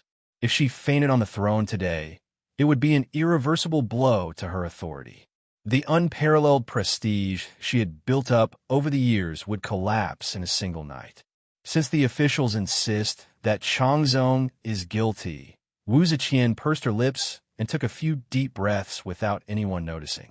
She was already a little suffocated. Then, Wei Chengqing, hand Zhang Changzong over to the censorate for Zhongqing Song's review. After Wu Zetian said this, she immediately stood up. The eunuch hurriedly waved his horsetail whisk and loudly announced, Court dismissed. Finishing, he rushed forward and supported Wu Zetian. The officials did not shout farewell, Your Majesty, like they did in the past. Everyone stood there and quietly watched the old woman walk with difficulty. She was supported by the eunuchs and slowly moved to the rear palace. Their gazes became extremely complicated. They suddenly realized that there were times when the person who was like a supreme god in their hearts would yield and lower her head. A thought flashed in many people's minds at the same time. The Empress's era is about to end. However, Wu Zetian was, after all, Wu Zetian. She entered the palace at 13. From a small talent, she fought with consort Xiao Shu, with Empress Wang, with Zhongsun Wu Ji, with Shangguan Yi, with her husband, children, and the countless civil and military officials loyal to Li Tang. She fought until today. From a talent, from a woman, all the way to the highest position in the empire. She would not easily admit defeat. The reason she had lowered her head in court today was because of the sudden change. Her extremely old body could no longer withstand such a powerful mental blow. If the stalemate had continued, she would have fainted on the spot. If the emperor had fainted on the spot under the pressure of the officials, it would have forced the power she still had to immediately find another way out. Then she would truly be alone. Wu Zetian was supported back to the rear palace. She immediately summoned the imperial doctors to treat her. After the court session ended, Vice Minister of the Imperial Censor, Song Jing, immediately entangled Wei Chengqing. He wanted to immediately escort Zhang Changzong to the Imperial Censor. Wei Chengqing naturally did not want to hand Zhang Changzong over so easily. He delayed it all the way until evening, but he did not receive any further orders from Wu Zetian. Seeing that he was about to be dismissed, he did not have any reason to continue dragging things out. Only then did he reluctantly hand Zhang Changzong over to Song Jing. It was already late, and Song Jing could not hold a night trial. The relevant witnesses were all nobles and officials. He could not invite them to the imperial censor in the middle of the night. So, he threw Zhang Changzong into prison to await a trial the next day. Early the next morning, Song Jing escorted Zhang Changzong to the main hall and personally tried him. Zhang Changzong was filled with despair and fear. He thought that Wu Zetian had abandoned him. When he was escorted to the main hall, his face was pale and his legs were trembling. He had completely lost his original arrogance. Song Jing sat down with a solemn expression and ordered the trial to begin. However, just as he verified Zhang Changzong's identity according to legal procedures and before he could summon all the witnesses, Wu Zetian's counterattack began. The actions of hundreds of officials to force her to abdicate was a heavy blow to Wu Zetian. Her old body could not endure such a heavy blow. She fell ill, but after a night of treatment and using an old ginseng over 500 years old to nourish her energy had recovered greatly by the next morning. Thus, she weakly and calmly gave her first order. Following her order, a vice minister suddenly appeared in front of the imperial censor with 8 internal attendants. Behind them stood 16 internal guards. The vice minister slowly unfurled the imperial edict and loudly announced in a reserved and arrogant tone, "Special pardon. The emperor has decided to pardon all of Zhang Changzong's crimes. Vice Minister Song, please immediately hand over Duke Yi." Finishing, he didn't wait for Song Jing to react before waving his hand. 2 tall and strong internal attendants rushed up, picked up Zhang Changzong, and turned to leave. Song Jing stood up from behind the table, dumbstruck. Special pardon had existed since the Xia dynasty. This was the privilege of the monarch. Even in the modern era, the power of special pardon still existed. Even though no monarch had ever used this power in the last several thousand years, it had always been preserved in the law. It was completely in accordance with the law. Didn't Song Jing and the officials of the court say it was based on the law?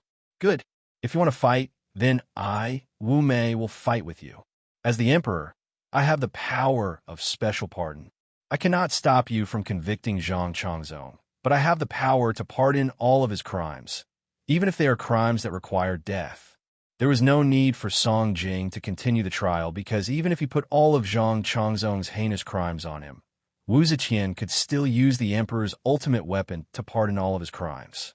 Wu Zetian's counterattack began. It was still filled with the unique fighting style of the Wu clan, domineering, swift and fierce. And this was only the first punch of Wu Zetian's counterattack. I should have immediately used the punishment. I should have taken him to the main hall and immediately beaten him to death. At most, it would have been an improper punishment. As long as I can get rid of this evil, I will not fear the future. It was not until the Zhongguan left with Zhang Changzong that Song Jing finally reacted. He pounded the desk and cried out loudly. Although Zhang Changzong had only been in prison for one night, he was already disheveled and disheveled. After returning to Fengshan prison, he tearfully complained to Zhang Yiji and was urged by Zhang Yiji to take a bath and change clothes. Then, Zhang Yiji took him to give thanks to the emperor. When they arrived at Changshan courtyard, the two didn't dare to enter like before. Instead, they first ordered the internal attendants to report. In the bedroom, Wu Zetian was awake for a while in the morning. Then, she began to have a headache and nausea. Her chest felt stuffy. She had just summoned the imperial doctor to administer medicine and acupuncture before falling into a deep sleep. In her sleep, the corner of Wu Zetian's mouth would occasionally twitch. Wan and Fu Qingqing, the two most important female officials of the internal court, stood to her left and right. Looking at Wu Zetian's condition, they were secretly worried. Even though Wan didn't agree with all of Wu Zetian's actions, the two of them had lived together for such a long time. Even though Wu Zetian was the murderer of her grandfather and father, at that time, Wan was still a baby in swaddling clothes. She didn't have any feelings for her father and grandfather. Seeing Wu Zetian grow old like this, she still felt a faint sadness in her heart. An internal attendant tiptoed in and whispered a few words into Wan ear. Wan nodded and turned to walk out of Wu Zetian's bedroom. As soon as Zhang Yiji and Zhang Changzong saw Wan they quickly came to greet her. Wan said, "The saint is not feeling well and has just fallen asleep. We can't wake her now. Wulong, Lu Lang, you don't have to worry. The saint has absolute trust in you and will protect you." Wan paused and then said to Zhang Changzong, before His Majesty went to sleep, he said that if Lu Lang comes back, please go to Prime Minister Song's manor and thank him for being merciful. Zhang Changzong suddenly said, "It was the saint who saved me. Song Jing was afraid that I wouldn't die. How could he be merciful?" Zhang Yiji pulled his sleeve and nodded to Wan "Yes, Yiji will go with Lu Lang now." After a moment of silence, he sadly sighed and said, "We two brothers have never had any ambition. Why do the officials have to see us as a thorn in their side? I hope this time, Song Zhongqing can accept our sincerity. We don't want to fight with anyone. We just want to live well." At the end, his voice was choking. In the evening, Zhang Yiji and Zhang Changzong came back. After the two returned to the palace, they immediately went to Wu Zetian's bedroom. Wu Zetian had already woken up. Hearing that they were back, she let them in. Wu Zetian smiled and said, "You're back. Did Song Jing see you?" Zhang Yiji and Zhang Changzong stood in front of Wu Zetian with their hands down. Zhang Yiji sadly said, "We two brothers are under Song Zhongqing's tutelage. We begged for 4 hours, but he refused to see us. It was getting late. If we were late, we wouldn't be able to return to the palace. So we came back." The corner of Wu Zetian's eyes twitched, but she still had a smile on her face. She weakly waved to them. The two immediately rushed to her side and knelt down. With tears in their eyes, they held her old and cold hands. "As long as I'm still alive, I can always protect you," Wu Zetian gently said. Then she gently sighed and said, "But I don't know how long I can live, and you are still too young." She gently stroked Zhang Changzong's young and firm cheeks. She softly said, "Don't worry. I will arrange everything. Everything will be arranged." Her cloudy eyes surged with confidence and unyielding light. She knew that she was old, and she knew that she was about to die. But she still believed that as long as she had one breath left, everything in the world would continue to be in her hands. Chapter 1082. In August of the 4th year of Chang, and Wu Zetian was bedridden. At the beginning of September, there was a sudden change in the weather. It snowed heavily in Chang'an. The strange weather caused a lot of rumors.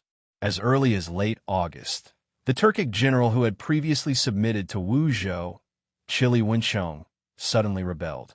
The news reached Chang, and in mid-September, After Wu Zetian listened to the military reports from her sickbed, she immediately issued a decree appointing Prime Minister Yao Chong as the Lingwu Dao's ambassador to pacify the rebellion. Although Yao Chong was a civil official, he had practiced martial arts since childhood and knew about military affairs. Back when the Khitans had rebelled, Yao Chong had submitted many petitions to the empress. His analysis of the military situation was very thorough, and he was always right on the mark. Wu Zetian had thought of him as a genius, which was why she had promoted him to the position of assistant minister of the Xia Empire, and now he was the prime minister. Therefore, it was reasonable for Wu Zetian to send him to lead the army. At this time, no one realized that this was the second wave of counterattack launched by Wu Zetian against the officials. The bedridden Wu Zetian did not give up her desire for power. After careful consideration, she was about to start a series of personnel appointments. She wanted to adjust the power structure of the imperial court according to her vision. Yao Chong was about to lead the army, so there was a vacancy in the prime minister's position. According to tradition, Wu Zetian had to ask the prime minister who had retired or left their posts due to other accidents. In fact, the political affairs hall was overcrowded with prime ministers. There had never been so many prime ministers in the past. But how many prime ministers could be as smart and capable as Cin Zhongxian, Ren Jigu, Pei Xingbin, Di Renjia, and Wei Yuanzhou? The current prime minister was either a flatterer like Yang Zixi, who sat in his position without doing anything, or a treacherous person like Su Weiwei, who was hesitant and ambiguous. On the other hand, Wu Zetian was old and weak. She did not have enough energy to deal with so many affairs of the country. She now relied on the prime ministers more than ever, so she needed someone who could really do things. Yao Chong recommended Assistant Minister Qiu Guanzhong Jianji to Wu Zetian. Wu Zetian recalled that Elder Di had also recommended him, so she gladly agreed. Of course, Wu Zetian knew that since Yao Chong recommended Zhang Jianji, then Zhang Jianji must have the same aspirations as Yao Chong. However, she also knew that she needed such a person to govern the country. No matter what, Zhang Jianji had just become the prime minister and was ranked last among the prime ministers. He should not be as extreme as Yao Chong. After a period of time, when the foundation of this invitation was gradually established like Yao Chong, when he was too big to be removed, she could just replace him. In the 20 years that she had been in power as the Empress Dowager and the Emperor, she had changed more than 70 prime ministers. Since ancient times, there had never been an emperor who changed their prime ministers as frequently as she did. She had long been familiar with this move. What's more, Zhang Jianji was the same age as her and was already 80 years old. She did not have many days left to live. Zhang Jianji was so old. What kind of storm could he stir up? Therefore, Wu Zetian relaxed her vigilance against him. After Yao Chong led the army into battle, Zhang Jianji was appointed as the administrator of Luantai of the Phoenix Pavilion. He entered the political affairs hall and became the current prime minister. The day Zhang Jianji paid his respects to the prime minister was the 22nd day of the 10th month in the 4th year of Chong. On the 23rd day, Wu Zetian appointed Wei Sili, the assistant minister of the Phoenix Pavilion, as the administrator of Wei Province. On the 30th day, Wu Zetian appointed Fang Rong, the assistant minister of Huaizhou, as the administrator of Wei Province. On the 5th day of the 11th month, Wu Zetian appointed Wei Qingqing, the assistant minister of Heavenly Official, as the assistant minister of the Phoenix Pavilion. The series of appointments was like an airtight combination of punches, mercilessly punched out. Wei Sili and Wei Changqing were brothers. When the two brothers entered the cabinet at the same time to pay their respects to the prime minister, it caused a sensation. What made people wary was that these two brothers were close to the second Zhang. As for Fang Rong, the assistant minister of Huaizhou, he had once participated in the compilation of the Pearl of the Three Schools and was now part of the second Zhang faction. While Wu Zetian was making these changes, she had been bedridden the entire time. These edicts had all been issued through the internal court, causing the people to grow increasingly suspicious. Many people said that these edicts had not been issued by the empress, that the empress was already seriously ill and unconscious, and that this was the second Zhang's fake edicts to expand his own power. In truth, although Wu Zetian was bedridden and had even stopped attending court, she was not so weak that she could not see things. At the very least, she had summoned the prime ministers in front of her. She had spoken clearly and thought clearly in front of them.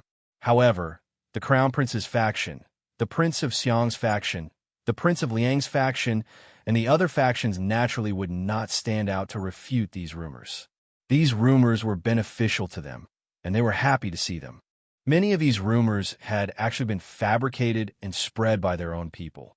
When Wu Zetian promoted 3 of the second Zhang's henchmen into the political faction, she set out to remove the second thorn in her side. Ever since Wei Yuanzhong had been demoted, Yao Cheng had become the highest representative of the anti-Zhang faction in the political affairs hall, the first thorn in Wu Zetian's eyes. Now that Yao Cheng had been dispatched to Ling Wu to quell the rebellion, the second important leader of the anti-Zhang faction, Song Jing, had become a thorn that she urgently needed to remove. Wu Zetian issued an edict ordering Song Jing to go to Yangzhou, Yuzhou, Longyu, and Bashu. Of these 4 places, one was in the east, one was in the north, one was in the west, and one was in the south.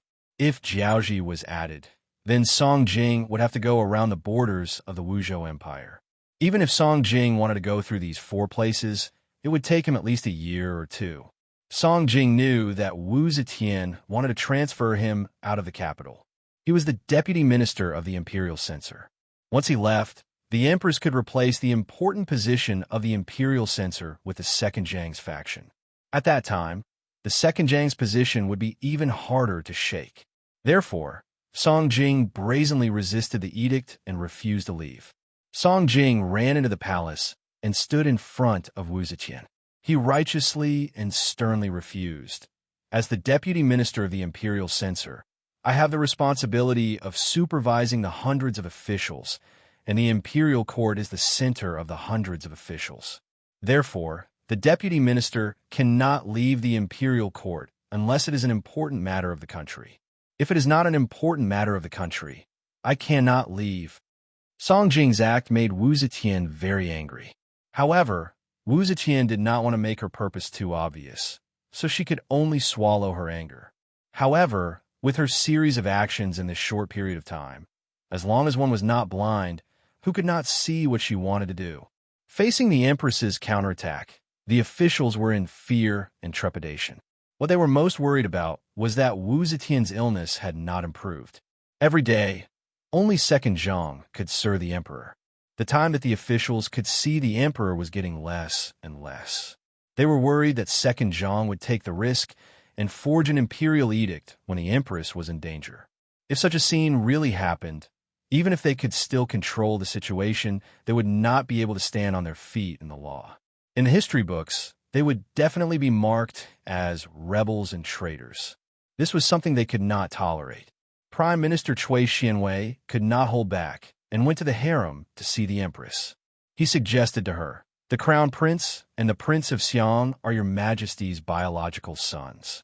They are benevolent, filial, and good enough to serve your majesty's soup and medicine. Your majesty should order the 2 princes to serve by your side. It is better not to let people of different surnames freely enter and exit the palace." Wu Zetian smiled faintly and said, "Prime Minister Cui's good intentions. I am grateful for your hospitality." However, Wu Zetian did not accept Cui Xuanwei's suggestion. The officials became even more anxious. They were already completely opposed to second Zhang, but now the sword that should belong to the emperor was in second Zhang's hands. No one could predict what would happen next. The sword was already hanging over their heads. They only had one choice: rise up and resist. Chapter 1083. 80 years old was considered a very old age in modern times. During the Tang dynasty, it was considered a very old age. It was almost unimaginable that such an old man could still have such exuberant energy, meticulous thinking, and be able to handle heavy and complicated government affairs. But it didn't mean it didn't exist. Zhang Jianji, who was a late bloomer, was such an anomaly. He had been a county lieutenant until he was over 60 years old. If it was someone else, they would have retired and returned to their hometown. But Zhang Jianji, who had just survived, seemed to be glowing with vitality. He became the prime minister at the age of 80 and would soon enter a new year. By then, he would be 81 years old. In the study, Zhang Jianji, who had just paid his respects to the prime minister, pressed a piece of snow-white paper and hung a brush on it.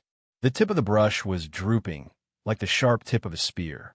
He pondered for a while and waved. Qing Tian White Crane Danshan Phoenix, Wenu Hung, Isimi off. In front of whose peerless tint, bright powder and fragrant rouge reflect the jewel. Graceful jade hall with green curtains, uneven embroidery hanging bead foil. Peerless 3 or 5 love red makeup. Long sleeves with the fragrance of orchids. Spring goes and flowers change easily, but the years don't wait for each other. Spring goes and flowers change easily, but the years don't wait for each other. Yes, for him, who was 80 years old, it was already time for no one to wait for him. He became the prime minister, a high-ranking official. It could be said that he had achieved the highest achievement of an official's life. He should be satisfied. However, what could he do as the prime minister? Assist the emperor to govern the world like Feng Du and create a peaceful and prosperous era? That would take at least several decades. It was impossible for him to live for that long.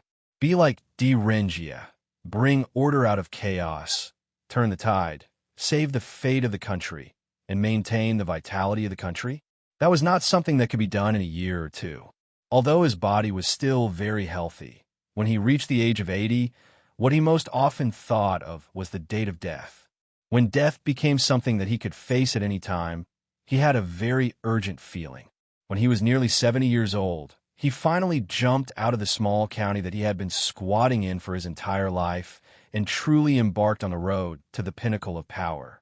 When he was 80 years old, he finally became the head of all the officials. His life's ambition was to make a name for himself and restore the Li Tang Empire. However, he didn't have much time left. Therefore, anyone could wait, but he couldn't. Time passed quickly, especially for him. He had just taken the position of prime minister and had not even warmed his seat yet. However, he did not have the time to do a good job as a prime minister step by step. He had to seize every minute. Alang, they are here.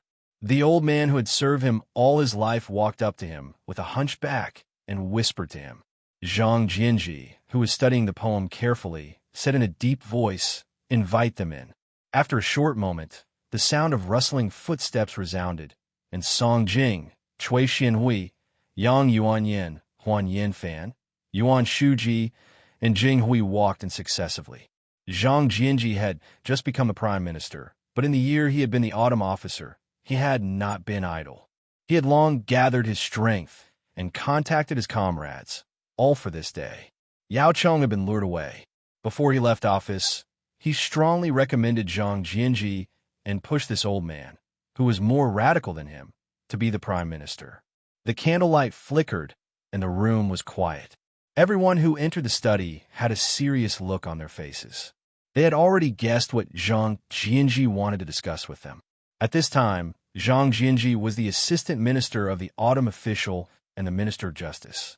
The assistant minister of the heavenly official Cui Xianhui was the deputy minister of the organization department. The deputy minister of the imperial censor, Song Jing, was the chief prosecutor of the supreme procuratorate. The right minister of Zhongtai, Jing Hui, was the deputy secretary general of the state council. The junior minister of punishment, Huan Yinfan, was the deputy president of the Supreme Court. No one knew what they were discussing. The voices in the study were sometimes high and sometimes low. Sometimes they were passionate and sometimes they were low and depressed. When the old steward delivered the supper at midnight, he found that the faces of these important officials were all strangely flushed, and their eyes were bright with excitement. They didn't look tired at all. The next morning, the officials who hadn't slept all night quietly bid farewell. They boarded their unmarked carriages and silently left the prime minister's mansion. A secret operation began quietly on this day. Zhang Jianji had just become the prime minister, and the end of the year was approaching. He should pay a formal visit to the important figures who were above the prime minister. Taking advantage of this convenience, Zhang Jianji first visited the crown prince. Li Xian didn't know much about Premier Zhang, which was why he didn't know the latter's style of doing things. He had thought that Zhang Jianji was just greeting him out of courtesy, and that was why he had put on a fake smile on his face. He had planned to stand up and see Zhang Jianji out after chatting with him for a bit. However, Zhang Jianji's straightforward words startled him. Li Xian stuttered, "The second Zhang doesn't have great ambitions. I don't think he will cause any harm." Zhang Jianji said, "Among the second Zhang, Zhang Changzong is really incompetent and not a threat. However, although Zhang Yiji isn't very resourceful, he is also very cunning. Moreover, they have many henchmen, and there are many ambitious people among them. Who knows if they will instigate the second Zhang to do anything in desperation?" Li Xian said hurriedly, "The second Zhang's identity is awkward. He is neither a member of the royal family nor a relative of the emperor. Even if he wants to rebel, he won't succeed." Zhang Jianji didn't expect Li Xian to be so timid. However, Li Xian was the crown prince, a symbol of righteousness. Zhang Jianji had to get his approval to ensure that his actions would be justified. Only with his approval could all his actions have a legal and reasonable basis. Since he had to win over this person, Zhang Jianji could only continue to persuade him. "Crown Prince, the Empress is critically ill, and the palace is strictly guarded. Only the second Zhang can come and go freely. Once they have wild ambitions and forge an imperial edict, after the emperor passes away, they will have the emperor's posthumous edict and the help of their best friends. The country will fall into their hands. Even if they don't have the support of powerful military figures, we will still be on the defensive. At that time, even if we kill the treacherous officials, it will be hard to avoid being labeled as a traitor in the annals of history. Thus, we must kill them first to prevent future troubles." Li Xian's face was ashen. He repeatedly shook his head and said, No, the Empress is still here. Presumably, the Empress has made appropriate arrangements for everything. This Guaran is the Emperor's subject and the Empress's son. How can I act without authorization and rebel against my superiors?" Zhang Jianji raised his white brows and said, "Crown Prince, this is not rebelling against your superiors. It is to bring order out of chaos, to use military force to purge the Emperor's vassals." Li Xian shook his head like a rattle drum. You can't. It won't work. This absolutely cannot work." Zhang Jianji had said all sorts of good words, but Li Xian still refused. Zhang Jianji frowned and could only change his words. Since the crown prince does not agree, this old subject naturally cannot act without authorization. However, one cannot have the intention to harm others, but one cannot lack the heart to guard against others. This old subject wishes to unite many loyal officials, just in case. If the second Zhang does not act, I will not act either. This is only for self-protection. Will the crown prince allow this? When Li Xian heard this, he felt that these words were still acceptable. If the second Zhang really planned to rebel and start a mutiny, he would have to protect himself no matter what. It was necessary for the loyal officials to take some precautions. He was about to agree, but he swallowed the words back down. He was afraid that once he agreed, it would be difficult for him to escape. Once the Empress found out and investigated, it would be a great crime. As a result, Li Xian deceived himself and said, "This Guaran is the heir apparent. The Emperor is still here. This Guaran should not participate in political affairs. Master Zhang is the current prime minister, assisting the Emperor in charge of all the officials, guarding the feudal vassals, and taking care of the tens of thousands of commoners. What you should and shouldn't do is up to Master Zhang. There's no need to ask this Guaran." Li Xian's son and daughter had both been killed by the second Zhang.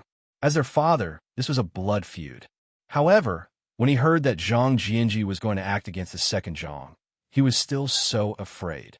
Zhang Jianji couldn't help but bitterly smile. However, he had at least received a word from the second Zhang. Whatever he did next, he would be able to use the second Zhang's name. Zhang Jianji could not say anything else, lest the second Zhang panic and make it clear that he did not support Zhang Jianji's actions. If that happened, it would be difficult to rally the officials loyal to the crown prince. Thus, Zhang Jianji clasped his hands and took his leave. This old subject understands. This old subject will take his leave. The second person Zhang Jianji visited was the Prince of Xiang. Under the pressure of his powerful mother, the Prince of Xiang's personality was not very resolute. However, compared to his seventh brother, Li Xian, Li Dan was clearly a little more hot-blooded. Perhaps it was because his outstanding sons had a greater influence on him. Hearing Zhang Jianji's words, Li Dan remained silent for a long time. Zhang Jianji thought to himself, the Prince of Xiang won't be as cowardly as the Crown Prince, right? Li Dan lowered his eyelids. After thinking for a long time, he suddenly opened his eyes and sternly asked, the Crown Prince has already given his consent? Zhang Jianji was afraid of scaring him away, so he vaguely replied, the Crown Prince has promised this old subject that he can act as he sees fit. Li Dan bluntly asked, what does Master Zhang want this prince to do? Zhang Jianji replied, your Highness was once the Emperor and also the Crown Prince. Your reputation is grand. We still need your Highness's full support. If the second Zhang is scheming and urgently needs to respond, the Crown Prince must oversee the central command. At that time, only your Highness's status and reputation will allow you to oversee the 9 cities. As for now, we still need your Highness. Zhang Jianji's train of thought was very clear, and he explained everything clearly. After hearing him out, Li Dan resolutely said, fine, this prince will give Master Zhang all his consent. Saying this, he stood up and solemnly clasped his hands to Zhang Jianji. Zhang Jianji hurriedly rose to avoid the greeting and asked, what is your Highness doing? Li Dan solemnly said, on behalf of the ancestors of the Li clan, this prince thanks Master Zhang. If this matter succeeds, Master Zhang will be the great benefactor of my Li clan.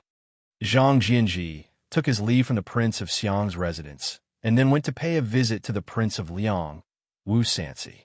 However, he would not be frank with Wu Sanci. If he wanted to be frank, he would have to depend on the person.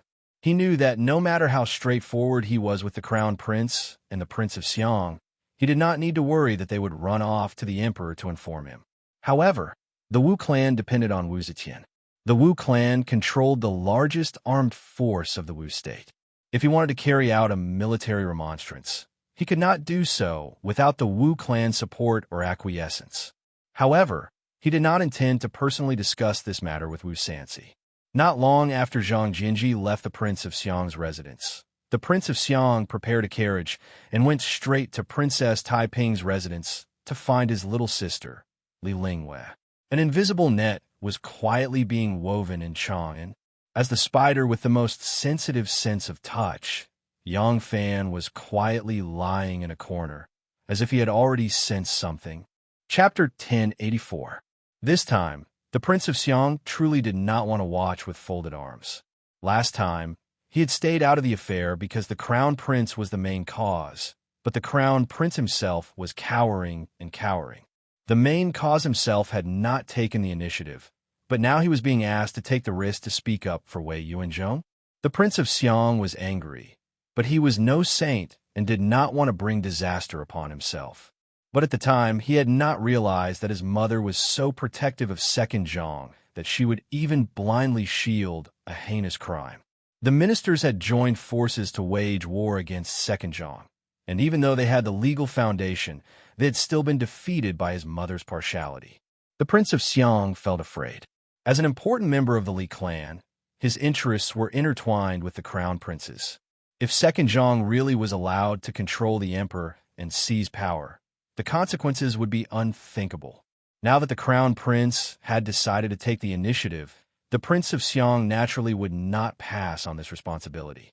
In order to carry out such a major undertaking, the Prince of Xiang immediately thought of Princess Taiping. He knew that this sister controlled an enormous political force, and he was even more aware that in terms of courage and intelligence, this sister was superior to both him and his seventh brother. Besides this sister was also the daughter-in-law of the Wu clan, and the Wu clan currently controlled the majority of the armed forces in the capital. If he wanted to carry out a military remonstrance, he could not bypass the Wu clan. He had to communicate with the Wu clan, and this sister was the most suitable candidate. So he had to pull her into this matter. Princess Taiping met with her brother in the study.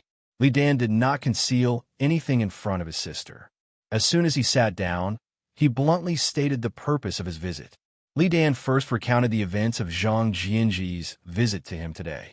He then said to Princess Taiping, "Second Zhang is so favored, it is really beyond your brother's expectations. With mother's serious illness and second Zhang in control of the palace, it is even more worrisome. I feel that it is time to take special measures." Princess Taiping's delicate brows perked up as she asked, "How confident does Brother Wang think they are?" Li Dan shook his head. "Not them, but us. They have already remonstrated with Mother. But what was the result? It is impossible to rely on just a group of civil officials. This time, we must carry out a military remonstrance. Only if the Crown Prince, you, me, and the Wu clan are of the same mind and work together will there be a chance of success." Princess Taiping asked. The Crown Prince agreed? Li Dan nodded. "Yes." Zhang Jianji said it himself. Princess Taiping heaved a sigh of relief and murmured, "In other words, this time, we are fighting against the emperor with all our power." Li Dan laughed bitterly. When Song Jing accused the second Zhang of being a prime minister, he had already used all the power of the court, but didn't he still suffer a crushing defeat? This time, we need the full cooperation of the Li and Wu clans, but most importantly, since it is a military remonstrance, we need to use force. Force is the foundation. Princess Taiping slowly stood up and paced in the room. Her skirt swayed gently with her movements like the rhythm of water. Li Dan knew that for such an important matter, her sister needed to consider it carefully. The main point of her consideration was not whether or not she would participate, but how likely it was to succeed. Princess Taiping paced back and forth for a long time before she suddenly stopped and resolutely said to Li Dan, "Right now, Mother is seriously ill and has not appeared in court for a long time. Imperial edicts have been passed down from the rear palace, and the second Zhang's henchmen have been repeatedly promoted. Only by carrying out a military remonstrance, killing the second Zhang, and purging the emperor's side could they turn the situation around. Ling Yu is willing to follow you two brothers and carry out this important matter together." Li Dan said cheerfully, "I knew that you would agree." Princess Taiping's eyes flashed. "How much force do you have now?" Li Dan shook his head. "Right now, it is still too early to talk about force. We must first determine how many allies we have and who is willing to participate. Only then can we divide the work and discuss the specific plan. Right now, I only know that no matter how many people participate, our only option is to carry out a military remonstrance. And there's only one way to carry out a military remonstrance. If we try to use any other means to reach the palace and kill the second Zhang, Mother will have enough time to mobilize the troops and quell the riot." Princess Taiping said in a low voice, "The Black Tortoise Gate?" Li Dan nodded forcefully. "Yes, it is the Black Tortoise Gate. Right now, there are 1,000 cavalrymen guarding the Black Tortoise Gate, and their commander is Yang Fan. This person is of utmost importance. Do you have the confidence to make him stand on our side?"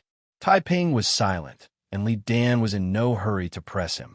Although as Taiping's brother, no one would be stupid enough to publicize the love affair between Taiping and Yang Fan in front of him. He had more or less heard about it. However, he did not think that this relationship could guarantee that Yang Fan would stand on their side. They thought that they were carrying out a military remonstrance against the emperor, but to the emperor, this was no different from plotting a rebellion. Once they failed, the result would be the death of their family. When faced with the great crime of rebellion, there have been cases of wives suing their husbands and sons suing their fathers. This had happened before in history. Things like love and affection could not guarantee anything. Yang Fan had a family, a career, and a fourth-rank official. He was a rational and mature adult. He would definitely not choose to stand on the other side on such an important matter because of love and affection. So if Taiping rashly believed in Yang Fan, he would instead have to remind his sister to be careful. Taiping was silent for a long time before he slowly said, I will first probe his mouth on this matter before deciding whether or not to tell him everything. Li Dan breathed a sigh of relief and showed an admiring look. She said, This is a serious matter, and we should be extra careful. Yang Fan is the key, and the other key is the Wu family. The Wu family controls the elites of the Northern Office. If the Wu family does not agree to the military remonstrance, the possibility of success of this plan is very small. Princess Taiping nodded and said, After several years of recuperation, we have indeed accumulated a force in the imperial court. But the biggest problem is that we have never had the opportunity to control the military power. During the military remonstrance, it may not take many people to rush into the palace and kill Zhang. But to control the palace and the imperial city, we must have the military power in our hands. And without the consent of the Wu family, who now controls the military power, we have no chance. Li Dan said, So, we must persuade the Wu family to cooperate with us. Princess Taiping nodded and said, Leave it to me. The brother and sister discussed it again, because now is the time to connect all forces, and the allies had not been determined. They could not determine the specific military remonstrance plan, so they could not discuss too many specific things. It was a very common thing for Li Dan to visit her sister, but because the two were now planning an earth-shattering event, they naturally felt a little guilty. Li Dan did not dare to stay for a long time. Seeing that it was almost time, she hurriedly said goodbye. Taiping sent her brother away and returned to the study to sit down. After thinking for a long time, she looked up at the dust on the ceiling and said slowly, Emperor Gaozu wanted to establish Jiansheng, but Emperor Taizong launched a mutiny in Xuanwu Gate and took back everything he was about to lose. Do you think if we launch another mutiny in Xuanwu Gate, can we succeed like Emperor Taizong? There was no one else in the study except for her, but her tone did not sound like she was asking herself. So, who was she talking to? Behind Princess Taiping was a screen with flowers in bloom and riches on it. Beautiful and delicate peonies were painted on the screen. Following Princess Taiping's question, a person quietly walked out from behind the screen. He was tall and slender, and his clothes were as light as snow. His handsomeness revealed an exuberant heroic spirit. It was Yang Fan. Yang Fan did not come today to inform Princess Taiping. Although he had already faintly sensed some signs because he had many tentacles, he only knew that Zhang Jianji and some other people were secretly contacting each other through his people.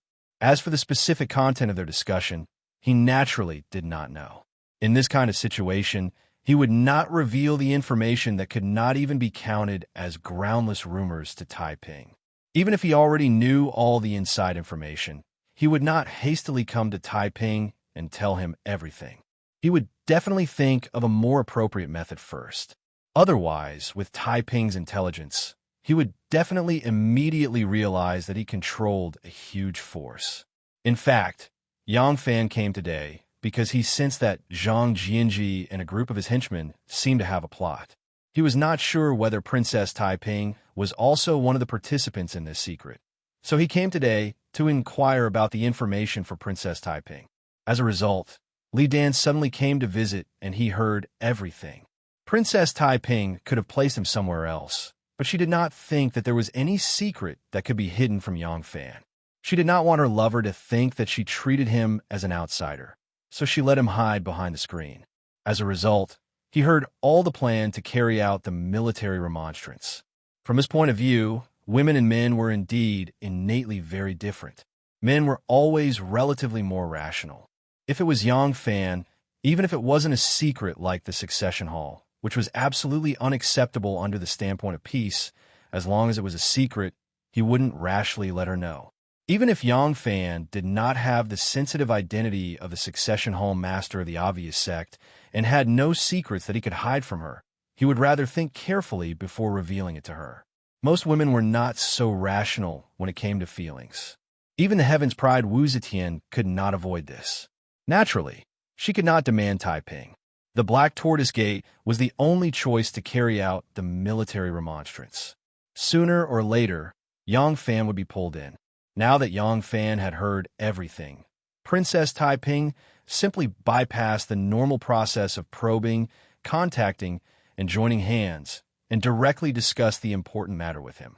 Man proposes, God disposes. Yang Fan said the words that he had said when he was looking at the ancient battlefield of the Three Kingdoms in the Five Zhang Plains. Even a most perfect and meticulous plan can fall short of success because of a small mistake or accident. But even a plan full of loopholes, if luck is good enough, it may not necessarily be impossible to succeed. What you need to consider now is not the final success of the matter, but whether or not you want to participate. Yang Fan sat down opposite Taiping.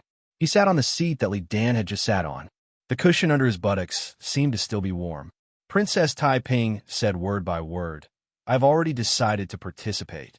What I have decided will not be changed." Chapter 1085. Yang Fan smiled and said, "Then, we only need to seriously consider how to handle this matter. Why should we care about the final result? There is nothing in this world that is absolutely safe." Although his smile was serene, the lines at the corners of his eyes were somewhat stiff. He was very clear about the consequences of carrying out a military remonstrance. He understood what failure would mean, although he also knew that at this point in time, he could only resort to force.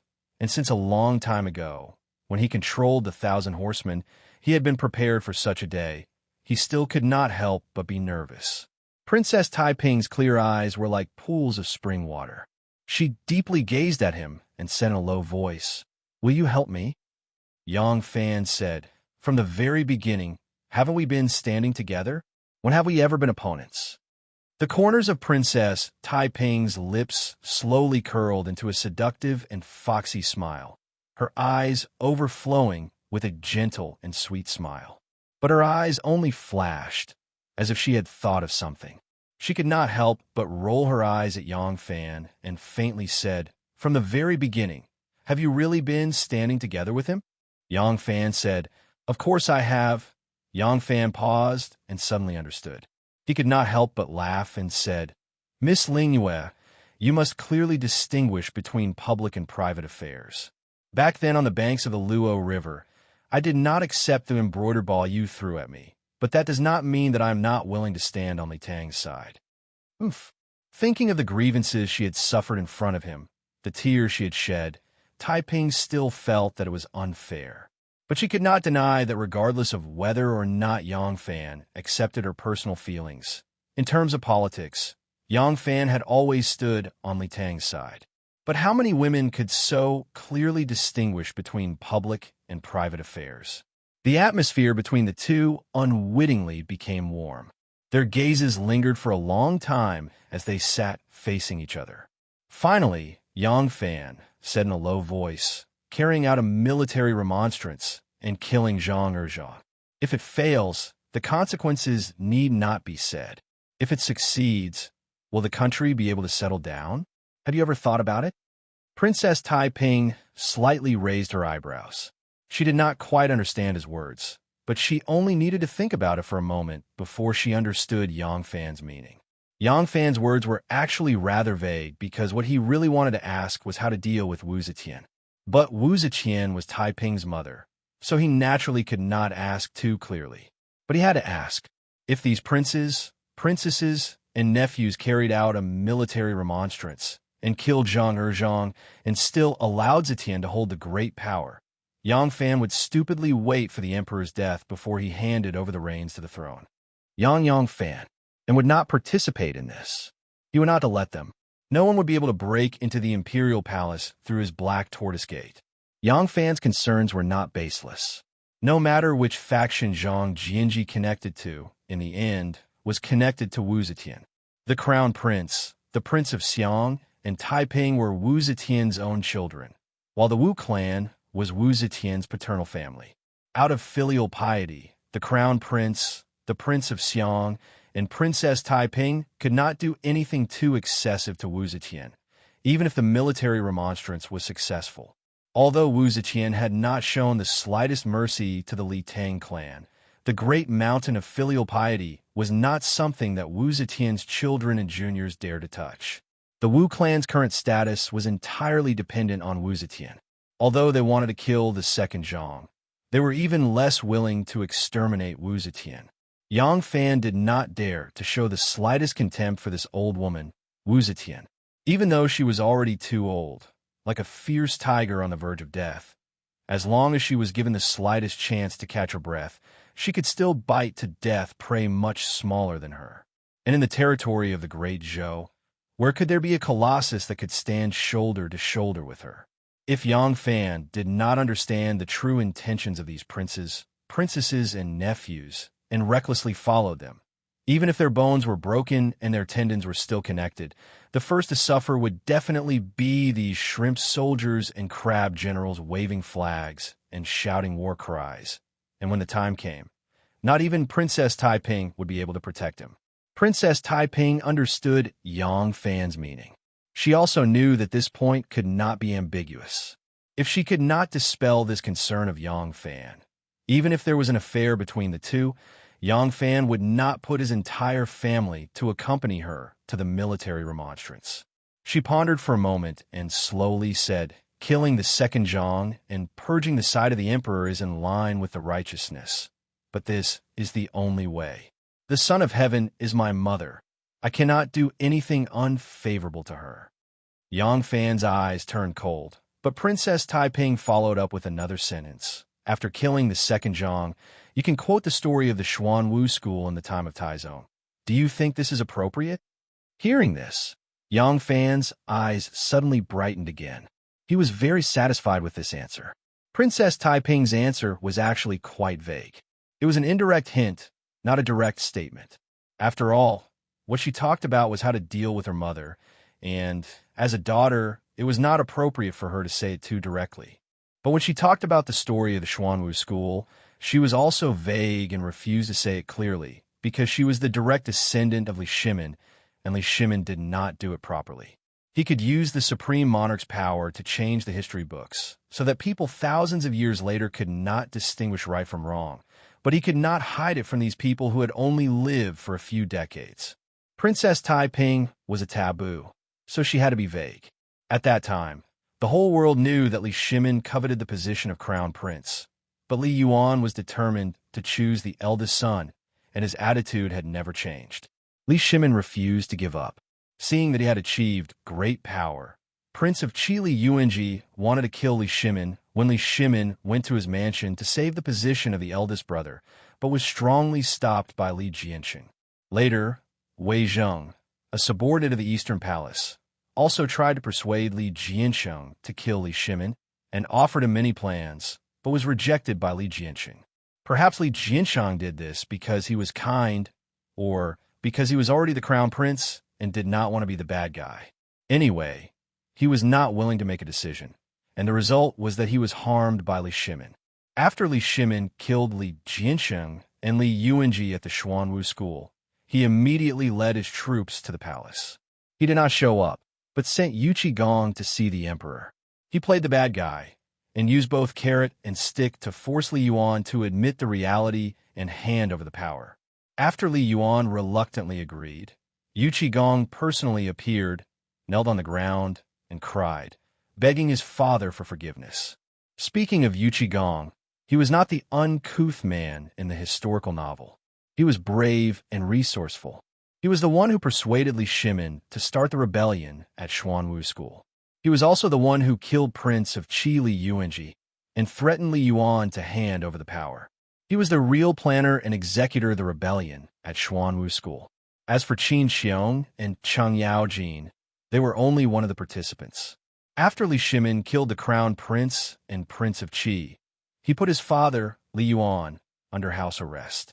However, Li Yuan was still the ruler of the country in name. After some time, he finally abdicated the throne. He did this to avoid the bad reputation of usurping the throne and to create an image of a father and son, which was justifiable.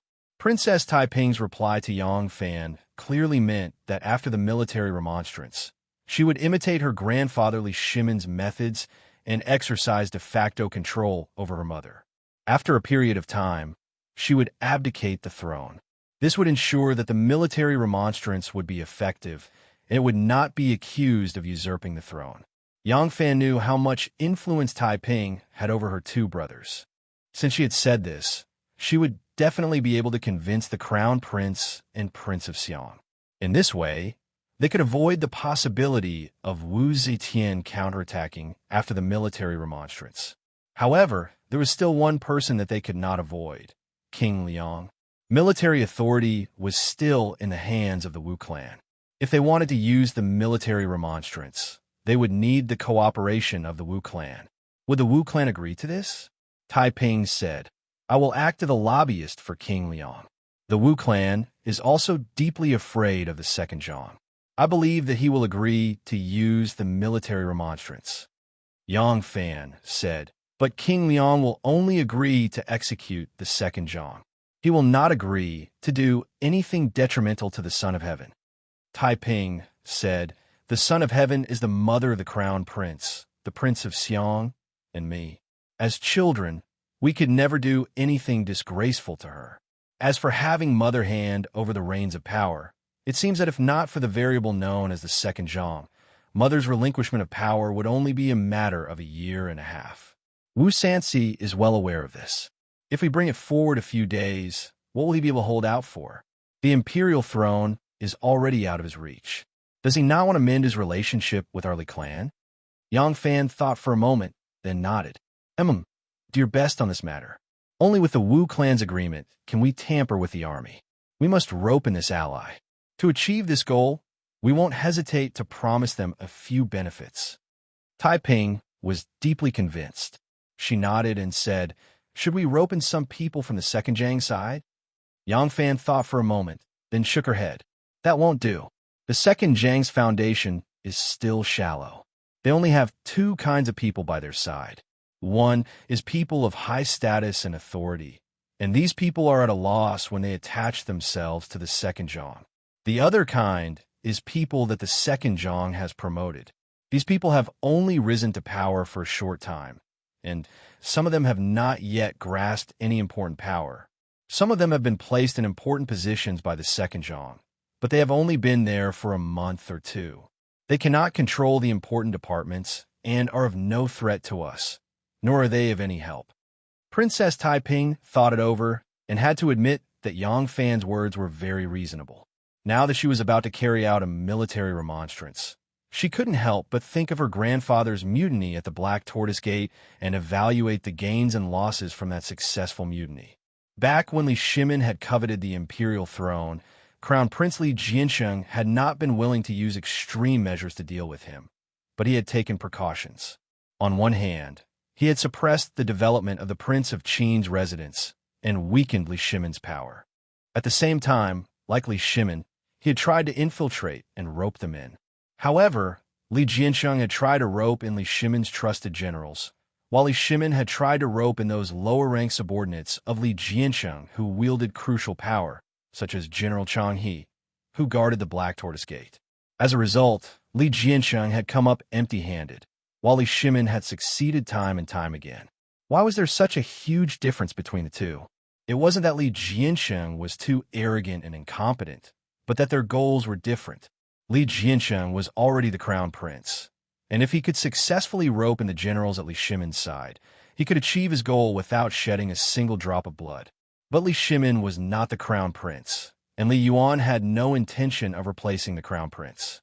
He had no chance of using proper methods to ascend to the throne unless he carried out a mutiny. What a mutiny required the most were the generals guarding the vital areas of the imperial palace. The two had different statuses and goals for roping in, so the methods they used were naturally different. Right now, the second Zhang's faction was mainly in the palace.